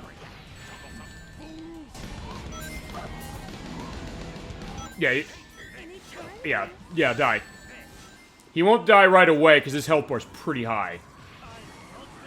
Oh, no, yeah, that's, okay, that's what I was gonna try not to show on the first boss. Like, yeah, those, laser things there, even though it's in a stop state, I can still get myself killed by them, so, don't do that. Actually, wait a minute, I've almost got him. Okay, I'm surprised I'm killing this fast. Okay, that's way faster than I've ever beaten him, wow. Usually have to go through multiple, passes. Alright. Okay, there we go. So, yeah, I guess that made up for all the trouble I had on the Final Fortress. I destroyed the Egg Emperor in record time. Fabulous. Alright. Yeah, okay, there you go. So we are ending with the perspective of Rouge getting what she wants, I guess. But we'll see with the cutscene. It was this cutscene. and then we'll see with the rest of them. And that won't take too long before we go to the final story. But alright, let's see what happened with Team Dark. So, that was not Robotnik either. And if you're wondering why, we'll give an explanation. But here's the other thing. This goes to what we were talking about at the beginning of the show, which is she's getting her treasure, but she's realizing, wait a minute, there are all these clones of Shadow. So Robotnik is, I guess, was planning a Shadow army, which goes into what Shadow the Hedgehog showed. Shadow's not here. Omega wants to torch the place. Hey, Omega, did I ever tell you that? Well, she thinks he's a robot somehow because she sees this. And she doesn't tell him, by the way. And then, like, okay, Omega's onto this thing, like, hey, his knowledge of cloning, so the original must be there, even though, dang, we were looking at him. Nothing. I might as well go look for that Master Emerald. Yeah, we're not going to see the Master Emerald again until Sonic the Hedgehog 2, the movie, because actually they did confirm Master Emerald is a factor in that. Alright, but there we go. We are here, and, yeah, we're done with the, Hero, wait, fine. He's not Hero. I'm thinking Shadow the Hedgehog, and I'm thinking Sonic Adventure 2. Yeah, this is the Team Dark story, and we are listening to the theme of Team Dark, which is This Machine by Julian Kay. This is a band that, interesting enough, is named after the main character in the movie American Gigolo from 1980. And they are kind of like this metal, new wave, or not new wave, new metal band of sorts. Their other credits include Death to Analog and Kick the Bass, which was an album Death to Analog is an album they made in 2009. And so yeah, this is kind of the style. You get this kind of mechanical stuff, and like first you mentioned, Shadow and myself, just who am I? Scan Horizons. Well, here you go. And you're also getting the perspective of the cutscenes we saw. But yeah, that's the start of the end of this game. If you're playing this game normally, what you have to do is you have to beat the other three teams' stories in order to unlock the final one. The way we're doing is we're going to be opening up the other file I have with everything unlocked. We're going to look at the cutscenes with the other characters to get a sense of like what's going on with them, and then we're going on the last story. So yeah, it'll work out, and I think that'll take us probably to about a tad over 4 hours. And one other thing also we'll do is since we have other theme songs, I'll also play some of those, including Follow Me by Kay Hanley, which is the song that plays for Team Rose, Team Chaotix, which is the theme of the Team Chaotix team, and then, well, this one, and then We Can. I love this song. It is a great song. Actually, I have the soundtrack. I remember I think I bought it from like a Suncoast specifically. I actually have the CD soundtrack of this game, and the more I've been listening to this soundtrack and this song, I like the sound of it as far as, you know, how it fits the perspective of Shadow, but also for, I guess, the mechanical element of Omega, and I guess sort of with Rouge, I guess to a certain degree. But it does play really well. And sometimes I thought, like, hey, it's that perspective, like, or I keep saying new wave. It's not new wave, it's new metal or emo, but it's like, no, it's really good, and it has this nice sound to itself. And there's also cases of that, because I think there was a song Julian Kay did for Shadow the Hedgehog as well, which the name of that escaped me at the moment. And I think all these songs, as I mentioned, they do play the perspective of each of these teams, and we'll hear them all, as I mentioned, because, like, yeah, let's show this game that love that way. So yeah, I mean, I guess I'm sort of giving a final thought of sorts now on this game as we're playing, but yeah, I mean, it is a fun game. I actually made it look a little easier than I thought it would, except for the end, where the end is, yeah, it was really kicking my ass, but that's what happens with this game, honestly. I mean, and despite its issues, and I do notice what they are, as far as elements with control and camera and clipping, and some slowdown here and there, yeah, I do think this has a feel and a fun of its own that does make it, I guess, a nice sort of last gasp of sorts for 3D Sonic before we got into the not-so-hot ones with Shadow the Hedgehog and Sonic 06. But then it seems like it's kind of been going up and down, because honestly that seems like that's where the 3D Sonic games tend to go now. It's like, either they're really good the way the Sonic Adventure games are, they're pretty good like this one, they're awful like with Sonic 06 and Shadow the Hedgehog, they're mixed like with Unleashed, or maybe there's somewhere like kind of good or kind of not good, so it's kind of all over the place. Alright, try another story, or to quote the Super Gaming Brothers playthrough, you're not fucking done. Yeah, you're not fucking done if you have don't have a complete file. You have to play all through each of the other characters' stories. But yeah, we're not doing that, because we don't have to. Alright, so you get 100, and basically you have to play it through the other teams, but yeah, we're not doing that. So we're going to go to the options, and we're going to switch between game data. So that's the file we're running. This is the completed one. Now with this, we have everything, including super hard mode, including the challenge mode, including extra stuff like the CG theater and the audio room. In fact, we're using the CG theater right now to get the teams, and then we'll go to the last story, which you mentioned. Yeah, there is Metal Sonic. We'll deal with you in a second, my friend. But first, take a look at what was going on with Sonic. Some people argue this is where the dark stage of Sonic began. Yes, and I don't know, would you agree with that? I would say Shadow the Hedgehog probably was the game that did that, but you can maybe see some of the perspectives of it as we're seeing what would happening when we're playing as Sonic. Yeah, you have Tails with the Tornado 2 over there, and Knuckles, who doesn't care about the Master Emerald right now until the movie that's coming out next year. But yeah, they got a letter from Eggman, and basically what's going on here is that it's a letter where it's like the Harry Potter newspapers. You have the people moving in it. But he's saying, like, he's developed the weapon in 3 days, and in 3 days he's going to use it to conquer the world, which is usual stuff, as far as Robotnik's concerned. But yeah, they're saying, like, yeah, we're going to go take care of things. And Sonic's excited, because like, it sounds like a party. Tails is a little more trepidatious, and I guess Knuckles is completely, you know, lackadaisical and saying, like, no, Sonic's got this, which is true. Sonic does have this, and even Tails knows that. So off they go. Yeah, and after you complete Grand Metropolis and Power Plant, you run into Amy, Cream, and Big, and she wants to marry Sonic, and she's willing to beat the ever-living crap out of him to do it. And then when you defeat the Egg Albatross, well, you see this. It's a fake? He was a fake Robotnik the whole time, and then he's gonna conquer the world with the Egg Fleet. So, Drats, a trap to stall for time. My favorite opening cutscenes. Yeah, there's a lot of... Actually, the cutscenes are great in this game as far as how they look and how they play, as far as the CG stuff. Even the in-game is pretty good. Alright, so there's the other life form data. Like, there's Metal Sonic again, copying their stuff, too. Okay, we saw this. I don't remember if I hit start, if it skips the whole thing, so I'm gonna let this run again. Besides, this is a good cutscene, so hey, it's worth playing... Well, technically 3 times already, because we saw it played in the credits. Because when you go through the credits of any of the teams, you do see the cutscenes playing again, although they slow it down a little bit.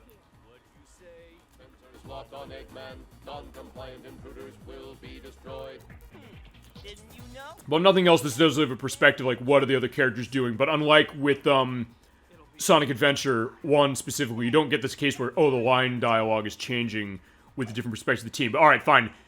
Then Sonic destroyed the Egg Fleet, and they actually destroyed it, and the place is going down.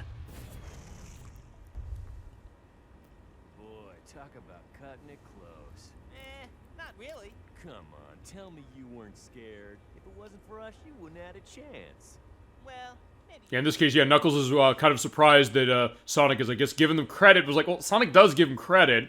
But he's like, yeah, there you go. But, alright, there we go again with Amy. And so, there, I'm out of here. So it's like Sonic CD again. But yeah, there goes Amy. Yeah, she is the speed character in this game. She is able to keep up with him. You know, speaking of which, let's take a look at that. And then we'll look at Chaotix's stuff. And then we'll go to the last story. Alright, so now here's what's going on with Team Rose. We have Amy Rose. She's wondering, like, hey, where's Sonic? I haven't seen him in a while. There's that piece of paper from the newspaper they clipped out. But it's something else, and this is why Cream and Cheese, who were unveiled in Sonic Advance 2, they want to say, like, hey, we have a clue to find Chocolate Chow, the friend of Cheese's. But then also, yeah, she's able to fly, Cream the Rabbit, but yeah, she needs to be pulled back in by Big the Cat and Froggy. He's gone again. They mentioned David Humphrey and Ryan Drummond are friends in real life. I believe that came up when we did Shadow the Hedgehog, I think. But yeah, I mean, it's good to bring that up, especially because we're playing a game with them in it. In fact, this is the first game of Sonic that we saw that has David Humphrey in it. So, and we mentioned that also when we played Metal Gear Solid, as far as the voice performances, you mentioned that too, the idea of, you know, bonding on something like this. Like, it is that experience. And actually, in all honesty, I mentioned some of the voice performances of some of the other games that we've seen. There are actually a lot of voice performances of characters, of people who played characters in this game across other stuff. Because I mentioned that Call of Cthulhu game, and I also mentioned, what was the name of that one? Okay, in this case, yeah, they're still trying to to search for them, but yeah, she's like, yeah, trying to roll a lucky 7, but failing. Yeah, because it was Jack Keane. That was the other game. Because actually a lot of voice performances that those two games share that are also in this game. So I would not, put past the perspective like, hey, relationships were made on something, even though I don't know if this is the case or not. I'm going to assume that the voice performances were not recorded together. And sometimes you'll have that. There's like, for example, there's a movie called Storks that came out about 5 years ago. They recorded all the dialogue together for the purpose of that. And now we're seeing Team Chaotix. Well, apparently, I guess Amy is being a little flirtatious, saying like a date, and then she's getting... Yeah, and Vector thinks that's, an affront. But the idea, like, hey, maybe for a game like this, like recording all the dialogue together, but I don't know if they did. Although it would make sense as far as you mentioned, the Corkeries, because, like, hey, right there, yeah, you have a father and daughter talking with the SBO and Charmed B. So it makes sense potentially. All right, so there's Froggy and Chocolate Chow. They're hearing about the Chaos data being copied. So yeah, the data of Chaos from Froggy is getting into what's his name? Into Metal Sonic. It was like, yeah, they're not caring. It's like, hey, they got their friends. Who cares? Which is weird to Amy because she does know about Metal Sonic. Because remember, she was caught by Metal Sonic for Sonic CD, and she remembered the fact of, yay, Sonic blew him away when we were doing a Sonic Adventure. Right, there she goes chasing after Sonic. And then lastly, what was going on with the Chaotix Detective Agency? We saw them in Shadow the Hedgehog, but this is where the agency started. Yeah, they've been chilling in their dank office with the nice lighting and him loving the music of the Nelsons. Yeah, there is music from the Nelsons in this game. But yeah, they've been looking for work for a while, and they finally have something. With kunais there it is on the wall. And I'm saying that line all the time when I go to my actual job and saying, like, I have something to do. I always am saying, it's here, we've got work. Wasn't Chaos a mutated Chow? Yes, although here's the question with that, which is that it was the fact that Froggy had the tail. Is the thought perhaps that maybe the remnants of that are still within Froggy, and maybe that's why that's still there. But you're right. And when we played Sonic Adventure, we showed that, so perfect that way. But anyway, so they're going to call saying, like, hey, there's somebody promising a great reward if you do things. And they're saying, like, fine, it's work that pays, so we're going to do it. Okay, we saw this about a couple hours ago when we ran with Team Dark. But yeah, so their policy is they do detective work, and they make it so that no matter what it is or who it is, they're going to do it as long as it pays them money. Because, hey, they need to keep the roof over their heads. And right here, they're thinking, well, these are the bad guys. And fair enough, the Chaotix team never seen Shadow, Rouge, or Omega in their lives. Okay, and after the Egg Albatross, yeah, it was a fake Eggman, and he kind of knows. And the person on the other line of the transistor also knows. Got it. You know what? Our client sure seems to know a lot about this Dr. Eggman guy. Definitely an agent. So yeah, SBO and Charmy apparently don't remember Knuckles Chaotix. But, well, yeah, Vector does. In fact, Vector literally says right there, it's Robotnik. We'll just say it. It's amazing that Metal Sonic could copy Chaos's powers and control it all at will. Yeah, we'll see that as well. Jade, you think it's a joke, you little brat? I do like that. I guess actually, by the way, the explanation of why they want a Chocolate Chow, by the way, is the mission you do for Lost Jungle has them searching for a hidden Chow, and you get it, but then you also think that, oh, this is the other one. But, alright, so then we killed Egg Emperor again. It's a fake, but, yeah, Vector pegged this specifically very early. Eggman's in here. What's going on? So he was locked up, and Vector knew all along it was him, and he was kind of just playing the part because he knew there was money. Hey, hold on, you guys. Which is also why I can't believe that Shadow or Metal Sonic lost to Zero in the death battle. Yeah, and worth bringing that up again for that very reason, as we're going to see. We're going to see exactly what you're talking about. But alright, fine. He said, come over here, I'll pay you. I don't have the money, and he doesn't have the money. But as soon as he conquers the world, then he will. And they're like, no, we're not taking a rain check. And Charmy is giving him a horrible bee sting. Alright, so that was what was happening with the other teams. And there's the last story, but we're not doing that way. We're actually playing the last story. So it's going with player, story, and when you do that, got all 4 at 100%. You have this, and that's last. I think I see the silhouette. Yeah, we know who it is. It's Metal Sonic. So let's show why. Okay, here we go. So, yeah, we found him locked up. Why was he locked up? Are they crooked detectives? The Chaotic Detective Agency? Well, they want something that's, gonna pay them, I guess. I mean, I don't know if they're that crooked. We'll get into that, I guess, to a certain extent. I would think not. Like, they just want to be, you know, living. Alright, here we go. Flashing light, by the way, for the lightning. So, alright. Robotnik was put in here by Metal Sonic because he was copying all that data.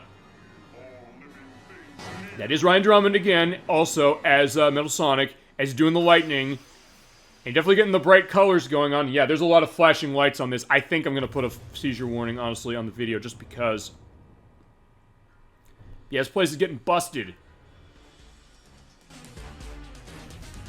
And now we have Metal Sonic. Yeah, this is quite a long transformation scene. It's like a minute. As you're seeing the camera going all crazy and all over the place. As far as the crooked detectives, I don't think necessarily that, I wouldn't necessarily say the Chaotic Detective Agency are that crooked. I'd say probably Vector is just more world-weary. Honestly, I think this is the game that really kind of emphasized that the most to start. And Charmy's young, so he doesn't really, he's kind of more naive. And with Espio, he's kind of more, you know, I guess, calm to a certain extent, maybe. But yeah, as we're seeing the massive transformation, which is why I'm able to talk over this.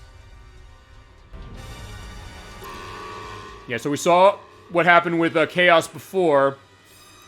So there's where the remnants are. That is Metal Madness. That's the transformation of Metal Sonic as... Yeah, Robotnik knows what's going on, and the Egg Pawns won out on this. That's Metal Sonic? It's useless.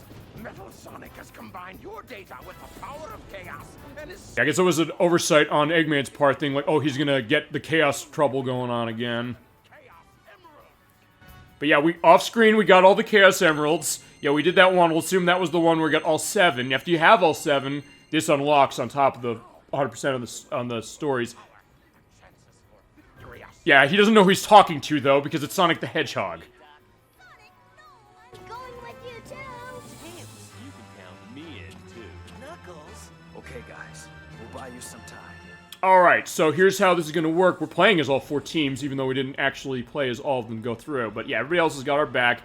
Robotnik, I guess, is not going to argue because he's like, hey, I don't want to die. Let's get ready to do this. As opposed to how he does in Sonic Adventure 2, and we'll do that when we do Sonic Adventure 2. But yeah, let's show him the real superpower of teamwork. Alright, so here's how Metal Madness is going to work. This is a 4-prong boss. Alright, here is Metal Madness, and we're playing as Amy and Cream and Big. You're the one. Okay, so apparently, I guess yeah, he pretended to be Sonic somehow. Like, why did she pick up on that? Yeah, he'll shoot out stuff for that. You want to use the Team Blast when you get it. In that case, yeah, there you go. Yeah, I'm invincible, by the way, now. I got level up on everybody. What you want to do is you want to hit that area, and you want to make sure you're hitting it with something that is not the power that is shown with the color there. So if it's yellow, I couldn't hit it with the flight, but since it isn't, I can do that. And he'll have a couple attacks. He'll have the tail swipe. He'll have, like, the finger lasers and things. Also, she has her version of the, I guess, the tornado thing. She just swings the hammer out and puts a cloud out. Ooh, crap. Oh, yeah, also, by the way, when you use the Team Blast with them, you also get a shield. You basically just keep hitting it until it changes color, and sometimes it will, so you can't hit it with certain things. Or use Big, because honestly, Big is the strong character. Or he just dies. Okay, fine. Okay, never mind. Which I guess is what everybody wants to see in that, although, fine. Big has been retired, sort of, although he was in Team Sonic Racing a few years ago, and he is in the comics. I can't believe you would do such a thing. You're going to pay me. Yeah, but just hit that light there. Oh, crap! Yeah, it seems like I'm not giving Big a good time. I'm not doing this intentionally to kill him, to, you know, say, like, oh, I hate Big completely. I mean, I'm okay with Big, honestly, but, I mean, I get why people are not. I mean, even John St. John, who voices him, says, like, yeah, I only do this for the check.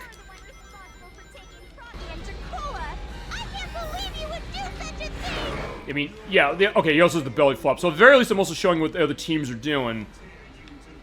Oh no! Yeah, I gotta stop doing that. And he also has the umbrella if you're doing the hover. So instead of the triangle dive, it's that. I do want to try and see if I can't get level ups. Or say screw it and just use the team blast. Gotta get a color explosion there as well. Yeah, I don't want to touch that. Alright, they do give you a couple of these. Basically, so you just keep hitting him. And by the way, when you upgrade his power, he does have that flaming lure.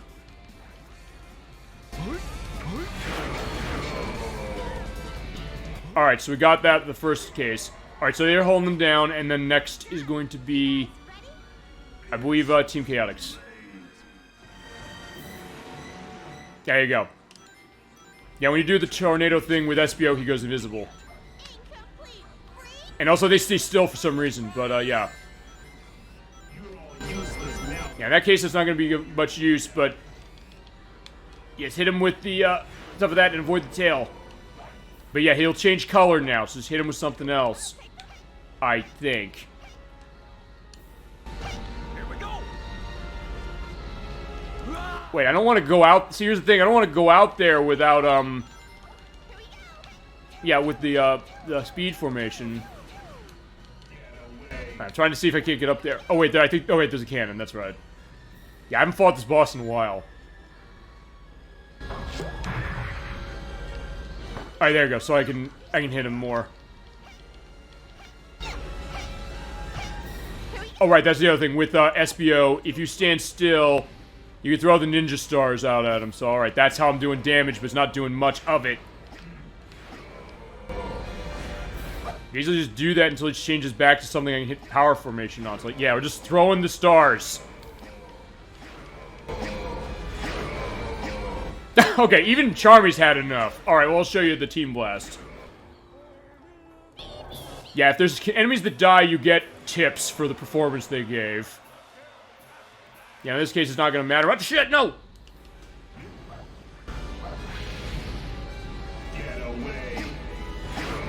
Oh, right, also, he throws those getaway lasers, or those getaway missiles. Those encase the characters in ice, and if you have all three of them encased, it's death.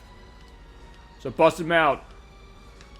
So yeah, I'm busting out. Yeah, so yes, it's the case of pretty much the voice performer, Bill Corkery, saving his daughter there for saving Charmy out.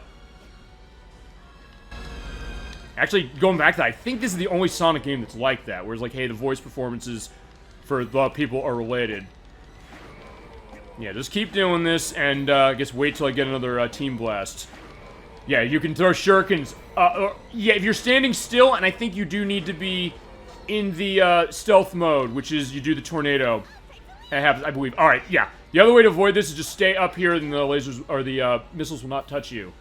And since when you don't move and you're flying, the bar doesn't go down, just wait. Yeah, the thing with the shurikens, though, you're not going to run into a whole lot of cases where you're going to use it. I mean, I guess that's the other thing about that. Alright, fine. If it's just yellow, we can use this. Oh, no, but yeah, but he also goes forward a little, but it's red again, so... Yeah, we're going to kill him with the shurikens. Yeah, we're getting the shinobi perspective. Okay, fine. You could do it when you're running as well, or sort of running. Yeah, but you don't go forward when you're invisible, so that's what it is. Alright, so yeah, just keep throwing. It's getting... Oh, but I'm still getting hurt, and you still say, I failed. Alright, there you go, here. Yeah, and the tell, by the way, for those, the ice missile things is when he says, get away. Okay, fine, that's, not necessary for me doing that, but yeah, that's, Charmy doing that. Also, by the way, if you don't have any of the other characters on your person when you're Charmy, or when they get knocked off, say, he'll just do a sting. Oh shit, no!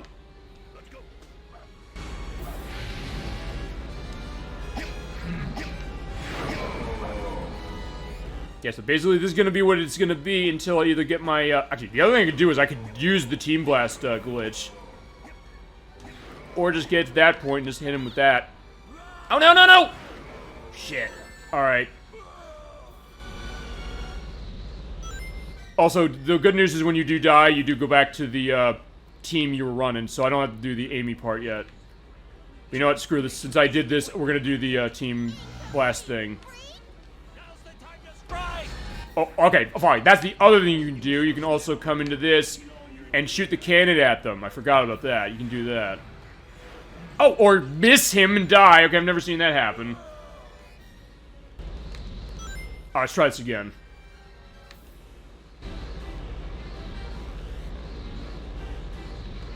Transformation isn't quite complete yet. No, okay, that's my problem. I keep going into that. I'm like, no, I don't want to do that.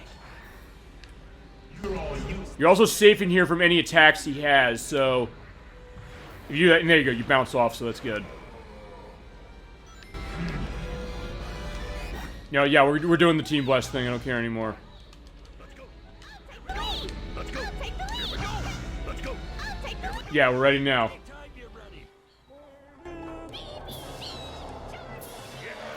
And it will hurt him, so that's the other thing to keep in mind.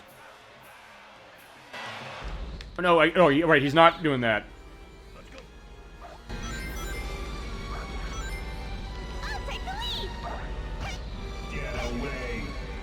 Yeah, at this point I may as well just wait. Yeah, this is kind of the waiting game for this, and same when we go back to Team Dark for the last part of this section of the battle.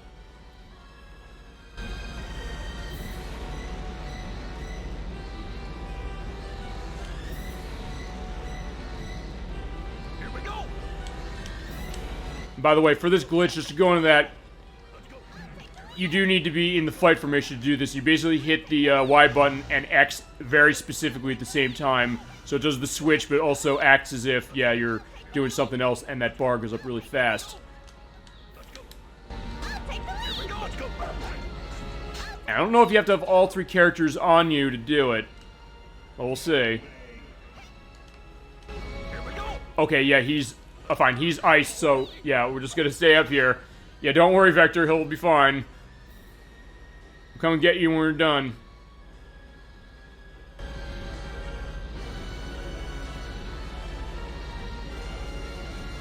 Oh, no!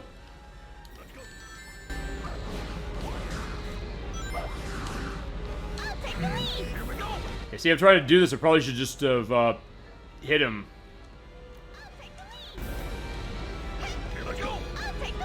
Yeah, just fine. I'll just hit him this way, and I'll build up the bar this way. Yeah, thank God. Let's do it. Yeah, putting on our little show, which I guess goes back to what we mentioned all year: the Band of Sonic. Because remember, Vector was supposed to be part of the Band of Sonic. He was envisioned as part of like the original cast of characters to start, but then that went away initially, and then with Knuckles Chaotix, they brought him back as far as saying like, okay, here he is.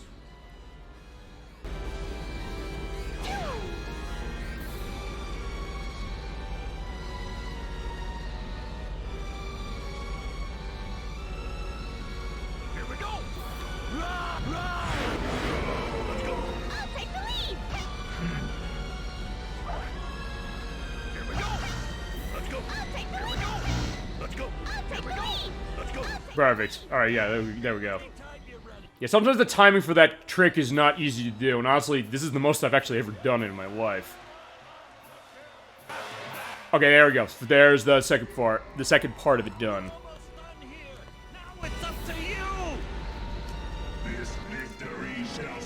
Yeah, for him it will. Alright, so yeah, here is the characters we went through the game with. So you're the one behind all this, huh? Consuming power of others at your own will. And that's supposed to make you tough? New target acquisition. Sights locked on. Yeah, so apparently even Omega and Rouge are saying like, yeah, they're having a problem with this Metal Sonic character. Though again, it's like, well, I don't know necessarily how much of a difference that is. Alright, yeah.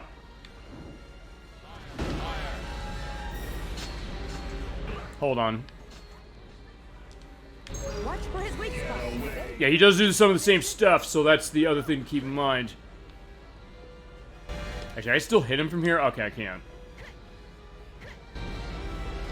Well, okay, it sort of is hitting him, but yeah, they're falling and dying.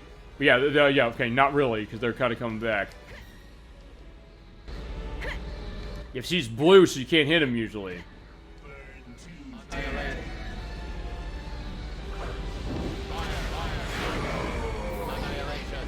Okay, so I just have to be close and just shoot the gun at him. Or shoot my friends' guns. Or bullets. Ooh.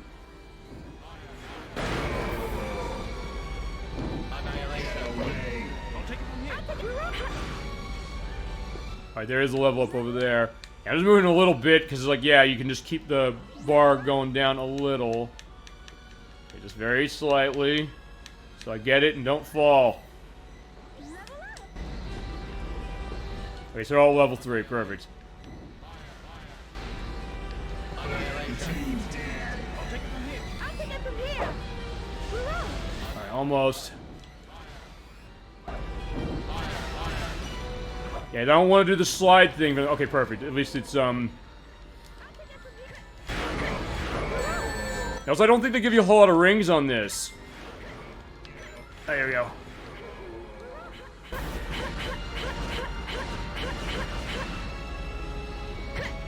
Alright, yeah, Shadow's going on there. He's, like, kind of getting stuck. But he always finds a way out. Okay, fine. Alright, I'm throwing him specifically just kind of stuck on that, but since, he's yellow, my, thunder shots are not going to do anything.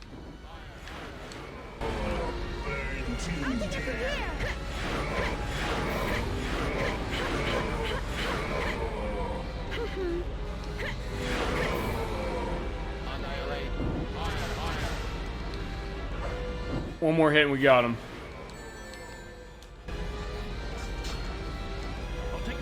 Alright, we got him. But we have one more thing we gotta do. Yeah, because it's a team case where we got the other 3 teams. But we got one last thing. So yeah, it's gonna be up to Sonic, Tails, and Knuckles to take care of it. Yeah, so yeah, we got a quick pause time. And Metal Sonic's just gonna sit over there not doing anything, or he's gonna nurse his wounds. But alright, here we go.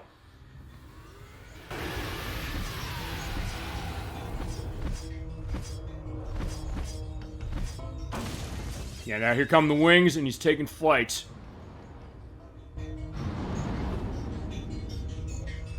And well, we got all the Chaos Emeralds, so let's, go Super. Or, no, not completely, because you'll see this. Sonic goes Super, as usual. Yeah, but Tails and Knuckles don't get anything. Yeah, they went Super in Sonic 3 and Sonic and Knuckles, or Sonic and Knuckles, specifically. So, like, yeah, they're just gonna have these, shields, but they're gonna be behind me, and they're gonna help. Here we go. Here is the final boss.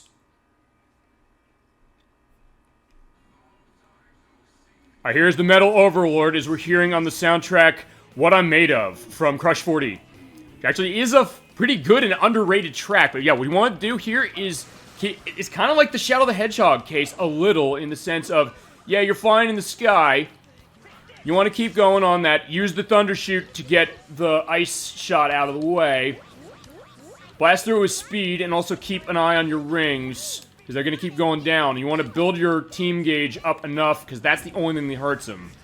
They also pick up the ships and hurt you. There's license here, it's Super Tails, it's Super Knuckles until Sonic Mania. As far as new games, yes, the iOS, Android versions of Sonic 1 and 2 do have Super Knuckles and Super Tails as unlockables, but yeah, you're right. So that was a case of, like, yeah, we don't get that perspective until later. It's like, yeah, it's just usually just Sonic's time to shine, or I guess sort of with Shadow and Silver in the case of Sonic Adventure 2 and Sonic 6. All right, there you go. Regular attacks are useless, but your Team Blast is not. So now we're going to show him the real power of teamwork. Yeah, and just hit him, and he's like swatting away the flies. Just keep doing that. I think you do that 4 times. I think you'll be good. And like with Shadow the Hedgehog, you find the balloons. They will give you rings. I think you can kind of just keep going out in the direction to find him. Like, yeah, fine, he's over there. Let him be over there. We're 10 each. Leave it to me.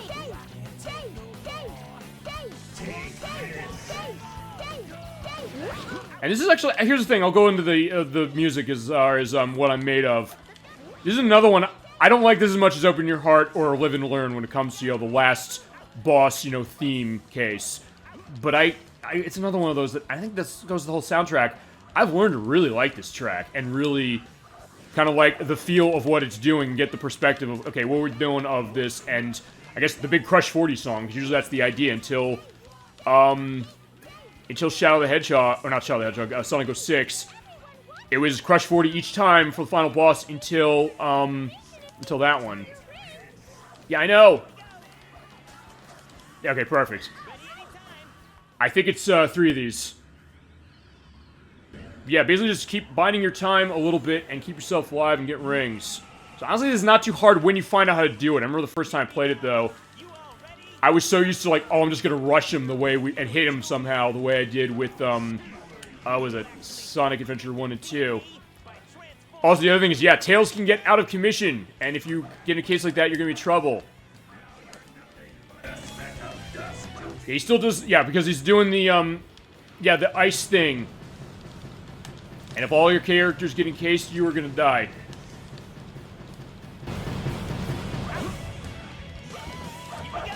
Alright, we're definitely gonna try and reach the side of me, and gotta fight my energy. Ow! I need the rings! Uh-oh. Yeah, they're all gone. So yeah, Sonic, it's up to you. Line attack by pressing the X button while jumping when Sonic's the leader. This defeats his... Uh-oh. Yeah, I don't want that, because I only have a couple rings left. Alright, where are they? Okay, let me bust them.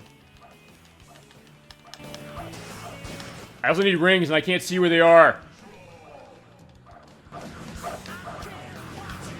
Oh, right, he has Chaos Control. I forgot about that from Sonic Adventure 2. So it's literally the same thing, and it's on a time limit. Oh shit, I'm in trouble. I know he has, and I don't...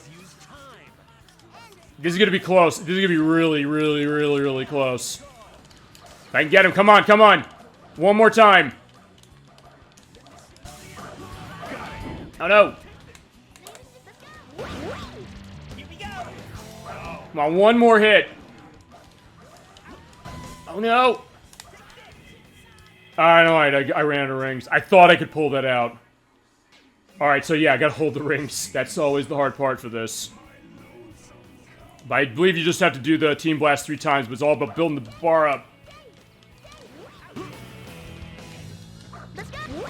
I guess, too, that I'll go to the one thing, which is, what would you say, chat, would be your favorite of the final bosses of the 3D Sonics? I'd probably say Sonic Adventure 1, but there's also something about Sonic Adventure 2 that... And we'll do this when we get to Sonic Adventure 2, and I'll get into that specifically then. There's something about Sonic Adventure 2, the way that story kind of plays itself, that I really kind of got the sense of urgency that even Sonic Adventure 1 didn't have. Although maybe I like the way Sonic Adventure 1 presents itself and plays to that. But Sonic Adventure 2, I think maybe also for story reason, I think it's pretty amazing.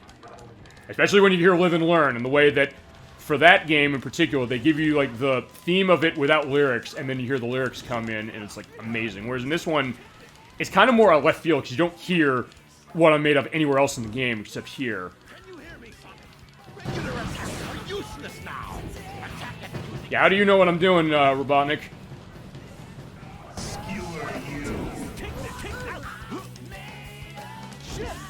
Alright, got him. Right, come on. Counter his spine attack with Thundershoot. Tails, you can... I think the idea also is that the other characters will kind of comment to the, I guess, the forms they usually go. So yeah, there Rouge is saying, like, giving Tails encouragement, which I guess is fair, because, like, yeah, she doesn't care about Knuckles. She wants that Master Emerald. It's like, why would she give him, you know, credit for anything? Ow.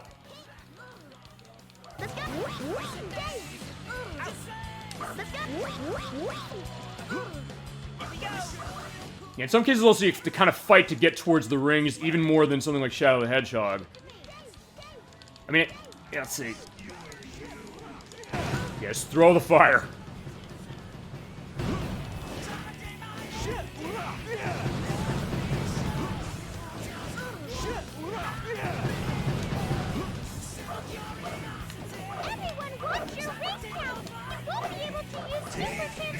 Perfect Chaos is everything. Everything is perfect about Perfect Chaos as far as that. Yeah, I do love Perfect Chaos. You're right. That is a very good answer as far as your favorite one of those.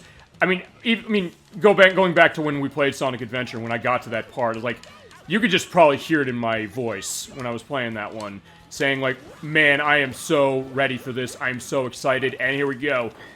Yeah, fine, throw the ship at me. I don't care. You're going down. That is a great boss battle, and I think it's just that idea of, you know, everything coming into place, the music, the atmosphere, even just the way the kind of the gameplay plays to it, because in some ways this is kind of, I mean, you could say this is also a positive, but also a negative maybe, depending how you look at it. It is kind of changing the perspective of how Sonic is playing for the final boss in ways that you have to kind of get used to a little bit. And that was how it was with this one. A little with Sonic Adventure 2, definitely with Sonic 06, and then also, well, with, yeah, same with Shadow the Hedgehog. Yes, perfect. And fitting in the name as well. Yeah, I think we're gonna be good. Yeah, hit me with the ship, I don't care, Sonic's gonna handle that. Oh yeah, you're right, Dolly Finn, because also in that case, yeah, you were with us when we did Sonic Adventure as well, so you saw what that was all about. Or you played this game, either way. Alright, I think this is it. I think we only have to do this 3 times, I think. Maybe it's 4. We'll see. Oh, okay, fine, not quite. We're almost there. I think you do it 4 or 5, but alright.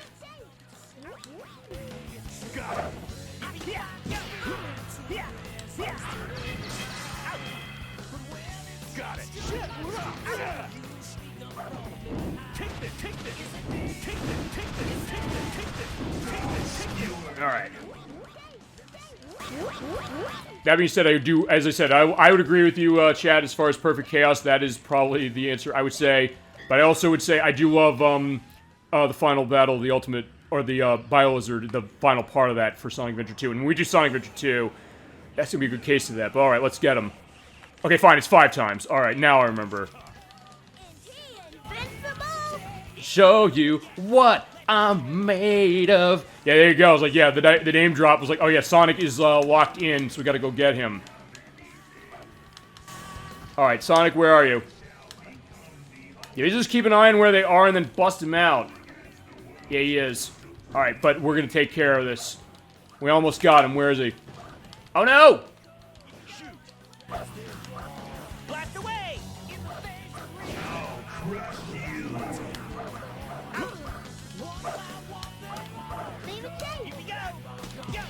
Yeah, in a lot of cases, I think Tails is the one you want to use for the purpose of getting the bar up. You destroy those missiles, they go down, or you get more Team Blast points. Oh no! Not this again. I don't want to fail this again. This is going to be like the Shadow the Hedgehog case again. I'm not seeing rings, that's the problem. I don't remember what you have to do to get him over. Oh, right. Oh, no, no, no, no, no, no. Shit, I'm dead, I'm dead, I'm dead. Unless I hit that button and I can get out of this. Come on, come on, come on.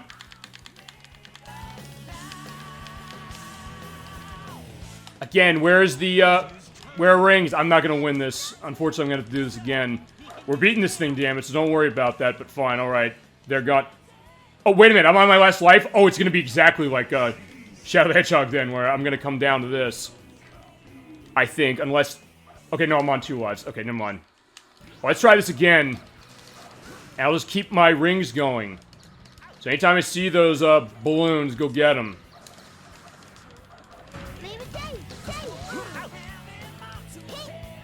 Let's go!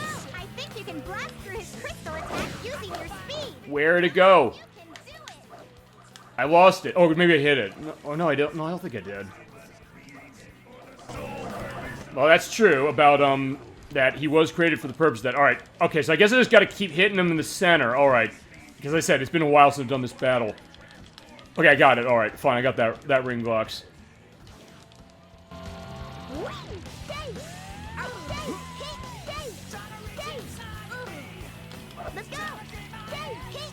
Yeah, fine. Let go. Yeah, I can. Oh, let's try this again.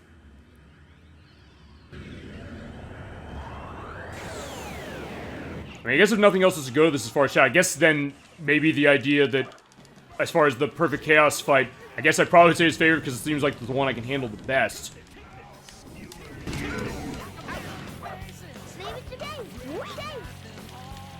Yeah, basically just keep using that Thunder Shoot with Tails and just knock the stuff out to build that bar up. I think that's what I probably should be doing on top of that. But there's another ring box.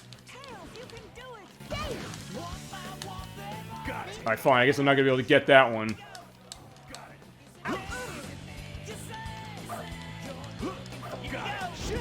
Not yet. I want the ring box. Oh, wait, just hit X to go for it. Alright, fine. There we go.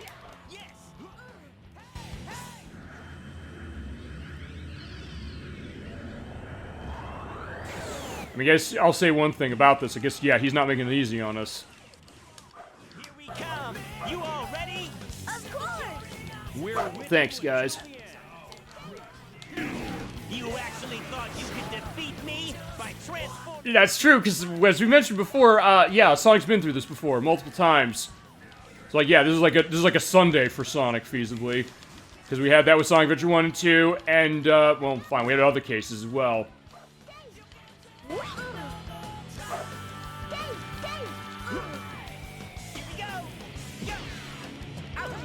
You're enjoying this great music, I'll say that for sure.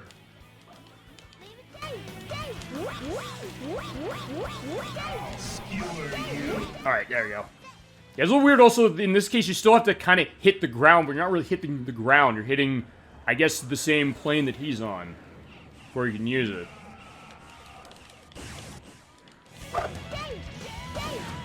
Alright, so far I'm doing way better. I think part of it is I'm paying attention where the rings are. Make sure I'm not missing a single one of those.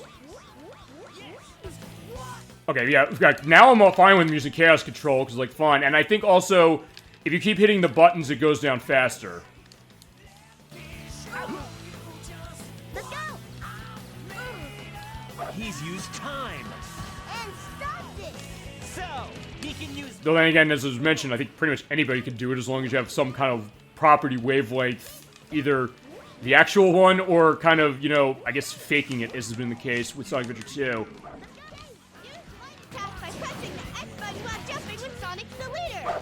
This defeats his attacks, but it sucks up your rings. Alright, let's try this again.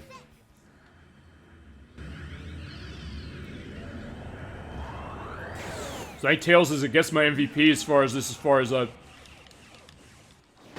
he's tough. Is he invincible? It's not over yet. Let's show him what we're made of. Well, I guess here's a question. Does that also make the idea that Metal Sonic was afraid of something?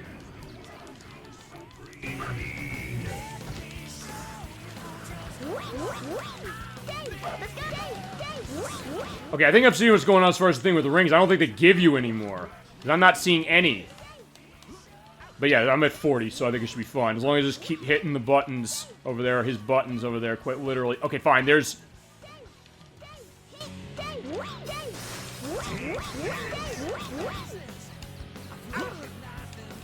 Don't forget to collect rings and use formation attacks to keep the team. Yeah, I'm trying, Big. Yeah, so Big understands that part at least. Although, actually, in this game, because of the way the design of it works, the characters are able to kind of have good skills for certain things. Alright, there we go. And we got one more after this, I believe. I hope I can find some rings. Oh, got it. We got him. Okay, perfect. I don't know why it didn't work the last time, because I think I hit him 4 times as it was with the Team Blast. But alright, he is done.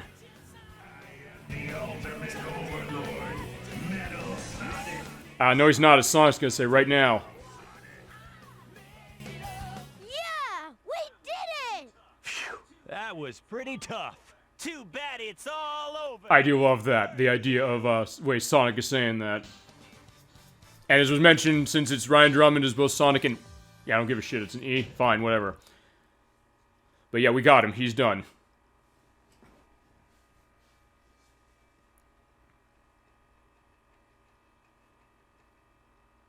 Okay. So yeah, we knocked him to the ground. It's no use. Because we're Sonic heroes. Because Oh, I forgot that was actually the line. Okay. anytime you want a rematch, just let I do love this piece of music, this nice piano case. Like, it's Finale of the Adventure Goes On is what the soundtrack calls it. But yeah, he's like, yeah, we'll have a rematch some other time, which, for that is gonna be, Sonic 4 Episode 2. As far as when we'll see him again. Or, well, that, or, Sonic Generations. So there goes Rouge. It's like, yeah, she wants to steal some treasure, but, you're not gonna see that happening. Or, no, you don't. That's weird. So they're done with the case, but yeah, they need to get paid. But yeah, Robotnik's trying to walk away from that. So yeah, in this case, we have a reason for running away from him, or going after him. Yeah, no, I guess, I guess Omega wants to do something with the body. Yeah, they're going off to their next adventure. And now we're hearing the main theme, Sonic Heroes, also Crush 40 as well. This is a very good theme song, and it is awesome. We actually kept Metal's Neo form as far as the other games that we later saw him in. I guess that'll be an interesting question when Sonic Frontiers comes out, because as I mentioned, we had to unveil that when we're at the Game Awards, or the Game Awards were on the other night.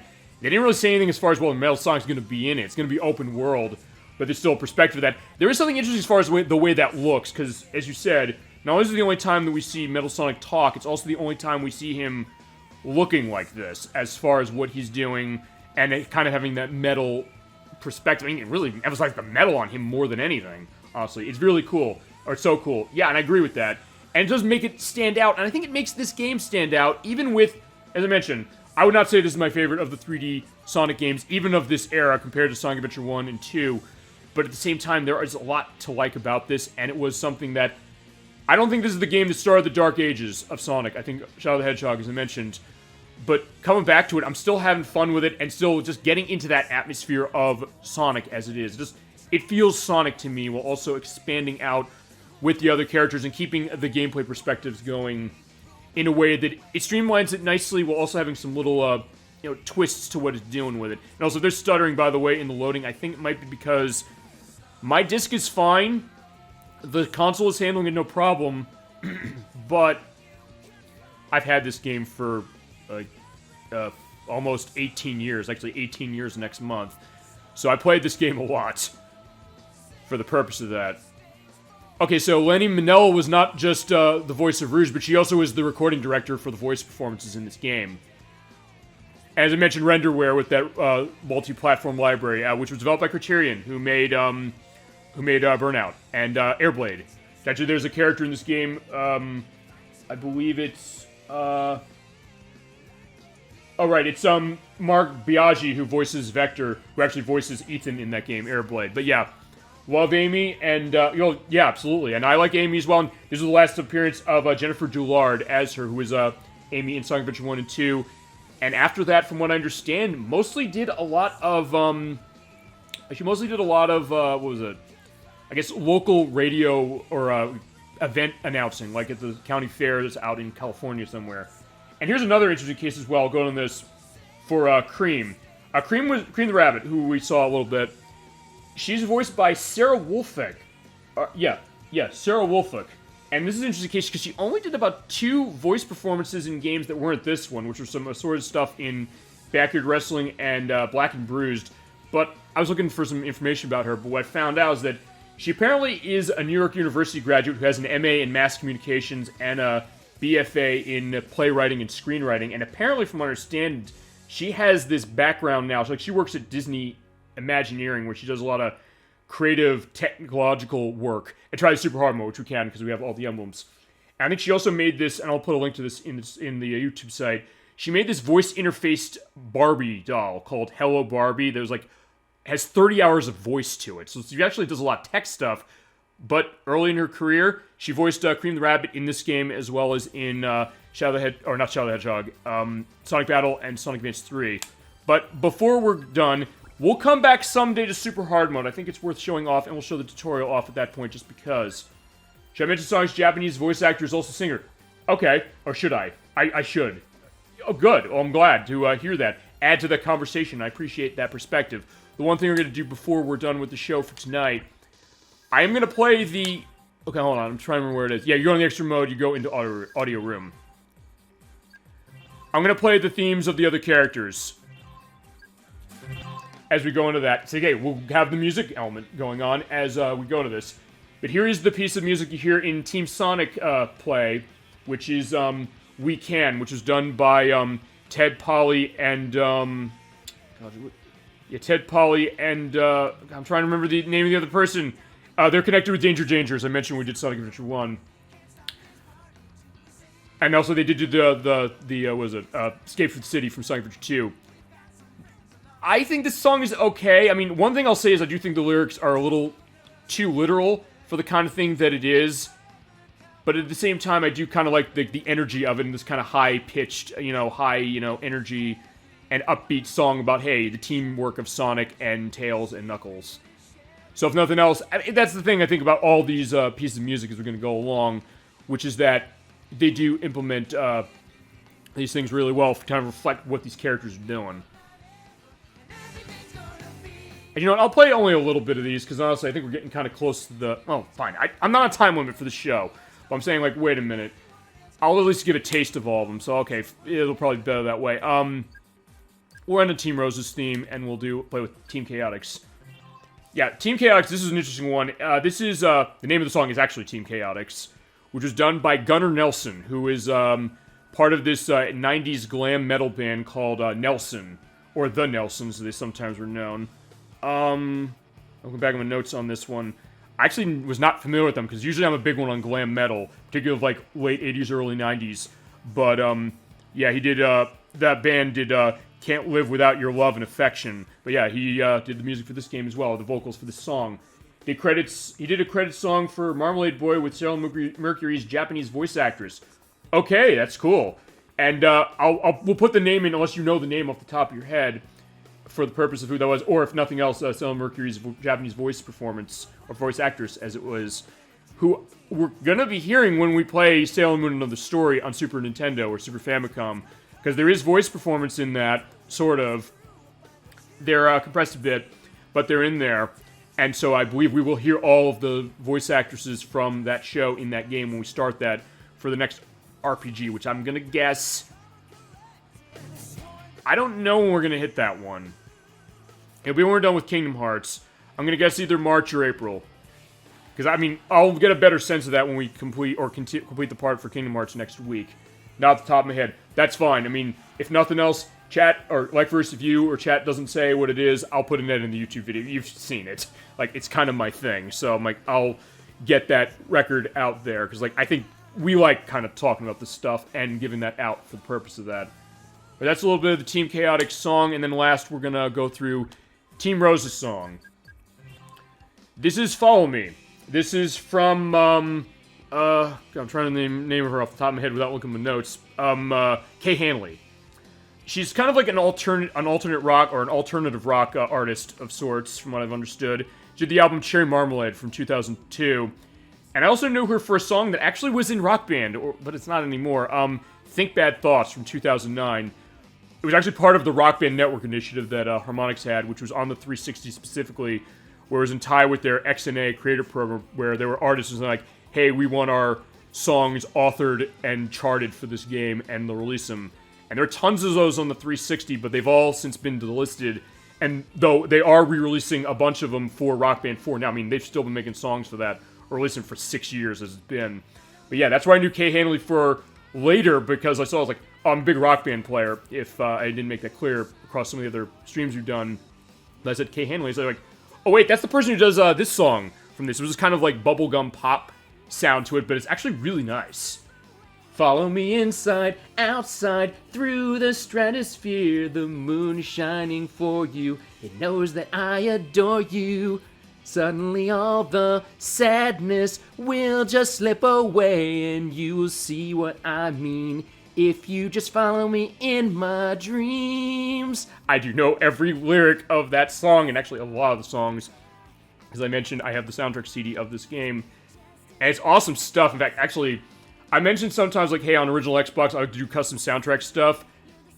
For the games that have custom soundtrack, I might be able to feasibly get away with just ripping the soundtrack for Sonic Heroes onto it, because it's not like famous stuff where they're going to say, like, oh, you're violating copyright infringement. I mean, they're not saying I'm violating on this, and I've sometimes gotten this with the perspective, like, how do I have to handle this? Because, like, hey, I guess it's treating game developer or game music developers worse, because, like, hey, I'm technically violating their copyright now by showing this and letting you listen to it, but yeah, I can take advantage of that specifically and also celebrate, because I think that's the other thing. We're not coming on here specifically just to say, like, oh yeah, we're going to play this game and we're going to, you know, run the music this way for this, and just say, like, oh yeah, that's it. We're going in there, we're going to have this appreciation for it, and have some fun with it. Okay, actually, I'll let this one play because we're almost done for the purpose of that, and also because of some of the stuff. Because, yeah, we are running at the end of Sonic Heroes, and I had a great time doing this game. I have had such a great time doing all these Super Sonic Game Saturday games. it's definitely going to be a weird case not to have that happening next month, because I've been doing this each month for the entire year, and it's been something that I said, like, I just want to do this for the purpose of this fun case. And chat, you've been with me for a lot of these. Actually, no, every one of these I've had an active chat on, every single Sonic game I've done, and I've had such a great time doing it, and I can't thank you enough for this great game you great in a lot of ways, or certain ways, but this great choice for the end of Super Sonic Game Saturday, and I've had a blast doing this for this initiative for this year, and I think we took it out really nicely with this game. I'll say that right now, and thank you very much for making that happen, and for playing to the purpose of that as well. So, alright, we are done with this song, so what I'm going to do last is I'm just going to go back out to the opening cutscene, and before I sign off, I will explain or go through the itinerary for the next couple of weeks. Good night, everyone. Thanks. It was great fun. I appreciate that, Dolphin. Thank you very much for adding to the show tonight and every night that you're at the show, and same to you, Like First, and same to everybody in the chat for that. I hope you had a good time watching this play of Sonic Heroes. As I said, at some point we'll come back for the Super Hard Mode, but that'll be a ways down the way. But, as far as when we come back to Sonic again, we will. Don't worry. Just because we're not going to be doing Sonic every month again does not mean we're done with this franchise. We've got way too many games still to go through, and we will definitely go through those. I think next time we come back, we'll probably do either Sonic Heroes or no. Heroes. So, no, we did Sonic Heroes tonight. We'll do either Sonic Mania or Sonic Adventure 2. Yeah, well, let me know which one you want to see first, and at some point we'll get into that. Yeah, alright, so you're looking forward to when we get to that. But, alright, in that case, since we're running to the end of the show, and I'm going to go through what we're going through the next couple weeks, yeah, next week is going to be a return to Kingdom Hearts. I want to see Sonic Mania. Okay, Dolphin, you got it. That's the one we're going to do. When we come back to Sonic, we'll play Sonic Mania, and when we do that, we will play through the main mode of the game, and then I'll also show off the Encore mode, which is downloadable content, and as, like I first mentioned at the start of the show, Mighty the Armadillo is not here, but we're going to see him later in that game, particularly the DLC of it, and Raid the Squirrel. Thank you. No, of course, thank you for adding to the show, as, you know, Sonic, Tails, and Knuckles are running along and having a good time going on with these beautiful, colorful graphics and great music. Alright, so next week, we're going back to Kingdom Hearts for Part 4. As has always been the case, it's going to be a 5-hour run for the game to see where we get to. I'll get a better sense when I do the practice of it this week to see where we're going to end, and I guess get a sense of how much more we have. I'm thinking either February or March will be done, I think.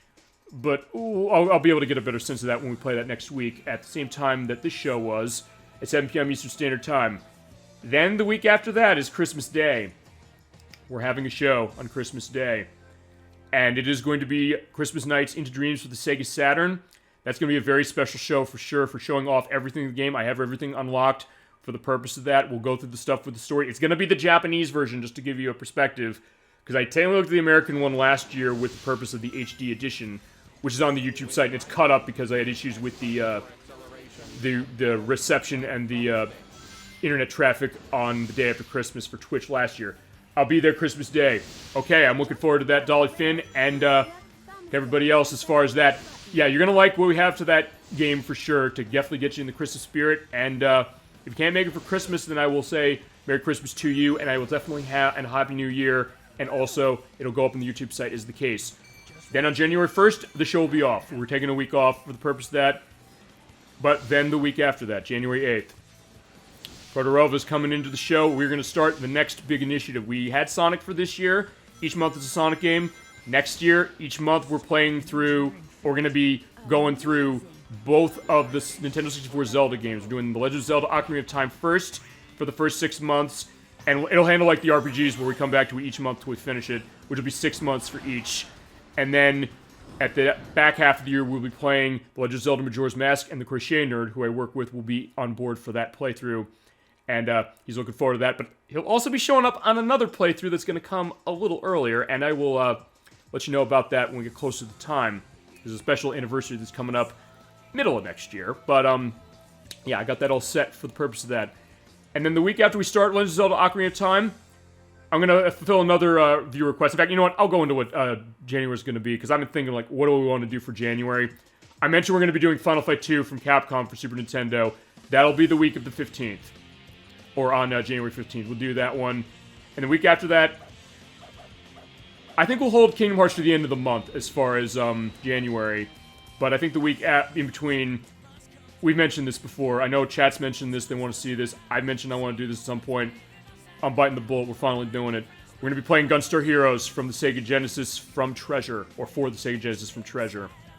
So, to quickly reiterate the schedule, next week is part 4 of Kingdom Hearts. Week after that is Christmas Nights.